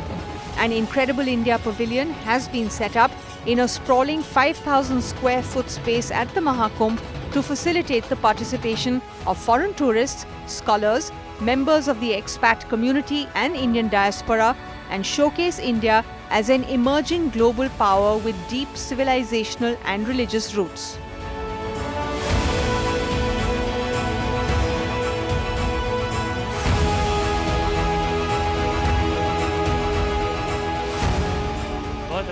बढ़िया लगा इस बार तो महाकुंभ में बहुत अच्छा लग रहा है। इस समय तो कुंभ अभी लगा नहीं, लेकिन घूमने के लिए हम पहले चले आए नहावन से पहले कि हमको देखना मिल जाए।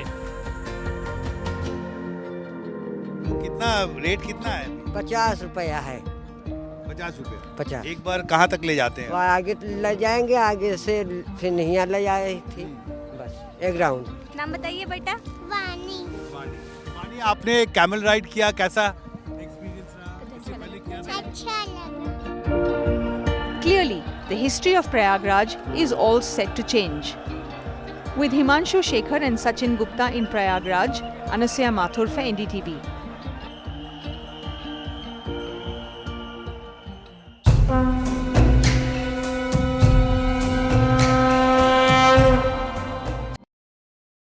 Well, I'm in Altadena. This is one of the worst hit areas.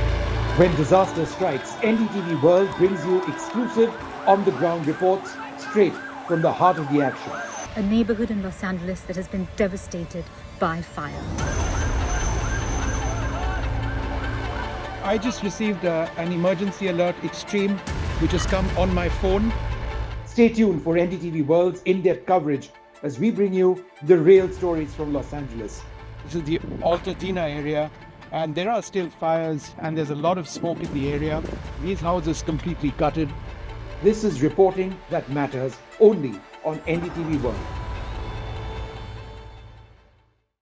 I've been reporting on all issues, big and small, from Andhra Pradesh, Telangana, rest of South India, bringing you all the action, all that you need to know, all that you want to know. The energy of Maximum City is infectious. I bring in that energy in our news coverage from financial capital Mumbai. Covering from the southernmost part of India over the last 23 years, I bring in-depth and 360-degree coverage from the Dravidian heartland. The land of Mishti is also known for its bitter politics. I have seen much water flow under the Howrah Bridge, covering Bengal in all its vivid colors.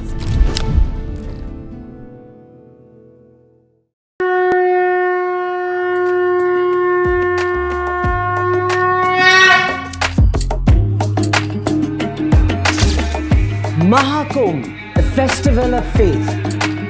The world's biggest spiritual festival. The divine dip at the spiritual sangam. A sacred confluence of faith, culture and heritage. NDTV's mega coverage of the Mega Fest.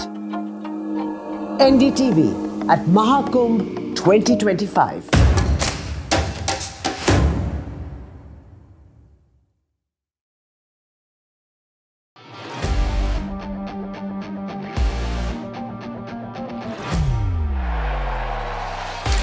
All set for Trump 2.0. Countdown to January 20th. Terror shadow, visa wars. All the twists and turns. Tracking Trump takeover. Every day at 10:30 p.m. only on NDTV 24/7. In today's interconnected world, India's voice is more crucial than ever. When India speaks, the world listens. At NDTV World, we are that voice, bringing you intelligent and insightful news from India and beyond. From geopolitics and diplomacy to economic shifts, migrations, tech disruptions, and the stories of our diaspora. We cover the news that shapes our global future. NDTV World, your new home for global news is here.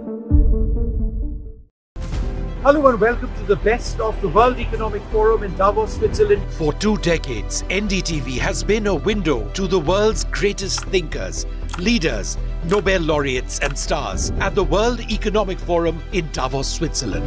From Bill Gates to Shakira to Randy Zuckerberg to top ministers to what is often the biggest story, India, a global economic powerhouse. Conversations around our greatest challenges from AI to wars to sustainability Join us, NDTV's Vishnu Shom and me, Neeraj Shah, as we engage with the world's finest. NDTV at Davos from January 20th to January 25th.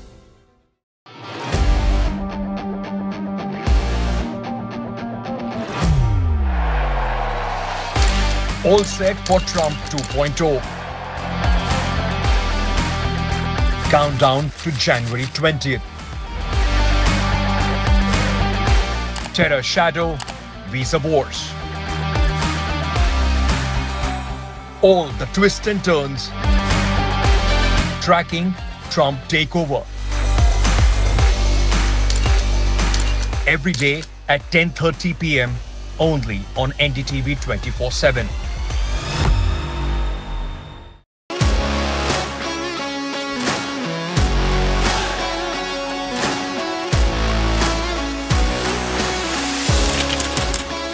We are able to maintain the democratic fabric and the democratic system. I want to do something that can make a difference. लगातार जनता की आवाज को सरकार तक पहुंचाने का काम मैं करता हूं. I was a student up until very recently. I really want to work and do something for my people because they have given me this opportunity. They have elected me. सोचा नहीं था कि राज्यसभा सांसद बनूंगी.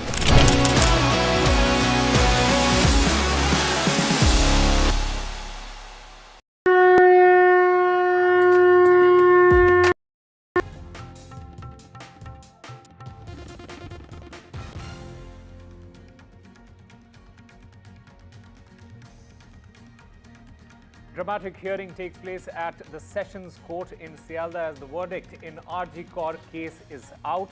The RG Kaur volunteer Sanjay Roy has been convicted. The arguments will be heard on the punishment on Monday.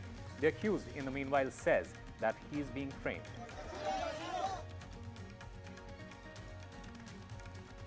Three days on, Saif Ali Khan's attacker is still on the run. 30 teams have been formed. Kareena's statement to the cops has been given. She says that she saw the attacker attacking Saif repeatedly. Meanwhile, the latest in Saif Ali Khan case is that a suspect has been picked up from Madhya Pradesh.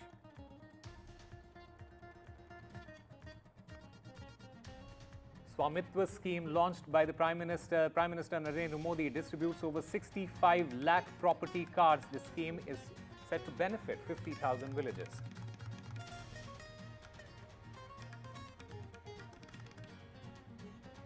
Well, just a day to go for Donald Trump's swearing-in ceremony. Trump's inauguration has been now moved indoors due to cold weather.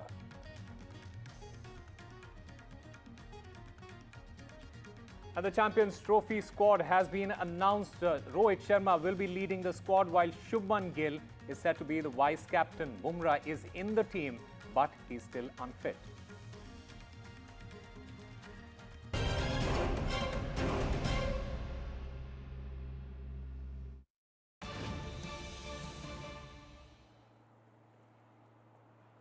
Well, breaking news coming in the Saif Ali Khan case. A suspect has been picked up from Madhya Pradesh in the Saif Ali Khan attack case. So this is big update as far as this entire case is concerned. The police, they have picked up a suspect. He has been held in Madhya Pradesh. Remember, 15 plus individuals, they had been questioned overnight, including Saif Ali Khan's staff, the auto-rickshaw driver who drove Saif Ali Khan to the hospital. In fact, Kareena Kapoor Khan also recorded her statement. In her statement, she said that the attacker was very aggressive and attacked Saif Ali Khan repeatedly. However, he did not take any valuables with him. And the breaking news at the top of this hour is that one suspect, he has been held from Madhya Pradesh. The suspect has been picked up from Madhya Pradesh by the police. My colleague Radhika joins us to get us more on this. Radhika, from what we understand, the suspect has been picked up from Madhya Pradesh. What are the details? Yes, those are the details we are picking up at this point, that a suspect has been picked up from Madhya Pradesh. But is he really the attacker? That is something we'll have to wait for an official confirmation from Mumbai police. But what we can confirm is that one person has been detained, picked up for questioning from Madhya Pradesh. Now, what his whereabouts are, what his identity is, we will get that in some time. But is he the attacker? That's the big question. Remember, yesterday and day before, multiple people were questioned in connection with the case. There was a carpenter who was working in Saif Ali Khan's building who was questioned. However, he was given a clean sheet. Another individual, a history sheeter, was questioned multiple times yesterday in the morning as well as in the evening. We were made to believe that he could be an accused in the case. However, later we were given to, we were made to understand that he had nothing to do with the case. He was, there was no connection of this individual with the Saif Ali Khan case. So yes, Mumbai police really not making a breakthrough so far, but some update here that one person has been picked up from Madhya Pradesh. Multiple people were questioned, as you mentioned. A statement recording of several people has happened. Kareena Kapoor's statement, very importantly recorded, in which she talks about the sequence of events, the fact that this attacker was aggressive, he did not steal any valuables, and all of that was being, done by the Mumbai police. And besides that, nannies were questioned, staffers were questioned, house helps, auto-rickshaw guy now being questioned, auto-rickshaw driver. So yes, people being questioned, statement recording happening, but CCTV evidence is also being gathered. We know for a fact that this man was in this premises, where I'm standing, for close to an hour, 30 minutes he terrorized the family, post which he went to Bandra railway station. And then, he was seen in a shop in Dadar. We have different CCTV image and visuals, post which perhaps he may have gone out of the city. So that's what we are waiting confirmation from as to who this individual is who has been detained at this point by the Mumbai police. Absolutely. And Radhika, is there any indication from the authorities or the police as to on what basis has this person been picked up, the suspect who has been picked up in Madhya Pradesh? Have the police said anything about this entire arrest? Mumbai police have been very tight-lipped over this entire incident. It has become very difficult to get information from either the crime branch or Bandra police. They've been very cautious in divulging information. So as of now, what we can confirm now is that one person has been picked up. What his connection is with the case is he really that attacker? That is something we'll have to wait official confirmation from. And what basis he's been picked up, we'll have to wait for that confirmation as well. In most likelihood, it could be based on some technical evidence or some information provided by a bunch of informants who the Mumbai police had been in touch with. Just a while ago, they were talking to people around this area, including vendors, shopkeepers, and giving them photographs and sort of showing them the pictures of this attacker, asking them whether they've seen this person. So, they have been scanning the entire area. They've been scanning the city, outside of the city, getting information from a bunch of informants, CCTV evidence being looked into, and very importantly, technical evidence by way of mobile phones. They're trying to find out how many mobile phones were active at the time of the incident in this particular area. So that could help them narrow down on the accused. So yes, multiple angles being looked into by Mumbai police. And as of now, there hasn't been much development. It's been close to more than 48 hours. But the latest development that we can confirm is that one person has been picked up from Madhya Pradesh. More details on who this person is and on what basis he's been picked up, that we'll have to await some statement from the Mumbai police. All right, Radhika Ramaswamy, thank you very much for getting us all the latest. So we'll keep an eye on the latest development as far as this entire case is concerned. One person has been picked up by the police in Madhya Pradesh in this entire case.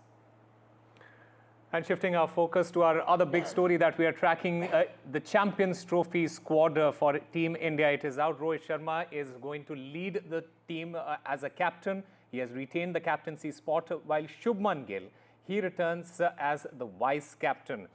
The big point here is Jasprit Bumrah's availability and his fitness. He has made it to the team, but he is still unfit. What the selectors, the selector Ajit Agarkar and the captain, they have said that they are going to monitor this development, Bumrah's fitness for at least till the first week of February, and then going to decide on whether he will be available for the Champions Trophy or not. Mohammad Shami, he is now back in the team. The Champions Trophy team, it looks like Rohit Sharma is the captain, Shubman Gill the vice captain, Virat Kohli, he is in the squad with Shreyas Iyer making a comeback, KL Rahul, Hardik Pandya, Akshar Patel, Washington Sundar. They're there in the team. Kuldeep Yadav, he also makes a comeback. Jasprit Bumrah, as per availability and his fitness, he is in the team at the moment. Mohammad Shami is back. Arshdeep Jaiswal, Rishabh Pant and Ravindra Jadeja are there in that particular team. I also have with me Rika Roy here. Rika, what do you make of this particular team? Before we go to our guests who are joining us at the moment, just very quickly, what do you make of this team at the moment? Well, last time we played 50 overs ICC trophy. We made it to the final of the tournament, which was the 50 over World Cup. And looking at this team, one has a lot of hope because Shami is back and Bumrah, if he is fit, then and firing on all cylinders, then India might just this time get over the finish line. But having said that, it's too early to tell. Whether when it comes to Jasprit Bumrah, we know that scans are expected to be performed on him on the 2nd of February, after which one would get to know what is the status of Jasprit Bumrah. There is a likelihood that he will miss out the first 2 matches of the England series, and then going into the Champions Trophy, his back, the condition of his back is constantly going to be monitored. So Bumrah is a big question. Also, Osama, Kuldeep Yadav, who has undergone a groin surgery, who's not completely fit, he also makes the squad. So 2 people, despite not being fit, India has reposed a lot of faith in them. Speaking about Jasprit Bumrah, Rika, Rohit Sharma and Ajit Agarkar, they spoke about Jasprit Bumrah and his fitness. Let's in fact listen in to what Rohit Sharma and Ajit Agarkar had to say about Bumrah before we go to our guests. It's only Siraj who's not there, but that's purely because we thought of it since we are not sure about Bumrah, whether he is going to play or not. So we wanted to pick a squad where we have options of both somebody to bowl with new ball and somebody to bowl at the back end. So if obviously with Bumrah missing or not sure, we wanted Arshdeep to come and play that role of, bowling at the back end. We obviously with Bumrah, we are waiting to hear about his fitness and when he's likely to be available. So Harshit Rana will be part of the one-day squad against England right now, because at the moment I don't think he's likely to be fit for the first couple of games, at least from what we gather. I know he was asked to offload for 5 weeks of bowling, which is early first week February if I'm not wrong, and we'll probably find out a bit more around that time what exactly, and with regards to what his medical condition is, I'm sure BCCI might just put something out. All right, we also have with us Rajiv Seth and Ritinder Singh Sodhi joining us on the broadcast at the moment. Rajiv Seth, to you first. Bumrah, his availability is, there is still question marks on his availability, although he has been included in the squad. What did you make of what the selector and the captain had to say about Jasprit Bumrah? Because a lot depends on how Bumrah plays and performs for Indian cricket team and his availability. If he is not available, then it's a big loss for Team India. Hi Osama, hi Rika, and hi to all the viewers. I think you rightly picked it. To my mind, missing out on somebody like Jasprit Bumrah with his current form would be very unfair for the country's interest. But you have to look at his fitness and the kind of turmoil he's gone through and the load that he's taken. It's not been easy on him. So I think there is a bit of a waiting game being played. But on the other hand, I think selectors and the captain and the think tank are being a little careful as to how to utilize Bumrah in the time ahead, because it's not about Champions Trophy, it's also about the period ahead. On the other hand, what are the options they have if Bumrah doesn't make it? Then in that case, we already have heard a fair bit from both Rohit and Ajit that they have Siraj and Harshit in mind too. But the way I look at the squad, the way it is turning out to be, I think they are very sensitive to the fact that we are going to play on the subcontinent wickets. which is where they are keeping their spinner base very strong while they have bowlers for the death. So it's that kind of a mix. But as you rightly pointed out, it's too costly of a miss to not count on Bumrah. Absolutely. And Ritinder, Shami returns, and that too after a long hiatus. How crucial is that?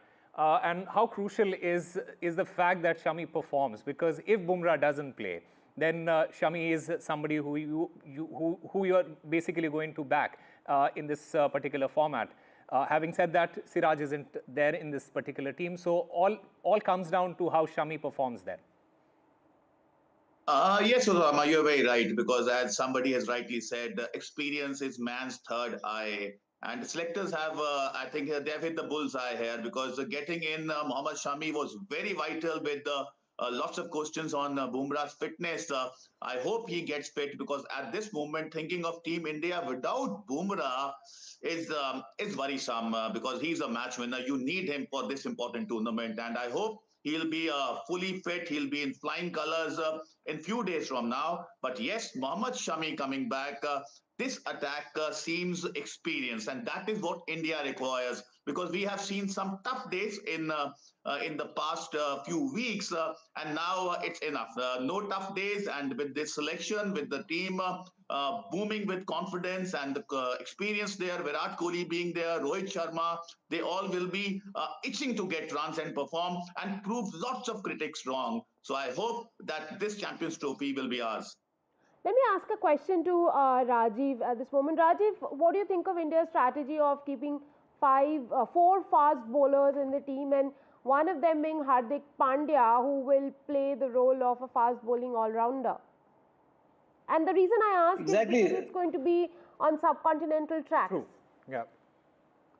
Exactly, and you hit the nail on its head, because you know, Rika, the way the things are, that you also got to consider the fact that if you are looking at the seam bowling part, then Hardik comes in as the all-rounder who could fill in for those crucial overs. And when it comes to playing spinners on the heavier side of your playing 11, that's where also Hardik comes as a good balance. So it is actually a trade-off, but I personally feel it's somewhat somewhat in favor of spinners, the way I see it, more than the seamers. While I agree with Ritinder that it's such a valuable asset, Shami being there. But Shami also, we have to be very careful that it's coming out of injury. So we have a bit of a problem on hand. Arshdeep having a very good form in the recent ongoing Vijay Hazare also, and his overall input in ODI format.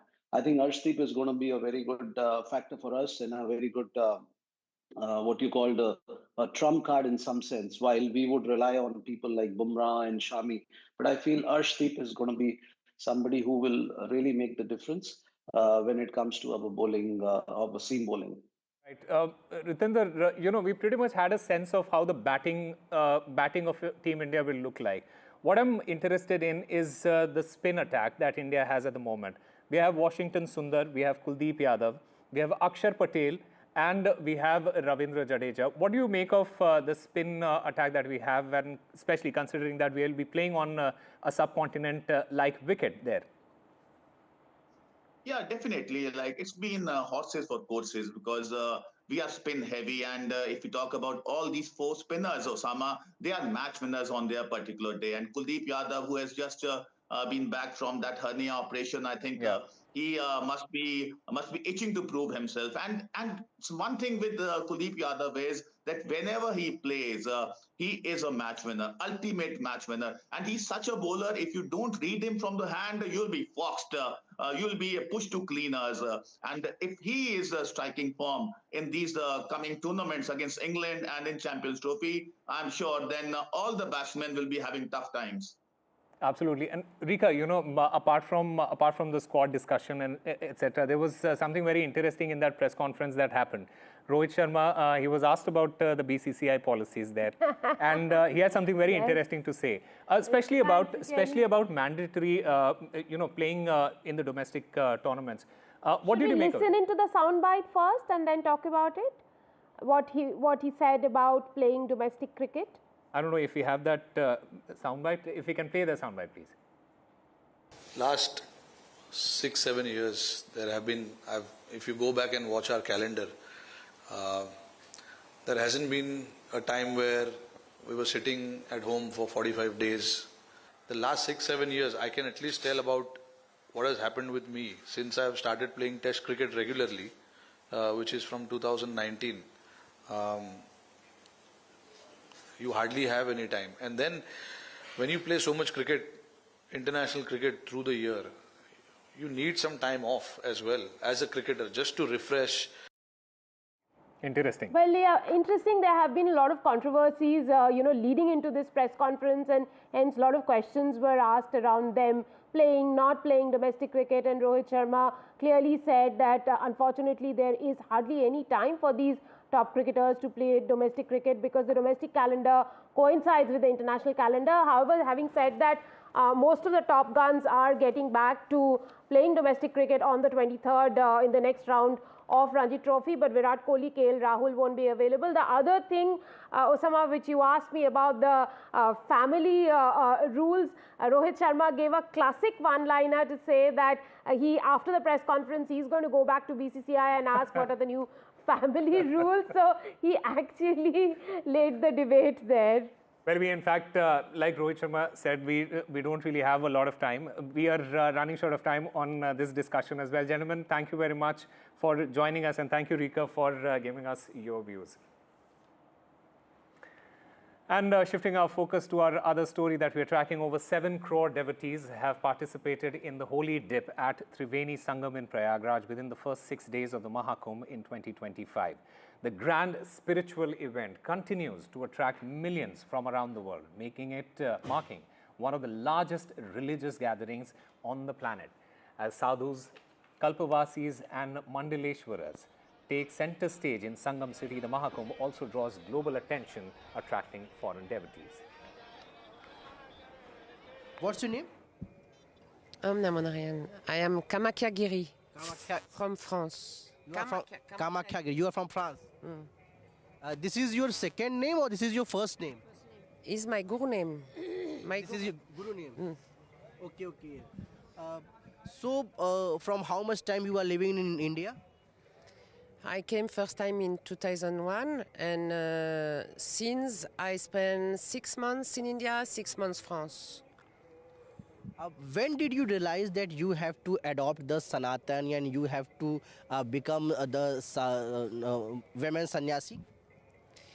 I was introduced about Sanatan Dharma before to came in India, in mantra and Advaita Vedanta and Sanatan Dharma, and it was speak to my soul. And since I do meditation, after my father was in India, bring me to here, and I was big, amazing shock about everything, the people, and I came every year and start to interesting by myself to church, in the book, go to the temple. And 7 years before I get Shaktipat from somebody in Tamil Nadu. And this time start very big and incredible process on me, like alchemic process. You don't you don't control anything. You know, this Shakti coming inside and certainly remove all many things.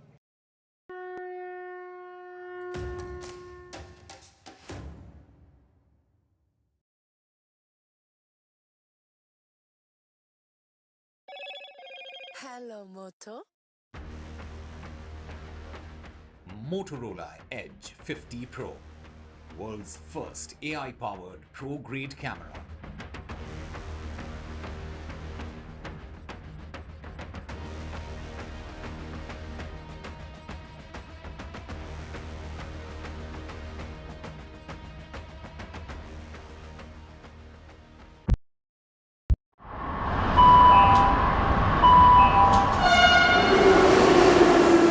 Attention please. Delhi Election Metro 2025 is arriving on People's Platform. Please mind the gap. BJP or AAP, who will get to the Delhi Secretariat station? दरवाजे बाईं तरफ खुलेंगे. Who will Delhi voters open the victory doors for? And who will be shown the door? Can the BJP throw AAP's victory run off track? Or will it be Kejriwal's ticket to win again? Can Congress take the election metro to revival? We will track it all for you. Delhi's decision destination. Doors will open on the left. Stay tuned to NDTV for mega metro poll coverage. Well, I'm in Altadena. This is one of the worst hit areas. When disaster strikes, NDTV World brings you exclusive on-the-ground reports straight from the heart of the action. A neighbourhood in Los Angeles that has been devastated by fire. I just received an emergency alert extreme, which has come on my phone. Stay tuned for NDTV World's in-depth coverage as we bring you the real stories from Los Angeles. This is the Altadena area, and there are still fires, and there's a lot of smoke in the area. These houses completely gutted. This is reporting that matters only on NDTV World. I've been reporting on all issues, big and small, from Andhra Pradesh, Telangana, rest of South India, bringing you all the action, all that you need to know, all that you want to know. The energy of Maximum City is infectious. I bring in that energy in our news coverage from financial capital Mumbai. Covering from the southernmost part of India over the last 23 years, I bring in-depth and 360-degree coverage from the Dravidian heartland. The land of Mishti is also known for its bitter politics. I have seen much water flow under the Howrah Bridge, covering Bengal in all its vivid colors.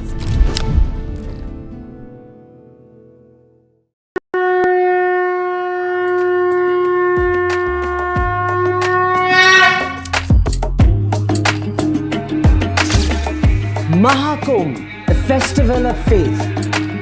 The world's biggest spiritual festival. The divine dip at the spiritual Sangam. A sacred confluence of faith, culture and heritage. NDTV's mega coverage of the Mega Fest. NDTV at Maha Kumbh 2025.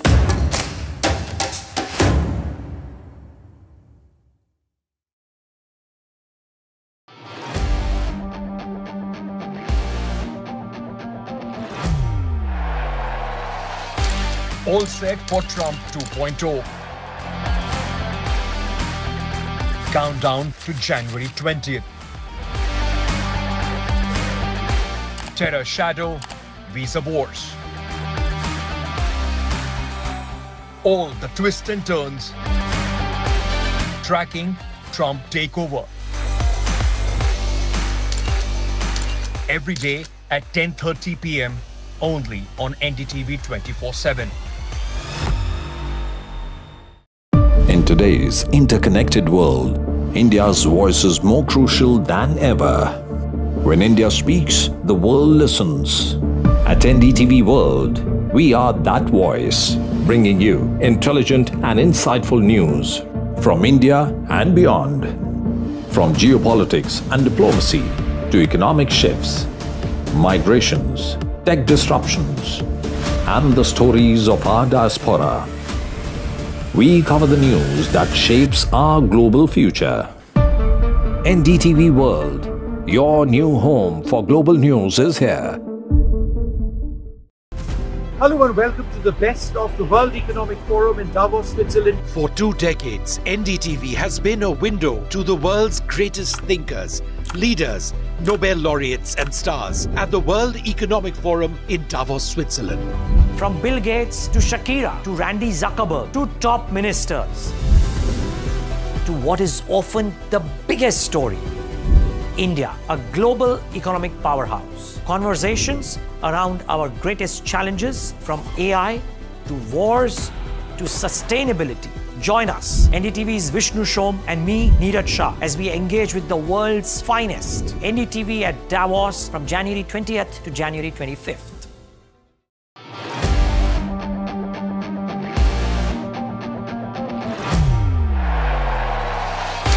All set for Trump 2.0.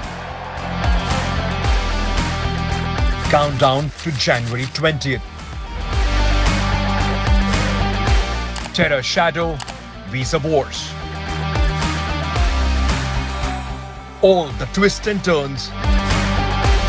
Tracking Trump takeover. Every day at 10:30 p.m. only on NDTV 24/7.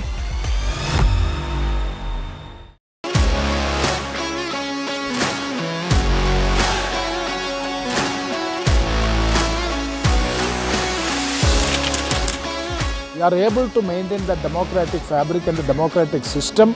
I want to do something that can make a difference. लगातार जनता की आवाज को सरकार तक पहुंचाने का काम मैं करता हूं. I was a student up until very recently. I really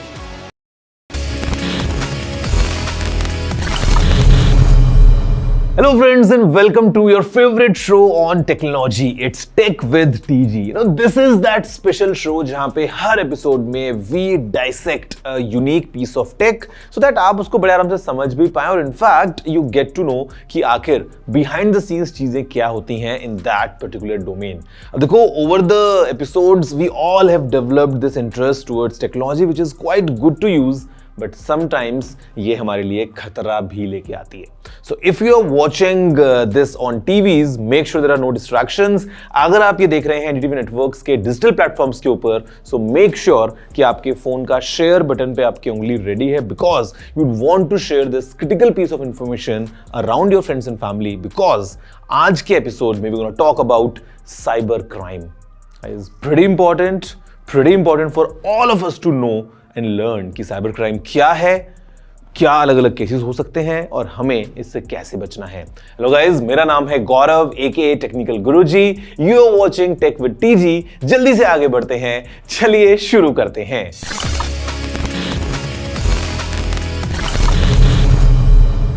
friends, cyber crime के बारे में जब भी हम बात करते हैं, what the first thing that comes to your mind? I am sure it's related to money. कि किसी के साथ कुछ ऑनलाइन फ्रॉड हो गया, someone stole a few hundred to a few thousand to a few crore rupees via online transactions और ये सब कुछ क्योंकि ऑनलाइन हुआ, it happened in the cyber space, हमने इसको नाम दिया cyber crime.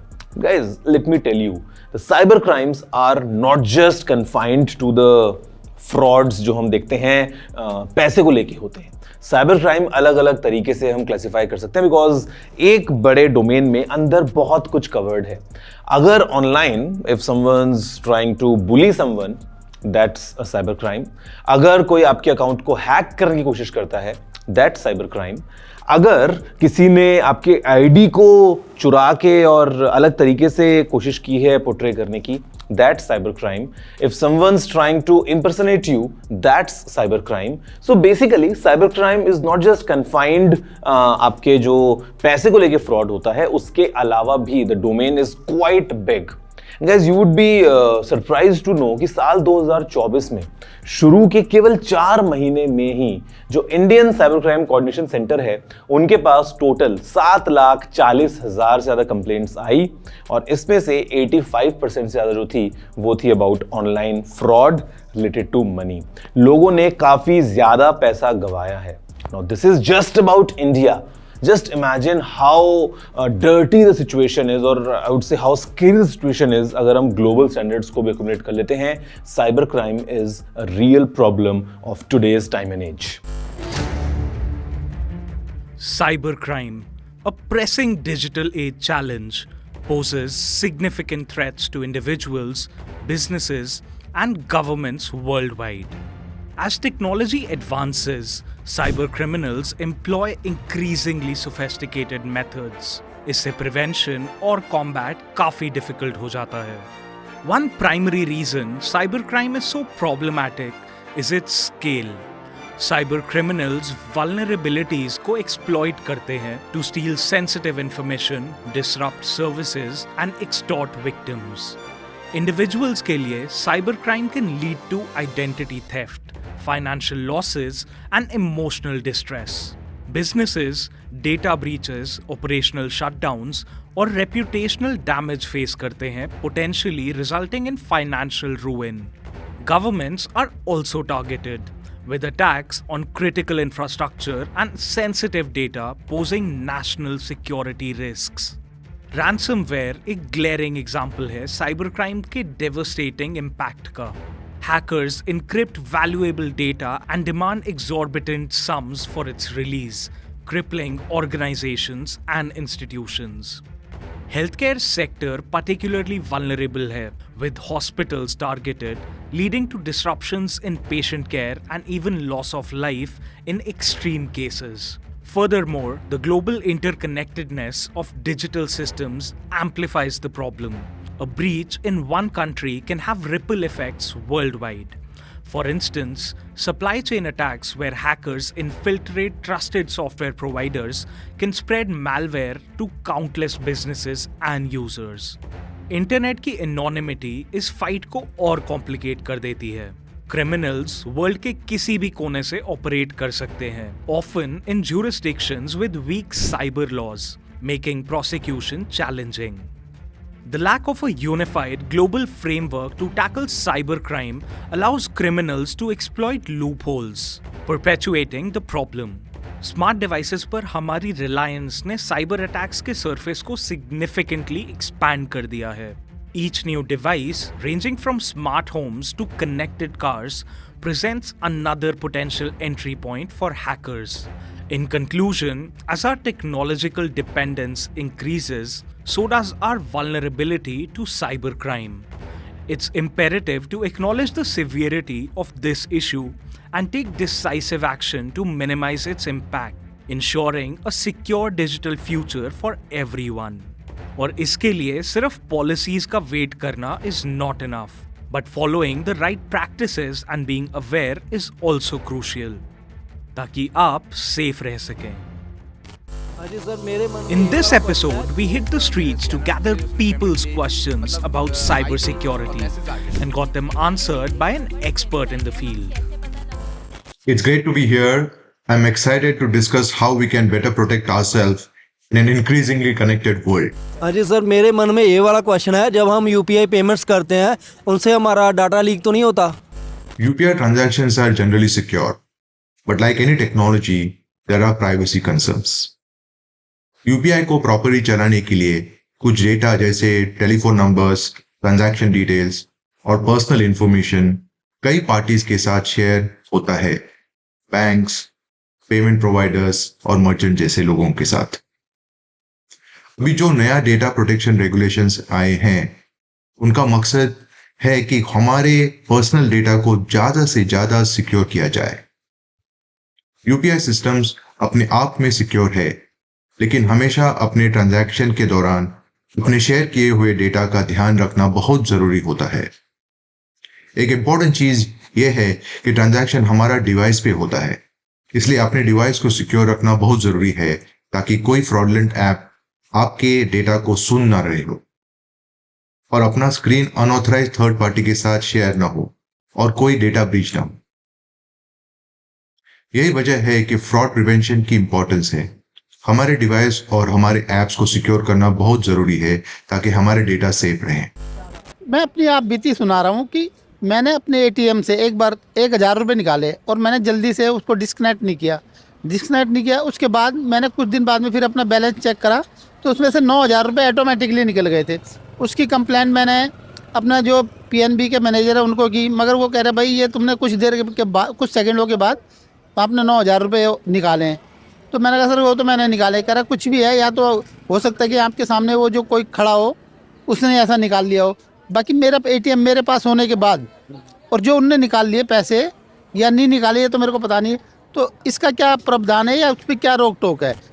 UPI ट्रांजैक्शन को सेफ रखने के लिए सबसे पहला रूल है कि कभी आपका UPI पिन या OTP किसी के साथ शेयर मत करो. साथ ही अनसॉलिसिटेड मैसेजेस या फिशिंग अटेम्प्ट्स से बहुत केयरफुल रहो. अगर आपको कोई डाउट है तो रिसिपिएंट की डिटेल्स दोबारा चेक कर लेना। और एक सिंपल टिप, अपने डिवाइस और यूपीआई ऐप को हमेशा अपडेट रखो और अगर पॉसिबल हो तो बायोमेट्रिक ऑथेंटिकेशन एनेबल कर लो ताकि एक्स्ट्रा सिक्योरिटी मिले। अगर फिर भी आप फ्रॉड का शिकार हो जाते हैं तो घबराइए मत। सबसे पहले अपने बैंक को इमीडिएटली रिपोर्ट करें और लोकल अथॉरिटीज को कांटेक्ट करें। आप national cyber crime reporting portal पर भी जा सकते हैं जहां पे आप वहां पे रिपोर्ट कर सकते हैं आपके इश्यूज। अगर फिर भी प्रॉब्लम सॉल्व ना हो तो बैंकिंग ओम्बड्समैन के पास भी जा सकते हैं। Friends, it's not over yet because अभी तो और सवालों के और जवाब भी बाकी हैं। आपको सब कुछ मिलने वाला है right after the short break. In between just share whatever you learned till now to the people around you. आप उनके साथ इंफॉर्मेशन शेयर कीजिए और मैं ब्रेक के बाद में आपसे मिलता हूं with even more answers to all your questions around cyber crime right after the short break.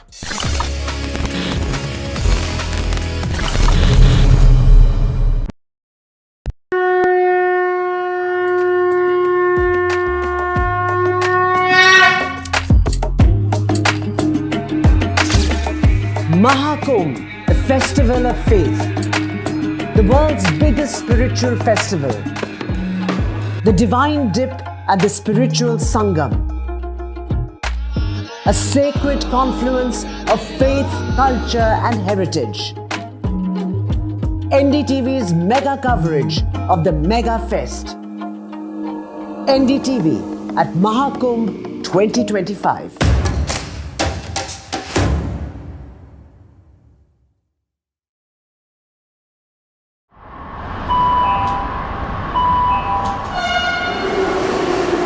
Kind attention, please.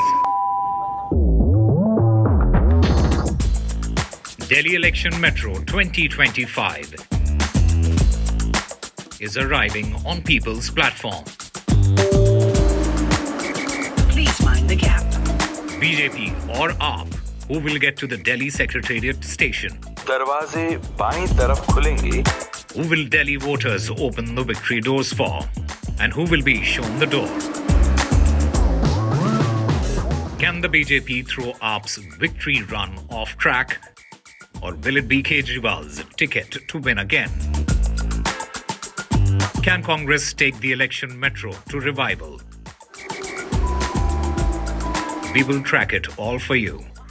Delhi's decision destination. Doors will open on the left. Stay tuned to NDTV for mega metro poll coverage. Well, I'm in Altadena. This is one of the worst hit areas. When disaster strikes, NDTV World brings you exclusive on-the-ground reports straight from the heart of the action. A neighbourhood in Los Angeles that has been devastated by fire. I just received an emergency alert extreme which has come on my phone. Stay tuned for NDTV World's in-depth coverage as we bring you the real stories from Los Angeles. This is the Altadena area, and there are still fires and there's a lot of smoke in the area. These houses completely gutted. This is reporting that matters only on NDTV World. I've been reporting on all issues, big and small, from Andhra Pradesh, Telangana, rest of South India, bringing you all the action, all that you need to know, all that you want to know. The energy of Maximum City is infectious. I bring in that energy in our news coverage from financial capital Mumbai. Covering from the southernmost part of India over the last 23 years, I bring in-depth and 360-degree coverage from the Dravidian heartland. The land of Mishti is also known for its bitter politics. I have seen much water flow under the Howrah Bridge, covering Bengal in all its vivid colors.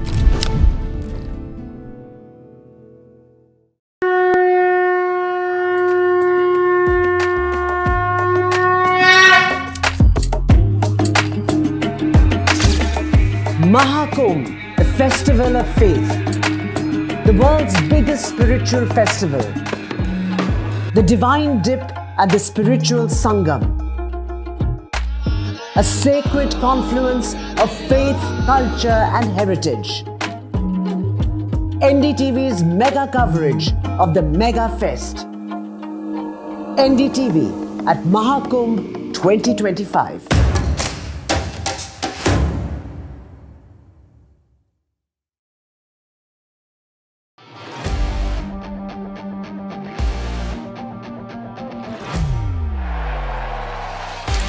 All set for Trump 2.0. Countdown to January 20th. Terror shadow, visa wars. All the twists and turns. Tracking Trump takeover. Every day at 10:30 p.m. only on NDTV 24/7. In today's interconnected world, India's voice is more crucial than ever. When India speaks, the world listens. At NDTV World, we are that voice, bringing you intelligent and insightful news from India and beyond.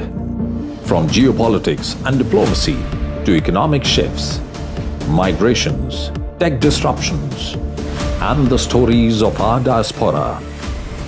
We cover the news that shapes our global future. NDTV World, your new home for global news is here. Hello and welcome to the best of the World Economic Forum in Davos, Switzerland. For 2 decades, NDTV has been a window to the world's greatest thinkers, leaders, Nobel laureates and stars at the World Economic Forum in Davos, Switzerland. From Bill Gates to Shakira to Randy Zuckerberg to top ministers to what is often the biggest story, India, a global economic powerhouse. Conversations around our greatest challenges from AI to wars to sustainability. Join us, NDTV's Vishnu Shom and me, Neeraj Shah, as we engage with the world's finest. NDTV at Davos from January 20th to January 25th.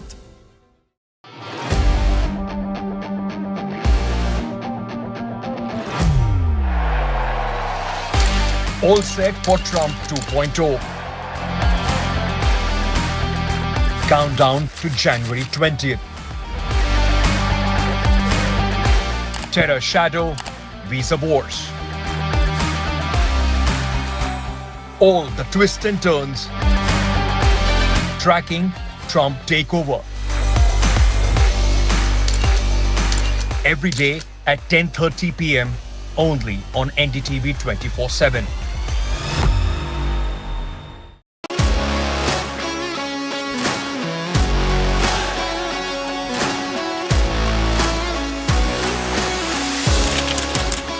We are able to maintain the democratic fabric and the democratic system. I want to do something that can make a difference. लगातार जनता की आवाज को सरकार तक पहुंचाने का काम मैं करता हूं. I was a student up until very recently. I really want to work and do something for my people because they have given me this opportunity. They have elected me. सोचा नहीं था कि राज्यसभा सांसद बनूंगी.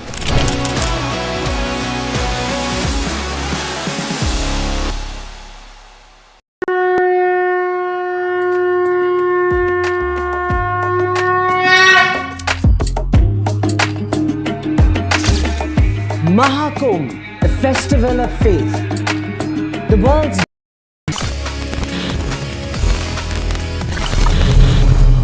Hello friends, welcome back after the break to your favorite tech show. It's Tech with TG and in today's episode अभी तक हमने बात की अराउंड साइबर क्राइम और मुझे बहुत अच्छा लगा ये जान के कि हम आपके सवालों के जवाब दे पा रहे हैं. Because what I have observed is कि अक्सर लोग इन चीजों को लेके बात नहीं करते हैं. Just because maybe they are too scared to share all their experiences within their friends group. कई बार अगर उनके साथ में fraud हो जाता है तो they just keep it to themselves. उनको लगता है कि लोग क्या कहेंगे या लोग हंसेंगे. But it's good to know that you have shared your questions directly with us. Let's look at a few more questions and their answers. मैं ये पूछना चाहता हूँ कि जो साइबर सिक्योरिटी से पीड़ित जो व्यक्ति है उसके लिए क्या कोई इजी प्रोसीजर बनाया जा रहा है कि जिससे कि वो तुरंत जो है रिपोर्ट नॉलेज करे और उस पे एक्शन हो. साइबर क्राइम को इमीडिएटली रिपोर्ट करने के लिए call the toll free helpline number 1930 for assistance और you can visit the official national cyber crime reporting portal पर अप्रोप्रिएट कैटेगरी चूज करें. For crimes against women and children use the dedicated section, while other cybercrimes can be reported under Report Other Cybercrimes. Fill out the form with details such as your name, contact information and a description of the incident. आपके पास जो भी evidence है जैसे screenshots, emails या transaction details वो attach करें. You can also visit your nearest police station or cybercrime cell to file a first information report or FIR for further action. ऐसे cases में जल्दी एक्शन लेना इज वेरी इंपॉर्टेंट. इससे आपकी problem का solution मिलना थोड़ा आसान हो जाता है. मैं लास्ट वीक यहाँ से इंडिया गेट गया तो एक लड़के ने मुझे स्कैनर दिखलाया और वो उसने पेमेंट करी, लेकिन वो मेरे पास पेमेंट नहीं आई. वो मेरे स्कैनर से उसने पेमेंट ले आई नहीं और मैसेज आ गया. उसका संविधान कुछ है कि नहीं है?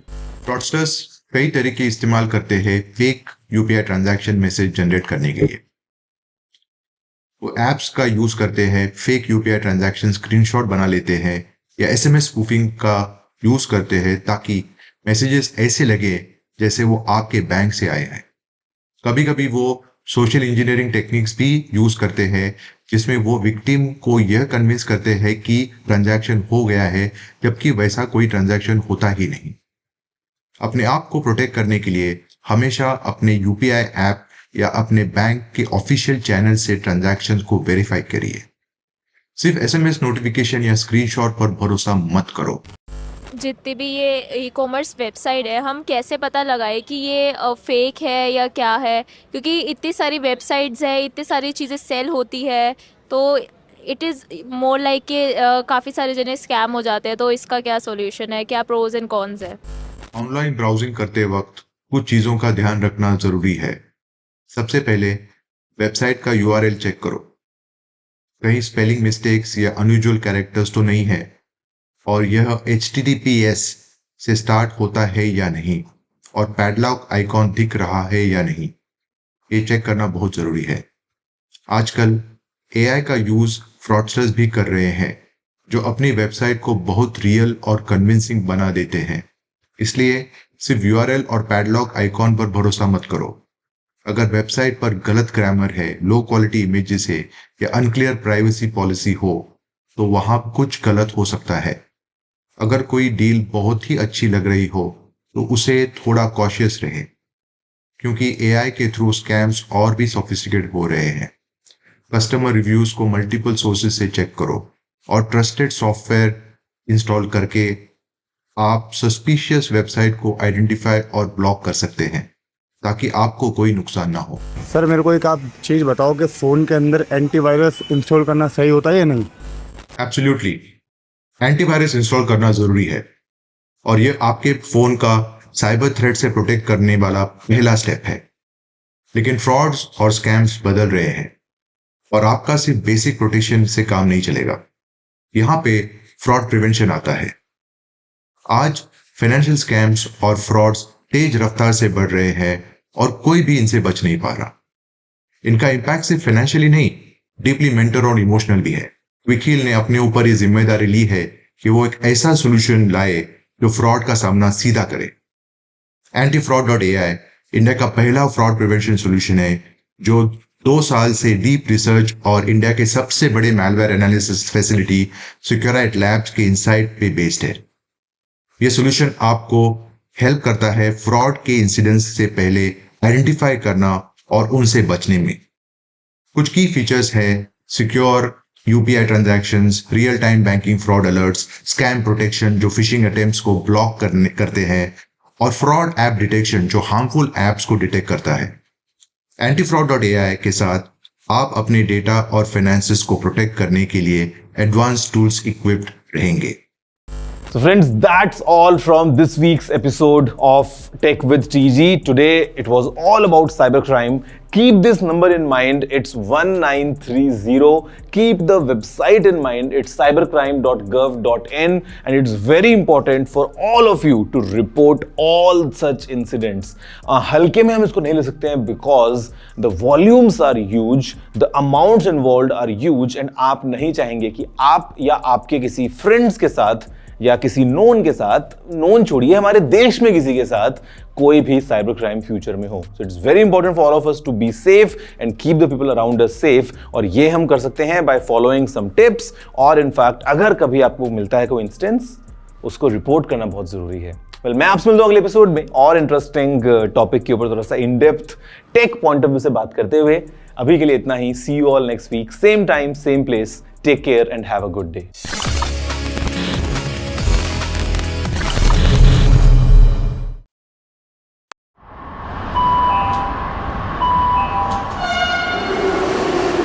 Kind attention, please.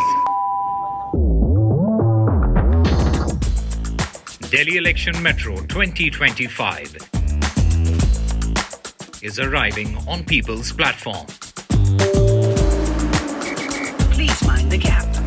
BJP or AAP, who will get to the Delhi Secretariat station? दरवाजे बाईं तरफ खुलेंगे. Who will Delhi voters open the victory doors for? And who will be shown the door? Can the BJP throw AAP's victory run off track? Or will it be Kejriwal's ticket to win again? Can Congress take the election metro to revival? We will track it all for you. Delhi's decision destination. Doors will open on the left. Stay tuned to NDTV for mega metro poll coverage. Well, I'm in Altadena. This is one of the worst hit areas. When disaster strikes, NDTV World brings you exclusive on-the-ground reports straight from the heart of the action. A neighbourhood in Los Angeles that has been devastated by fire. I just received an emergency alert extreme which has come on my phone. Stay tuned for NDTV World's in-depth coverage as we bring you the real stories from Los Angeles. This is the Altadena area, and there are still fires and there's a lot of smoke in the area. These houses completely gutted. This is reporting that matters only on NDTV World. I've been reporting on all issues big and small from Andhra Pradesh, Telangana, rest of South India, bringing you all the action, all that you need to know, all that you want to know. The energy of Maximum City is infectious. I bring in that energy in our news coverage from financial capital Mumbai. Covering from the southernmost part of India over the last 23 years, I bring in-depth and 360-degree coverage from the Dravidian heartland. The land of Mishti is also known for its bitter politics. I have seen much water flow under the Howrah Bridge, covering Bengal in all its vivid colors.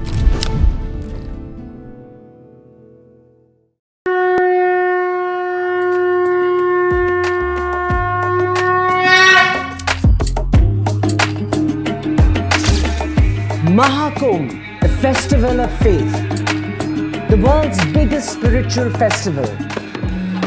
The divine dip at the spiritual Sangam.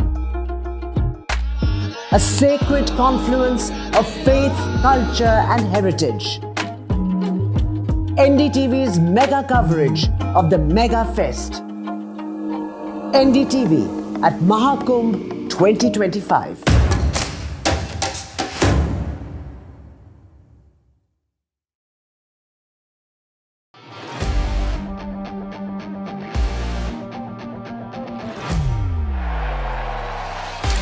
All set for Trump 2.0. Countdown to January 20th. Terror shadow, visa wars.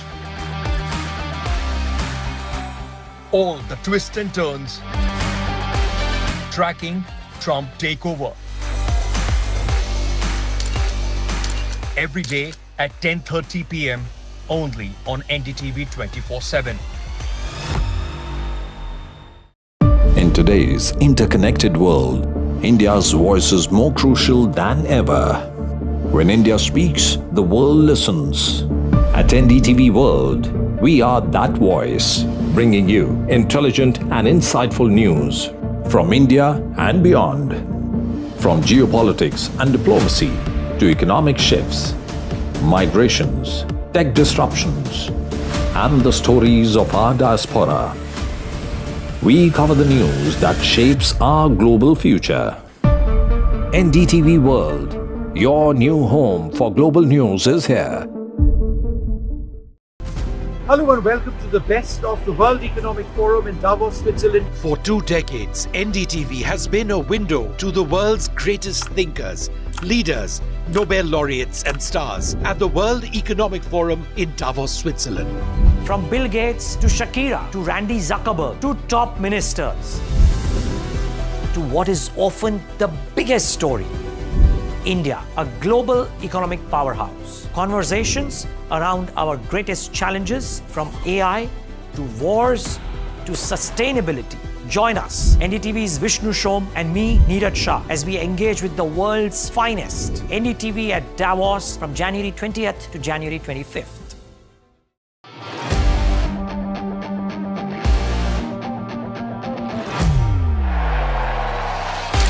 All set for Trump 2.0. Countdown to January 20th. Terror shadow, visa wars. All the twists and turns. Tracking Trump takeover. Every day at 10:30 p.m. only on NDTV 24/7.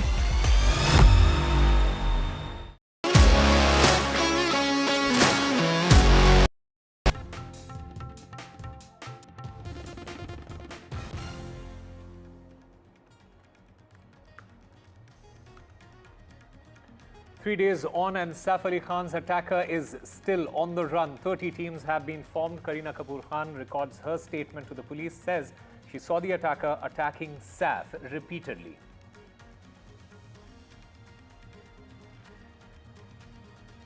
In the RJ Kaur rape and murder case, the court has found the prime accused guilty. Arguments on punishment will be heard on Monday.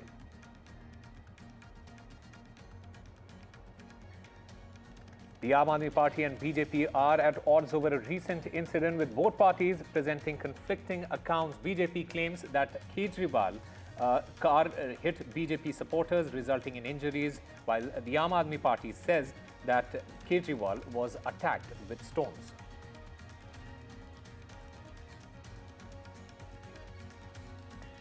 Just a day to go for Trump swearing-in ceremony. Trump's inauguration has been moved indoors due to cold weather.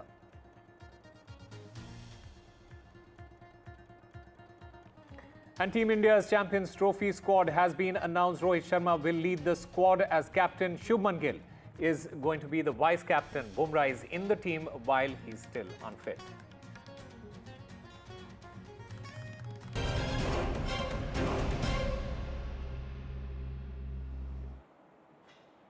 Hello and welcome. You're watching NDTV 24/7. I'm Osama Shah. The latest update in the Saif Ali Khan stabbing case.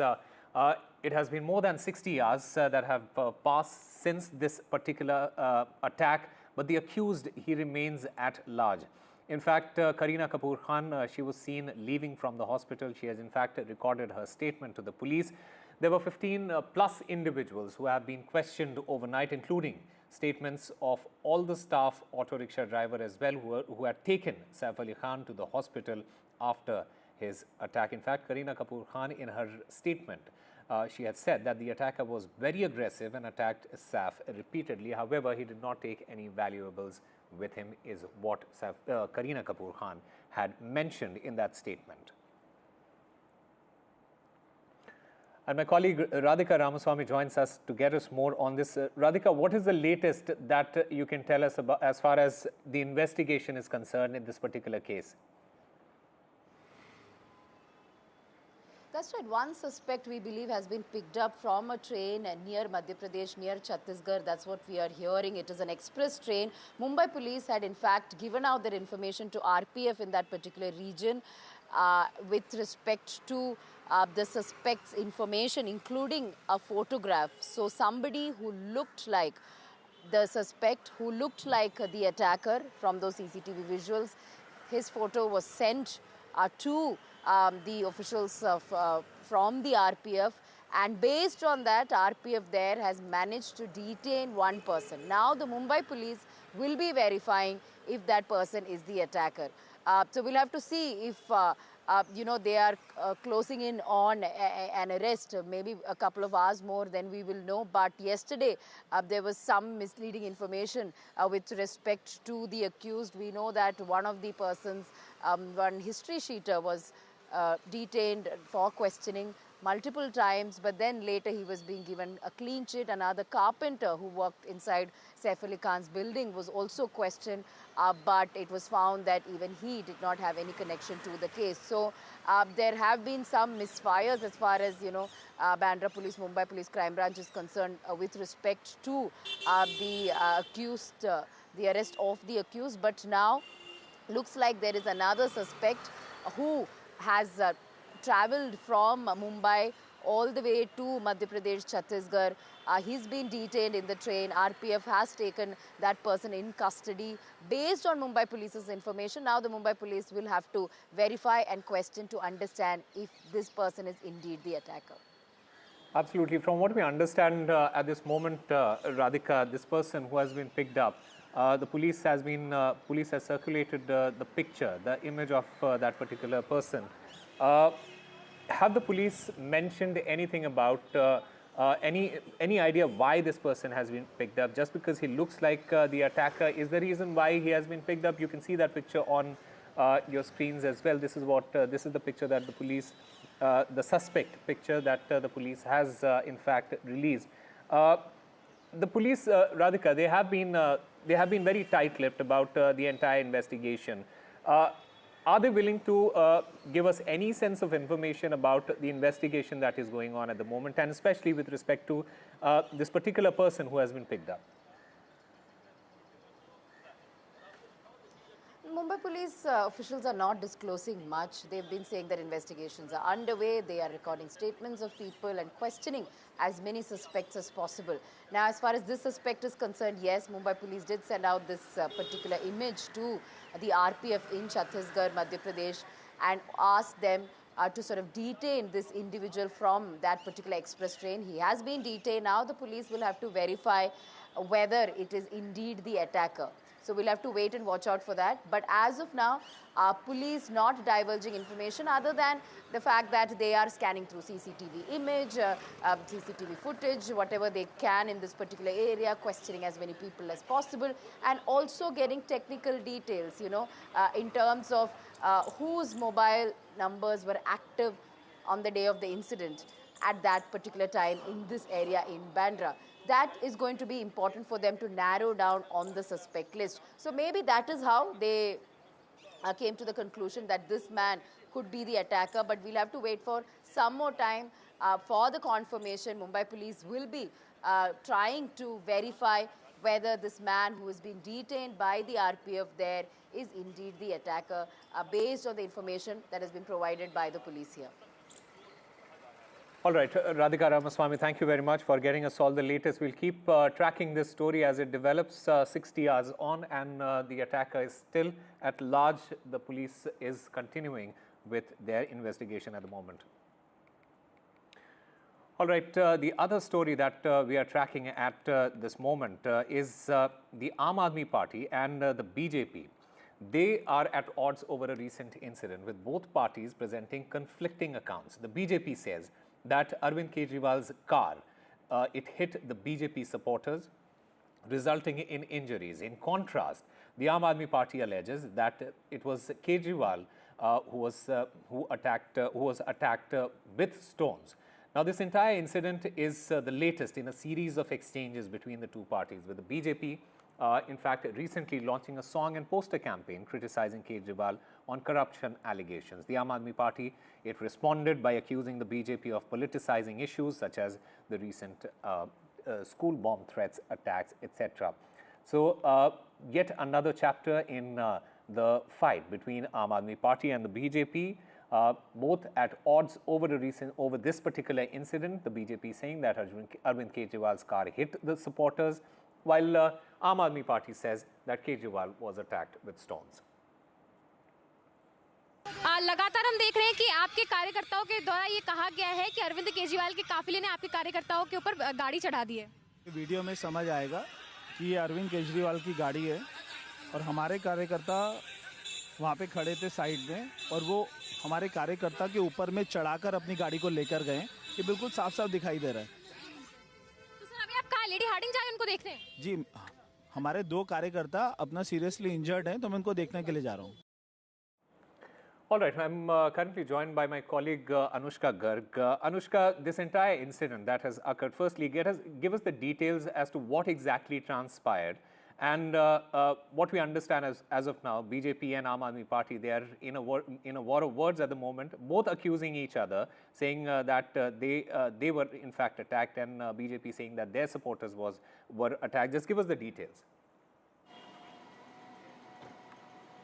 Well, certainly, Osama, what we're seeing is another episode of Aam Aadmi Party versus BJP ahead of the upcoming assembly elections. What we saw was Arvind Kejriwal was doing a rally at the Gold Market. He was doing, an election, campaign sort of thing. And while one protester comes in front of his car and starts chanting, starts sloganeering, in fact. Also, what the Aam Aadmi Party is saying that the protester was in fact a supporter of BJP and had tried to hit Arvind Kejriwal's car with a stone. He was trying to pelt stones on the vehicle in which Arvind Kejriwal was sitting.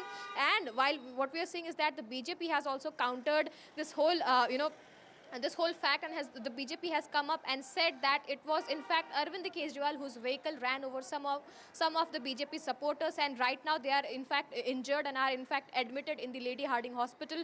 Pravesh Sahib Singh, who is the BJP leader, and also he's the candidate from New Delhi constituency who's in fact contesting against Arvind Kejriwal, is in fact inside Lady Harding Hospital. He's also he has also went to see the injured BJP supporters who are right now in the plaster room of the Lady Harding Hospital. Also, what we are also hearing is that the police account, Delhi police sources have said that no attack has happened. In fact, both the parties were sloganeering near the Gold Market area, and the police immediately put a stop to that. And both the parties were in fact separated from that whole scuffle that took place at Gold Market, where Arvind Kejriwal was holding the election campaign, and that is how this whole matter is still unfolding.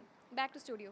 All right, Anushka Garg, thank you very much for getting us all the details. So yet another chapter, as Anushka was mentioning, in the fight between Aam Aadmi Party and Arvind Kejriwal's and the BJP there. Shifting our focus to the Kolkata rape and murder case, the court has found the prime accused guilty. Accused Sanjay Roy has been convicted. The arguments on the punishment will be now heard on Monday.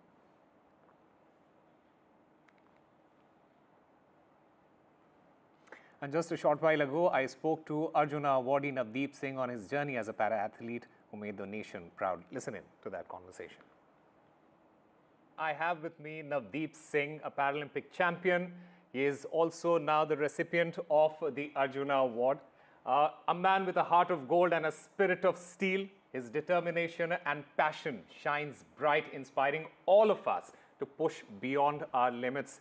Navdeep, बहुत बहुत धन्यवाद NDTV के साथ बात करने के लिए। क्या हाल चाल है? बढ़िया सर। बढ़िया है जी।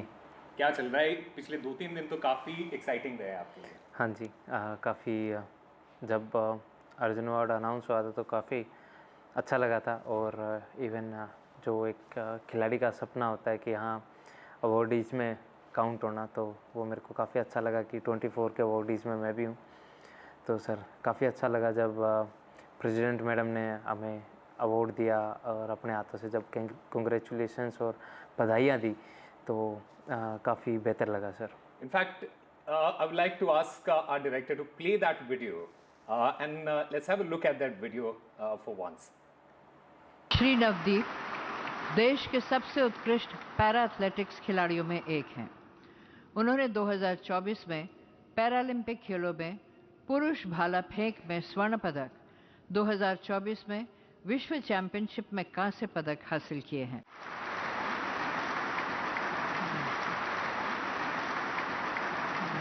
श्री नवदीप को पैरा एथलेटिक्स खेल में उनकी उत्कृष्ट उपलब्धियों को मान्यता प्रदान करते हुए वर्ष 2024 के लिए अर्जुन पुरस्कार प्रदान किया जाता है। श्री नवदीप। स्पोर्ट्स जर्नी, जो स्पोर्ट्स करियर के शुरुआत में जो सपने देखे थे वो सब एक साथ एक मेमोरी में आ रहे थे, और फिर वो सब को अच्छा फील करते हुए फिर मैं आगे बढ़ा था मैडम के पास, और फिर अच्छा लगा सर। आपने सपने के बारे में बात किया। बहुत सारे एथलीट्स का ये एक सपना होता है कि सिर्फ देश को रिप्रेजेंट कर सकें, अपने कंट्री को रिप्रेजेंट कर सकें ओलंपिक्स में, पैरालंपिक्स में, किसी भी एक बड़े टूर्नामेंट में।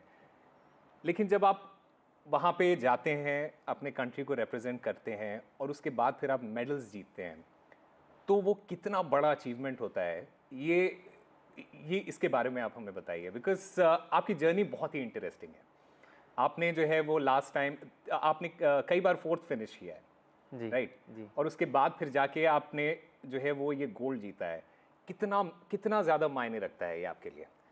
सर वैसे तो हर खिलाड़ी के लिए ओलंपिक और मतलब पैरालंपिक गोल्ड मेडल काफ़ी प्रीशियस होता है, क्योंकि उसके ऊपर कुछ नहीं है। आप विश्व स्तर पर और पूरा मतलब एक तरीके से बोल लें तो इस पृथ्वी पर अपने उसमें सर्वश्रेष्ठ हो उस समय के लिए। तो काफ़ी अच्छा लगता है कि जब हम अपने सपने साकार करते हैं या फिर जब हम अपने उनको लेके चलते हैं कि हाँ भाई हम एक ये छोटी सी उम्मीद लेके हमने गेम शुरू किया था और उस उम्मीद ने हमारे ये 7 साल 8 साल एक छोटी सी उम्मीद ने हमें हमारे सपने के साथ हमारे गेम के साथ हमें जोड़े रखा और उसके साथ जो भी हमें प्राप्त हुआ, हम देश का नाम रोशन कर पाए, वो हमारा सौभाग्य है। और बस वही है कि उम्मीद जब रहती थी कि हाँ मतलब अभी ये करना है, ये सोच के हम बचपन से सोच के चलते हैं कि खिलाड़ी को सिर्फ ओलंपिक गोल्ड और पैरालंपिक गोल्ड की एक चाह होती है और वो मिलता है तो सर खुशी और हर्षोल्लास का ठिकाना नहीं रहता। वहाँ पे हमने उस वीडियो में देखा था, पीछे आपके कार्तिक आर्यन बैठे हुए थे। जी, जी, एक बड़ा इंटरेस्टिंग वीडियो है आपका। आप कार्तिक से मिले वहाँ पे राष्ट्रपति भवन में, बाहर में आप उनसे मिले। बड़ा आपने जो है वो जाके उनको गले वले लगाया। उनके साथ जो मुलाकात हुई है आपकी, उस मुलाकात के बारे में बताइए, क्योंकि बहुत कम लोग जानते हैं कि आप लोग काफ़ी क्लोज हैं, काफ़ी फ्रेंडली हैं आप लोगों के वीडियोज़ इंस्टाग्राम वगैरह पे हम लोग देखते रहते हैं। मेरे को पहले पता लग गया था कि सर आ रहे हैं एक रात पहले, तो मैं एक्साइटेड था क्योंकि जिस तरीके से वो मिलते हैं, जिस तरीके से उनका नेचर है और स्पोर्ट्स के प्रति जो लगाव है। आफ्टर मतलब चंदू चैम्पियन जब उन्होंने बनाई तो वो खुद उन्होंने बोला कि मेरे को पता है कि मैंने कैसे अपने आप को ये गेम करके अपने आप को परफेक्ट बनाया। इनफैक्ट मैं अपने डायरेक्टर से रिक्वेस्ट करूँगा कि if you can play that video of Navdeep meeting Kartik Aryan.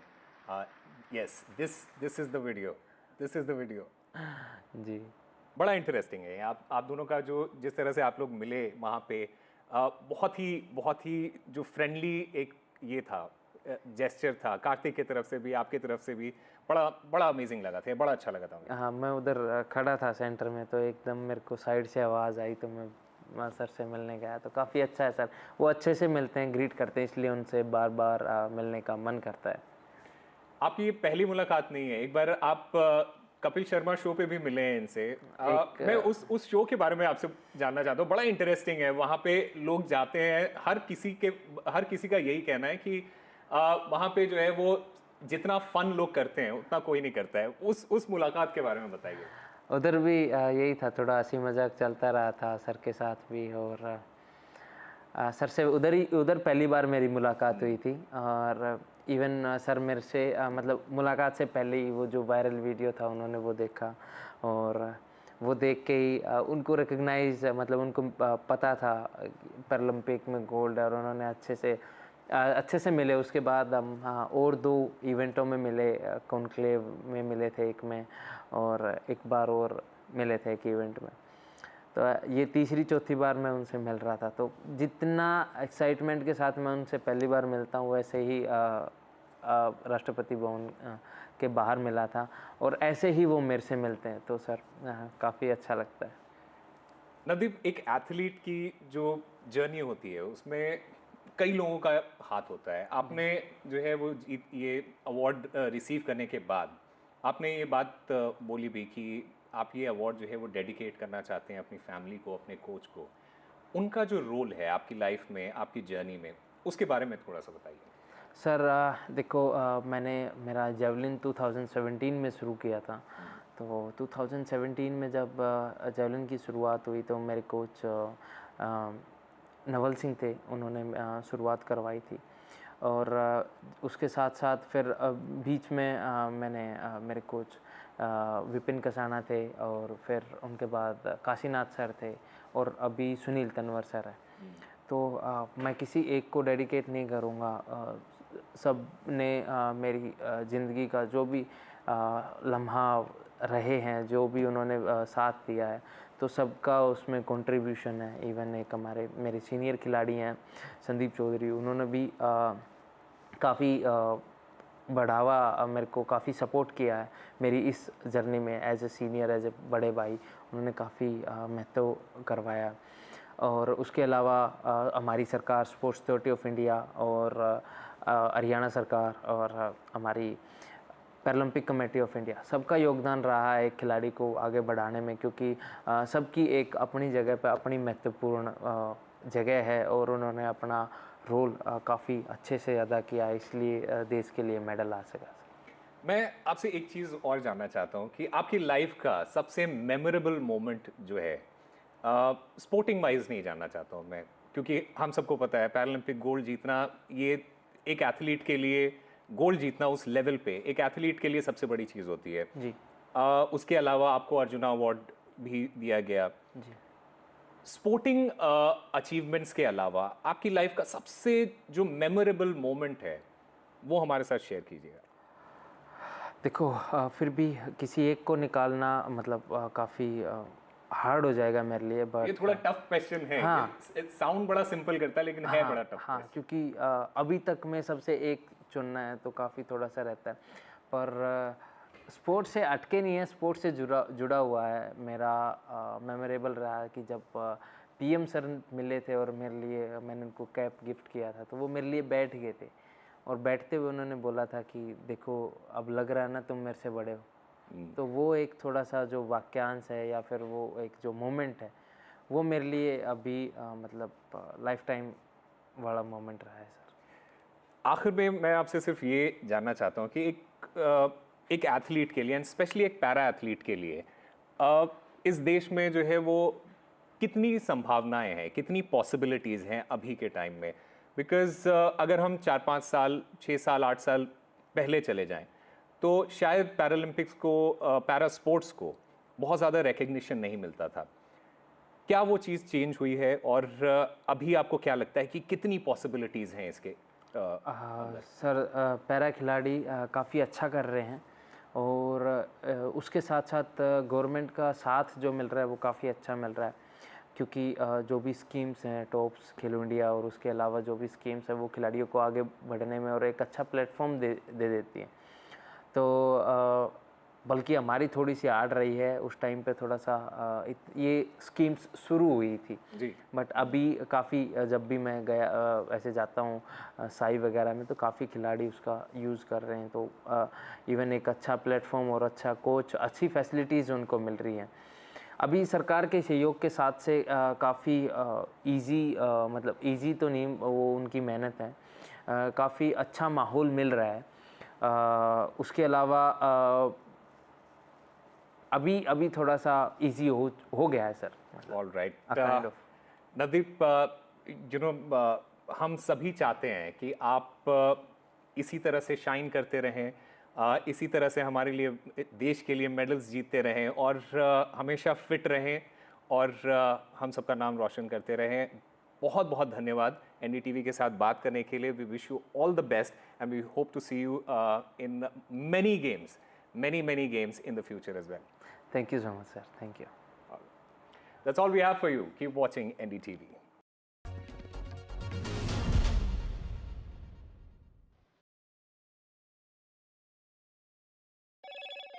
Hello, Moto. Motorola Edge 50 Pro, world's first AI-powered pro-grade camera.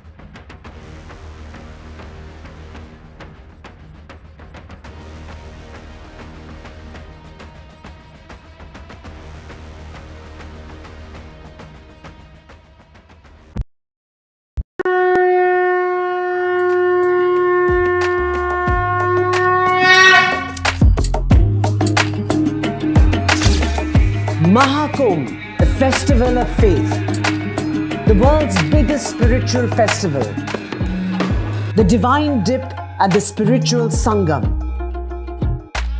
a sacred confluence of faith, culture and heritage. NDTV's mega coverage of the Mega Fest. NDTV at Maha Kumbh 2025.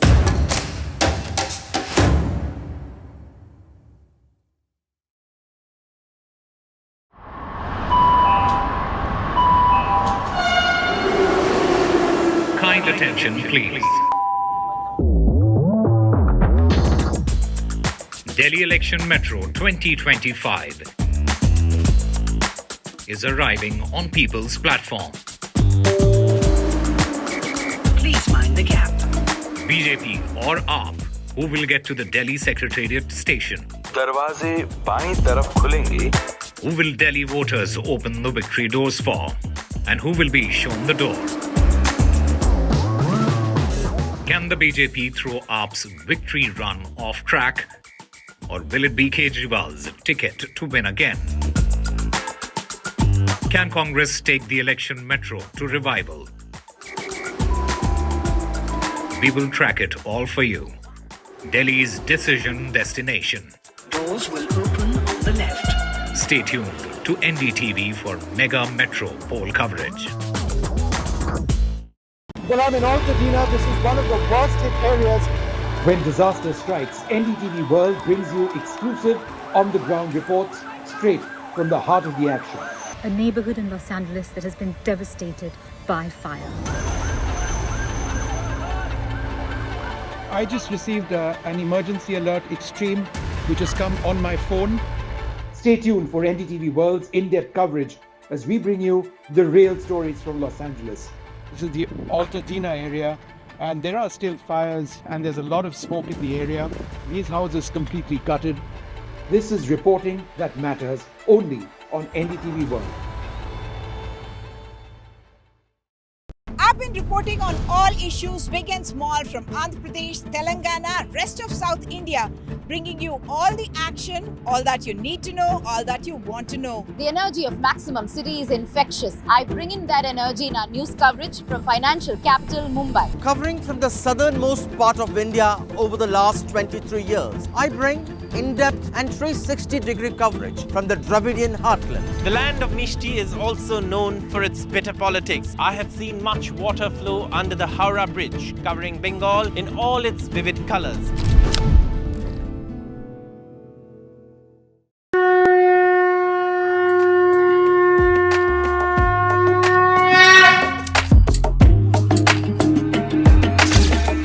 Maha Kumbh, the festival of faith, the world's biggest spiritual festival, the Divine Dip at the Spiritual Sangam, a sacred confluence of faith, culture and heritage. NDTV's mega coverage of the Mega Fest. NDTV at Maha Kumbh 2025.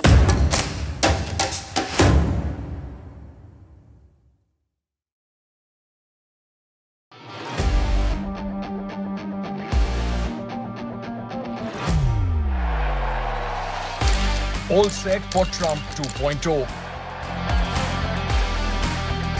Countdown to January 20th. Terror shadow, visa wars. All the twists and turns. Tracking Trump takeover. Every day at 10:30 p.m. only on NDTV 24/7. In today's interconnected world, India's voice is more crucial than ever. When India speaks, the world listens. At NDTV World, we are that voice, bringing you intelligent and insightful news from India and beyond. From geopolitics and diplomacy to economic shifts, migrations, tech disruptions, and the stories of our diaspora. We cover the news that shapes our global future. NDTV World, Your new home for global news is here.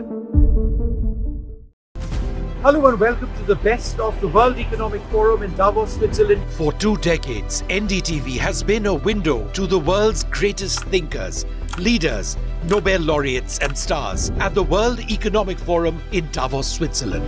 From Bill Gates to Shakira to Randy Zuckerberg to top ministers to what is often the biggest story, India, a global economic powerhouse. Conversations around our greatest challenges from AI to wars to sustainability. Join us, NDTV's Vishnu Shom and me, Neeraj Shah, as we engage with the world's finest. NDTV at Davos from January 20th to January 25th.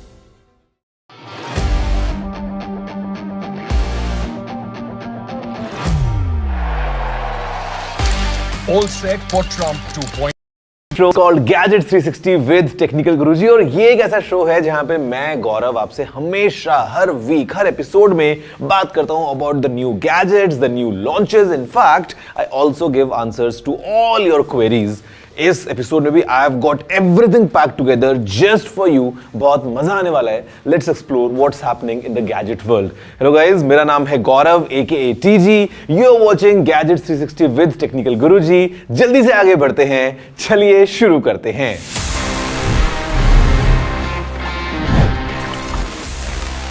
Guys, before we realise 2025 की शुरुआत काफी fast pace में जा रही है। In fact the progress bar is moving really fast, but in fact the progress bar for new gadgets is even faster, क्योंकि आपको बहुत सारे नए नए अपडेट्स मिले हैं in the past week. Let's take a quick recap to learn कि आखिर हो क्या रहा है in the world of gadgets in this section, news of the week.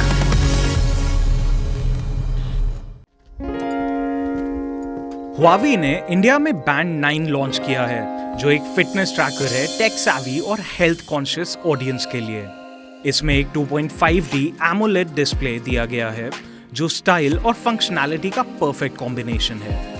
की highlights include advanced health matrix like heart rate and SpO2 monitoring alongside the addition of a swimming mode, making it a versatile option for fitness enthusiasts. The Band 9's competitive pricing is expected to make it a strong contender in the growing wearables segment. Meta is reportedly set to reduce its global workforce by approximately 5%, with the focus on underperforming employees.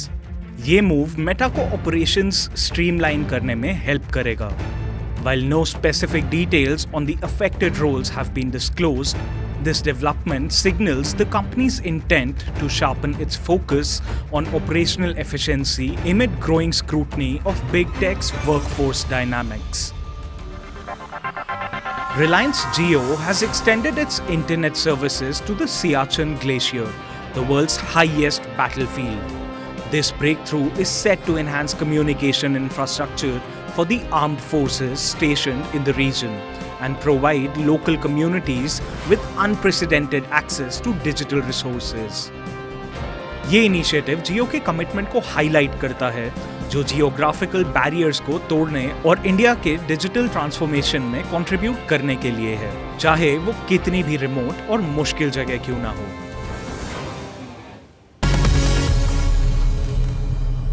But friends, for the first story, I've got something really exclusive for you because this is the first look at the upcoming Samsung Galaxy S25 series. Samsung ने just अभी confirm किया है कि 22nd of January is their next Unpacked, जहाँ पे we all are guessing, I mean it's pretty obvious कि हमको ये वाले नए Samsung के phones मिलने वाले हैं, the Galaxy S25, the Galaxy S25 Plus and also this monster right here which is the Galaxy S25 Ultra. Now these are the dummy units, but यहाँ पे we are getting a close idea in terms of what to expect at this new Unpacked because phone might look familiar but then the corners are a bit rounded. Of course, we'll have the latest processor. हमको Galaxy AI में कुछ नए updates मिलने वाले हैं. Let's take a quick tour towards all the leaks, towards all the possibilities कि आखिर Samsung क्या नया लेके आ सकता है at this year's Unpacked in the latest Galaxy S25 lineup. Samsung की गैलेक्सी S25 सीरीज डेब्यू करेगी on 22 January 2025 with the Galaxy Unpacked event. The lineup should include the Galaxy S25, S25 Plus and S25 Ultra models, each offering distinct features and enhancements. Galaxy S25 series might introduce a refined design with slimmer bezels और इसमें flat frame with rounded corners भी देखने को मिलेंगे, aligning its aesthetic with the standard S25 and S25 Plus models.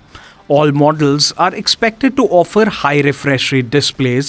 S25 series के सारे ही models में Qualcomm Snapdragon 8 Elite specifically tuned for Galaxy देखने को मिलेगा. A trend that we've been seeing lately, ensuring robust performance across various tasks. Although there is no guarantee if Indian units will ship with Qualcomm or Exynos SoC. S25 और S25 Plus में minor tweaks देखने को मिल सकते हैं in the camera department, while the standard S25 might support 25-watt charging. Notably, wireless charging for the standard S25 may drop to 9-watt, down from S24's 15-watt. ये सारे models Android 15 पर based One UI 7 के साथ ship हो सकते हैं. Friends, there you have it. आपने सबसे पहले यहाँ आपके favourite show gadget 360 with technology के ऊपर सुना है. आपने एक फर्स्ट लुक देखा है about the new upcoming Galaxy S25 series. 22 January is the event in San Jose. मैं वहां पे जाने वाला हूं और तब हम एक क्विक रिकैप लेके देखेंगे कि of all the predictions that we did, क्या क्या चीजें सच निकली, क्या क्या सच नहीं निकली. And basically in the next episode you will have an exclusive first look at this Samsung Galaxy S25 lineup. Friends, आज की डेट में if you have a gadget, let's say if you have a smartphone or a laptop or a PC, एक चीज जिसको लेके अक्सर हमारे मन में डर रहता है, it is all about viruses. हम सभी को लगता है कि हमारे कंप्यूटर में कोई वायरस वगैरह ना आ जाए. Guys, did you know that the world's first ever virus created, it was back in the 1980s, basically 82 में हमको मिला पहला वायरस जिसका नाम था Elk Cloner. It was for the Apple II computers और वो करता क्या था कि on the 50th boot वो स्क्रीन पे सामने एक पोएम दिखाता था. Now it was nothing harmful basically, but then of course we had a complete widespread of different kinds of malware, viruses और वगैरह वगैरह, मतलब बहुत सारी चीजें हमको देखने को मिली हैं.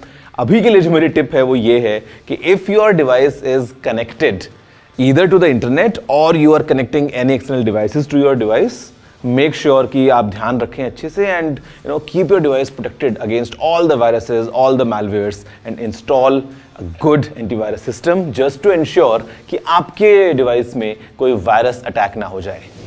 Friends, for the next one, I've got these two new devices coming straight from Oppo Reno 13 series. यहाँ पे हमारे पास में this is the Oppo Reno 13, this is the Oppo Reno 13 Pro. Quite interesting devices in terms of features, camera, AI features, design and everything all together. Let's have a closer look to understand कि आखिर Oppo ने इन दोनों devices में क्या-क्या नए features को pack किया है and ये किस प्राइस पे अवेलेबल हैं.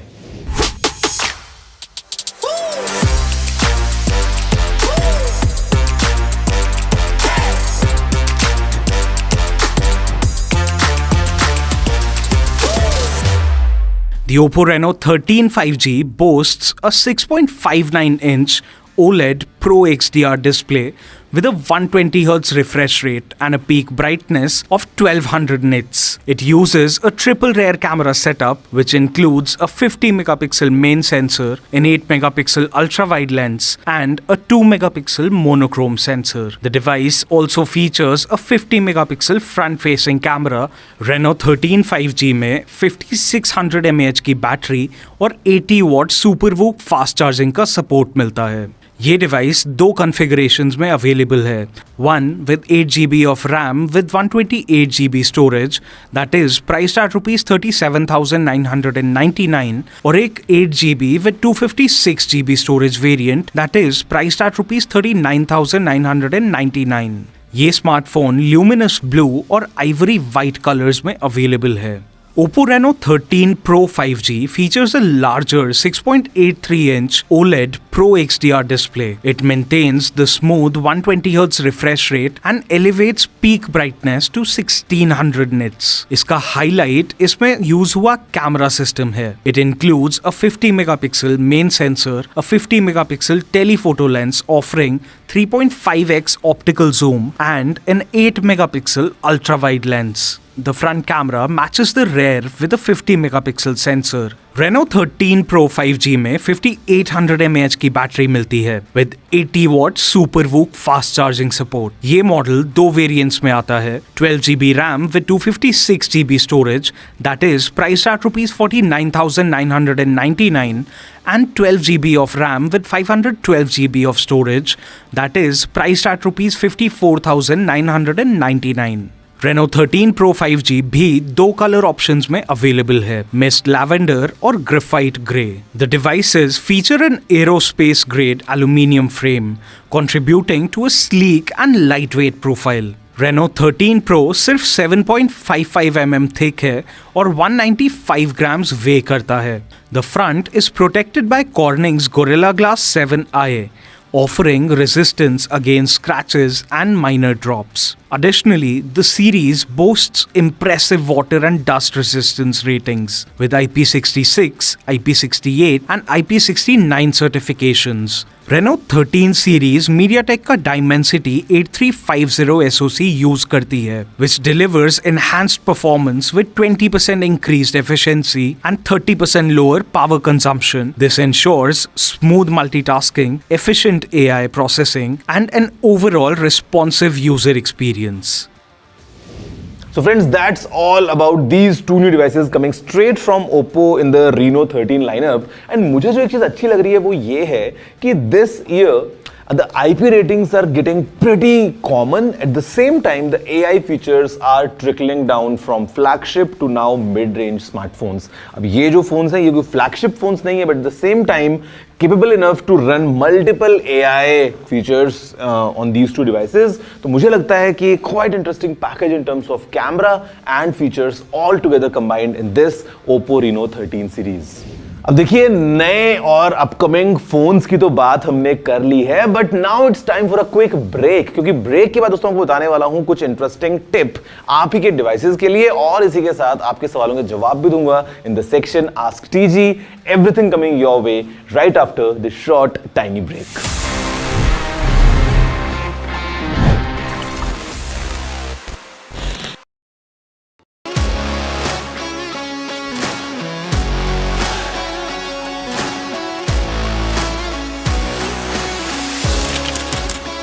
We are able to maintain the democratic fabric and the democratic system.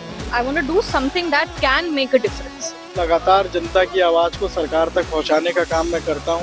I was a student up until very recently. I really want to work and do something for my people because they have given me this opportunity. They have elected me. सोचा नहीं था कि राज्यसभा सांसद बनूंगी.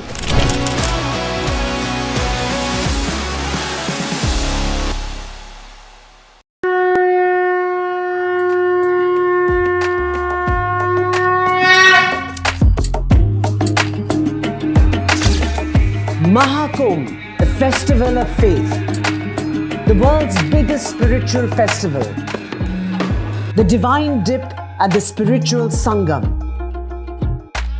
a sacred confluence of faith, culture and heritage. NDTV's mega coverage of the Mega Fest. NDTV at Maha Kumbh 2025.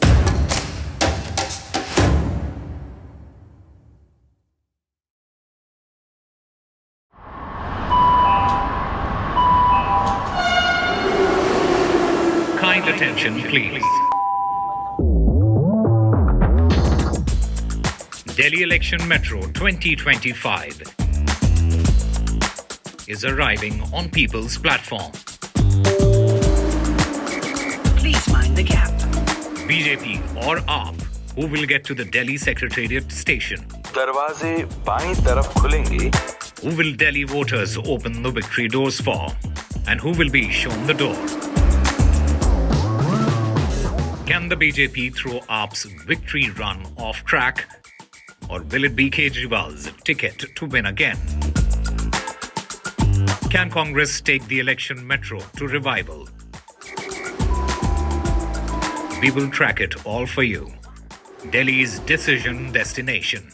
Doors will open on the left. Stay tuned to NDTV for mega metro poll coverage. Well, I'm in Altadena. This is one of the worst hit areas. When disaster strikes, NDTV World brings you exclusive on-the-ground reports straight from the heart of the action. A neighborhood in Los Angeles that has been devastated by fire. I just received an emergency alert extreme, which has come on my phone. Stay tuned for NDTV World's in-depth coverage as we bring you the real stories from Los Angeles. This is the Altadena area, and there are still fires, and there's a lot of smoke in the area. These houses completely gutted. This is reporting that matters only on NDTV World.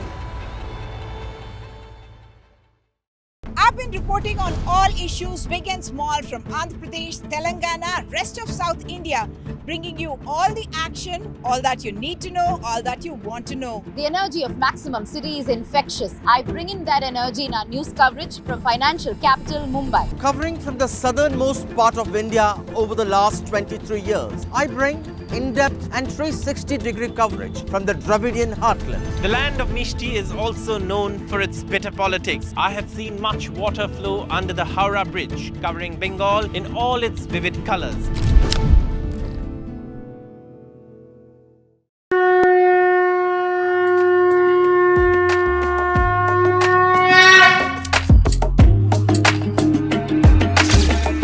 Maha Kumbh, the festival of faith, the world's biggest spiritual festival, the divine dip at the spiritual sangam, a sacred confluence of faith, culture and heritage. NDTV's mega coverage of the Mega Fest. NDTV at Maha Kumbh 2025.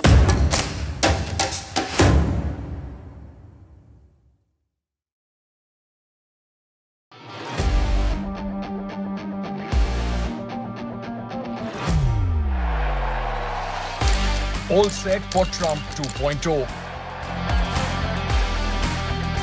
Countdown to January 20th. Terror shadow, visa wars. All the twists and turns. Tracking Trump takeover. Every day at 10:30 p.m. only on NDTV 24/7. In today's interconnected world, India's voice is more crucial than ever. When India speaks, the world listens. At NDTV World, we are that voice, bringing you intelligent and insightful news from India and beyond. From geopolitics and diplomacy to economic shifts, migrations, tech disruptions, and the stories of our diaspora. We cover the news that shapes our global future. NDTV World, your new home for global news, is here. Hello and welcome to the best of the World Economic Forum in Davos, Switzerland. For 2 decades, NDTV has been a window to the world's greatest thinkers, leaders, Nobel laureates and stars at the World Economic Forum in Davos, Switzerland. From Bill Gates to Shakira to Randy Zuckerberg to top ministers to what is often the biggest story. India, a global economic powerhouse. Conversations around our greatest challenges, from AI to wars to sustainability. Join us, NDTV's Vishnu Shom and me, Neeraj Shah, as we engage with the world's finest. NDTV at Davos from January 20th to January 25th.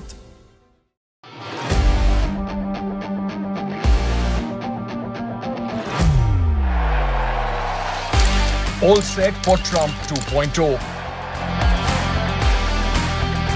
Countdown to January 20th. Terror shadow, visa wars. All the twists and turns, tracking Trump takeover. Every day at 10:30 p.m. only on NDTV 24/7.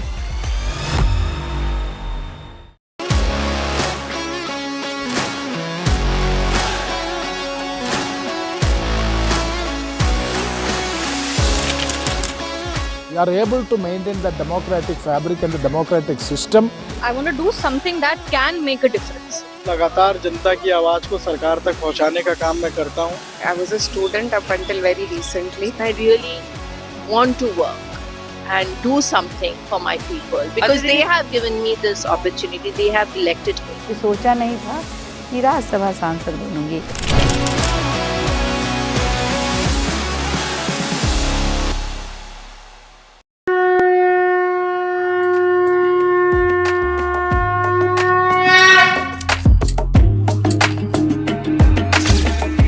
Maha Kumbh, the festival of faith, the world's biggest spiritual festival, the divine dip.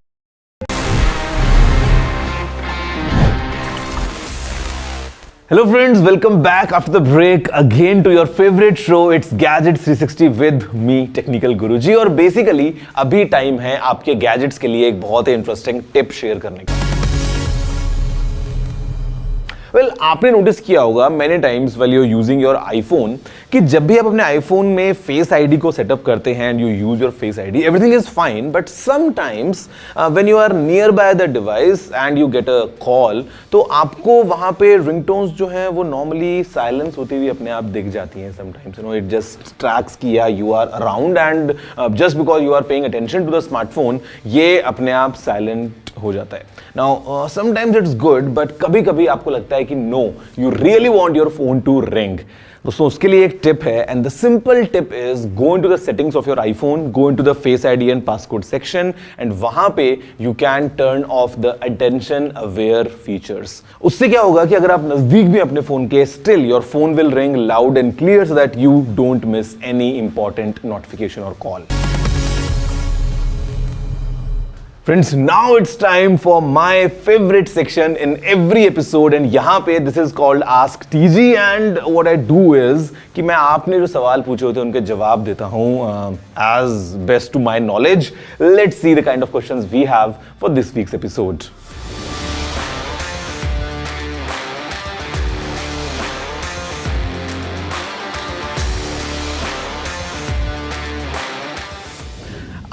See, as a personal recommendation, I would not want you to use any silicone, layers on top of your laptop's keyboard. Might look good in the first instance ki the keyboard is being protected, but then the typing experience really goes away because the natural feel of the keys and the feedback doesn't come through that silicone layer. And uske alawa because sometimes around edges aapko dust accumulate hone ko milti hai to matlab it's a messy situation. So if you are really paranoid about कि आपको आपका laptop एकदम pristine condition में रखना है you might give it a try, but if I were in your place, मैं इस protection को तो definitely use नहीं करता।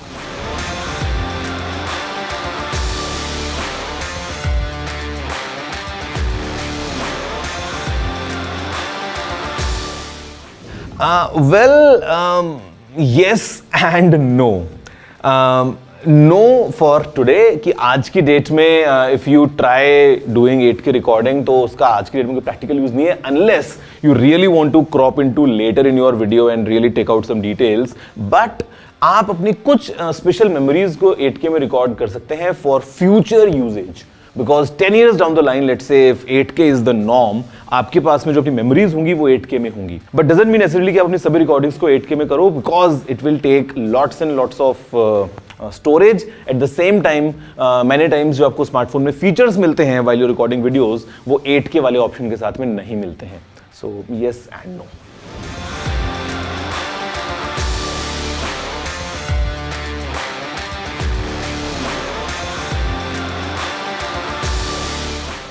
Well, what I make as my prediction for the Samsung Galaxy Z Fold 7 is कि जो Z Fold 6 का हमको एक स्पेशल एडिशन फ़ोन मिला था with a bigger screen, both external and internal, sleek design and थोड़ा सा ज़्यादा ergonomic था. तो मुझे लगता है कि जो Z Fold 7 होगा would be in the lines of the Z Fold 6 special edition smartphone.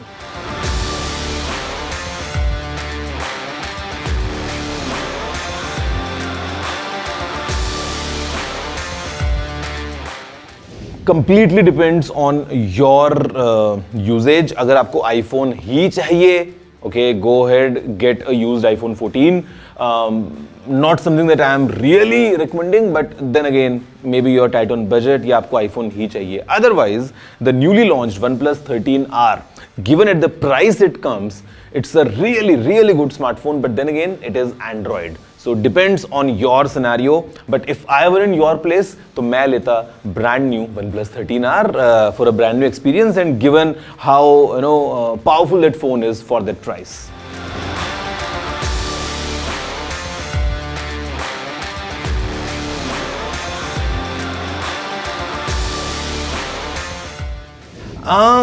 Okay, I'll be very honest with you here. If you really want a good experience, then you would want to choose just between three brands: Samsung, LG and Sony.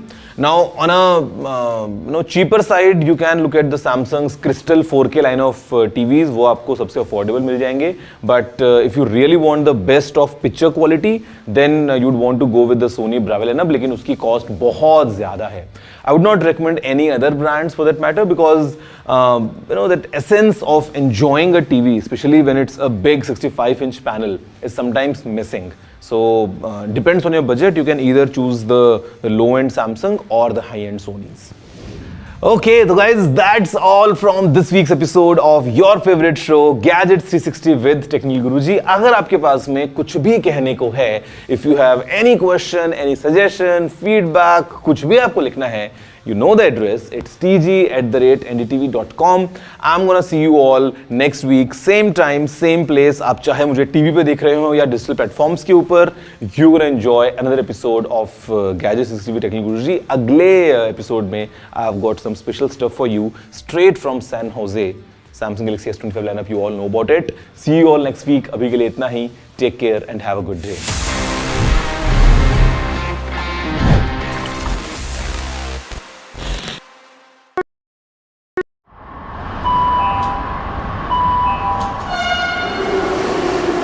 Kind attention, please. Delhi Election Metro 2025 is arriving on People's Platform. Please mind the gap. BJP or AAP, who will get to the Delhi Secretariat station? दरवाजे बाईं तरफ खुलेंगे. Who will Delhi voters open the victory doors for? And who will be shown the door? Can the BJP throw AAP's victory run off track? Or will it be Kejriwal's ticket to win again? Can Congress take the election metro to revival? We will track it all for you. Delhi's decision destination. Doors will open on the left. Stay tuned to NDTV for mega metro poll coverage. Well, I'm in Altadena. This is one of the worst hit areas. When disaster strikes, NDTV World brings you exclusive on-the-ground reports straight from the heart of the action. A neighborhood in Los Angeles that has been devastated by fire. I just received an emergency alert extreme, which has come on my phone. Stay tuned for NDTV World's in-depth coverage as we bring you the real stories from Los Angeles. This is the Altadena area, and there are still fires, and there's a lot of smoke in the area. These houses completely gutted. This is reporting that matters only on NDTV World.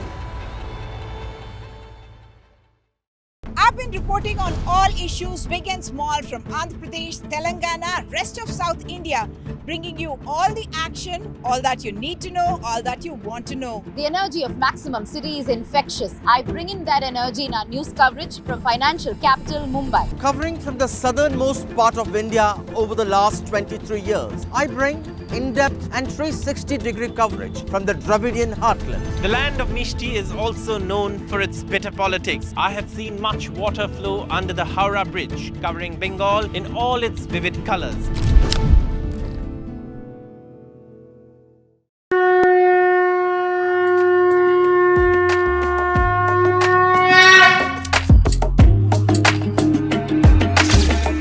Maha Kumbh, the festival of faith, the world's biggest spiritual festival, the divine dip at the spiritual sangam, a sacred confluence of faith, culture and heritage. NDTV's mega coverage of the Mega Fest. NDTV at Maha Kumbh 2025.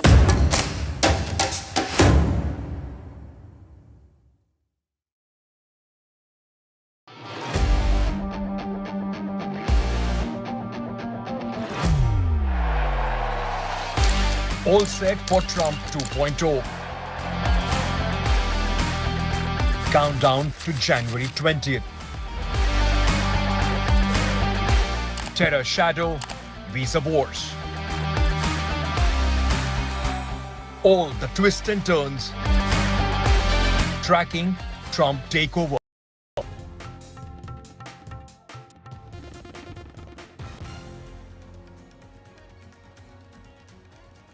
Hi there everybody, good evening. You're watching NDTV 24/7. My name is Ibrahim and this edition will get you all the latest news and updates from across the country in the next half hour. Let's start with the headlines at the top. 3 days on, Saif Ali Khan's attacker is still on the run. 30 teams have been formed by the cops. Kareena gave her statement to cops saying she saw the attacker attacking Saif Ali Khan repeatedly. Aam Aadmi Party versus BJP fight erupts over alleged attack on Kejriwal's car. Aam Aadmi Party has alleged that Arvind Kejriwal's convoy was attacked during his campaigning in New Delhi Assembly constituency. BJP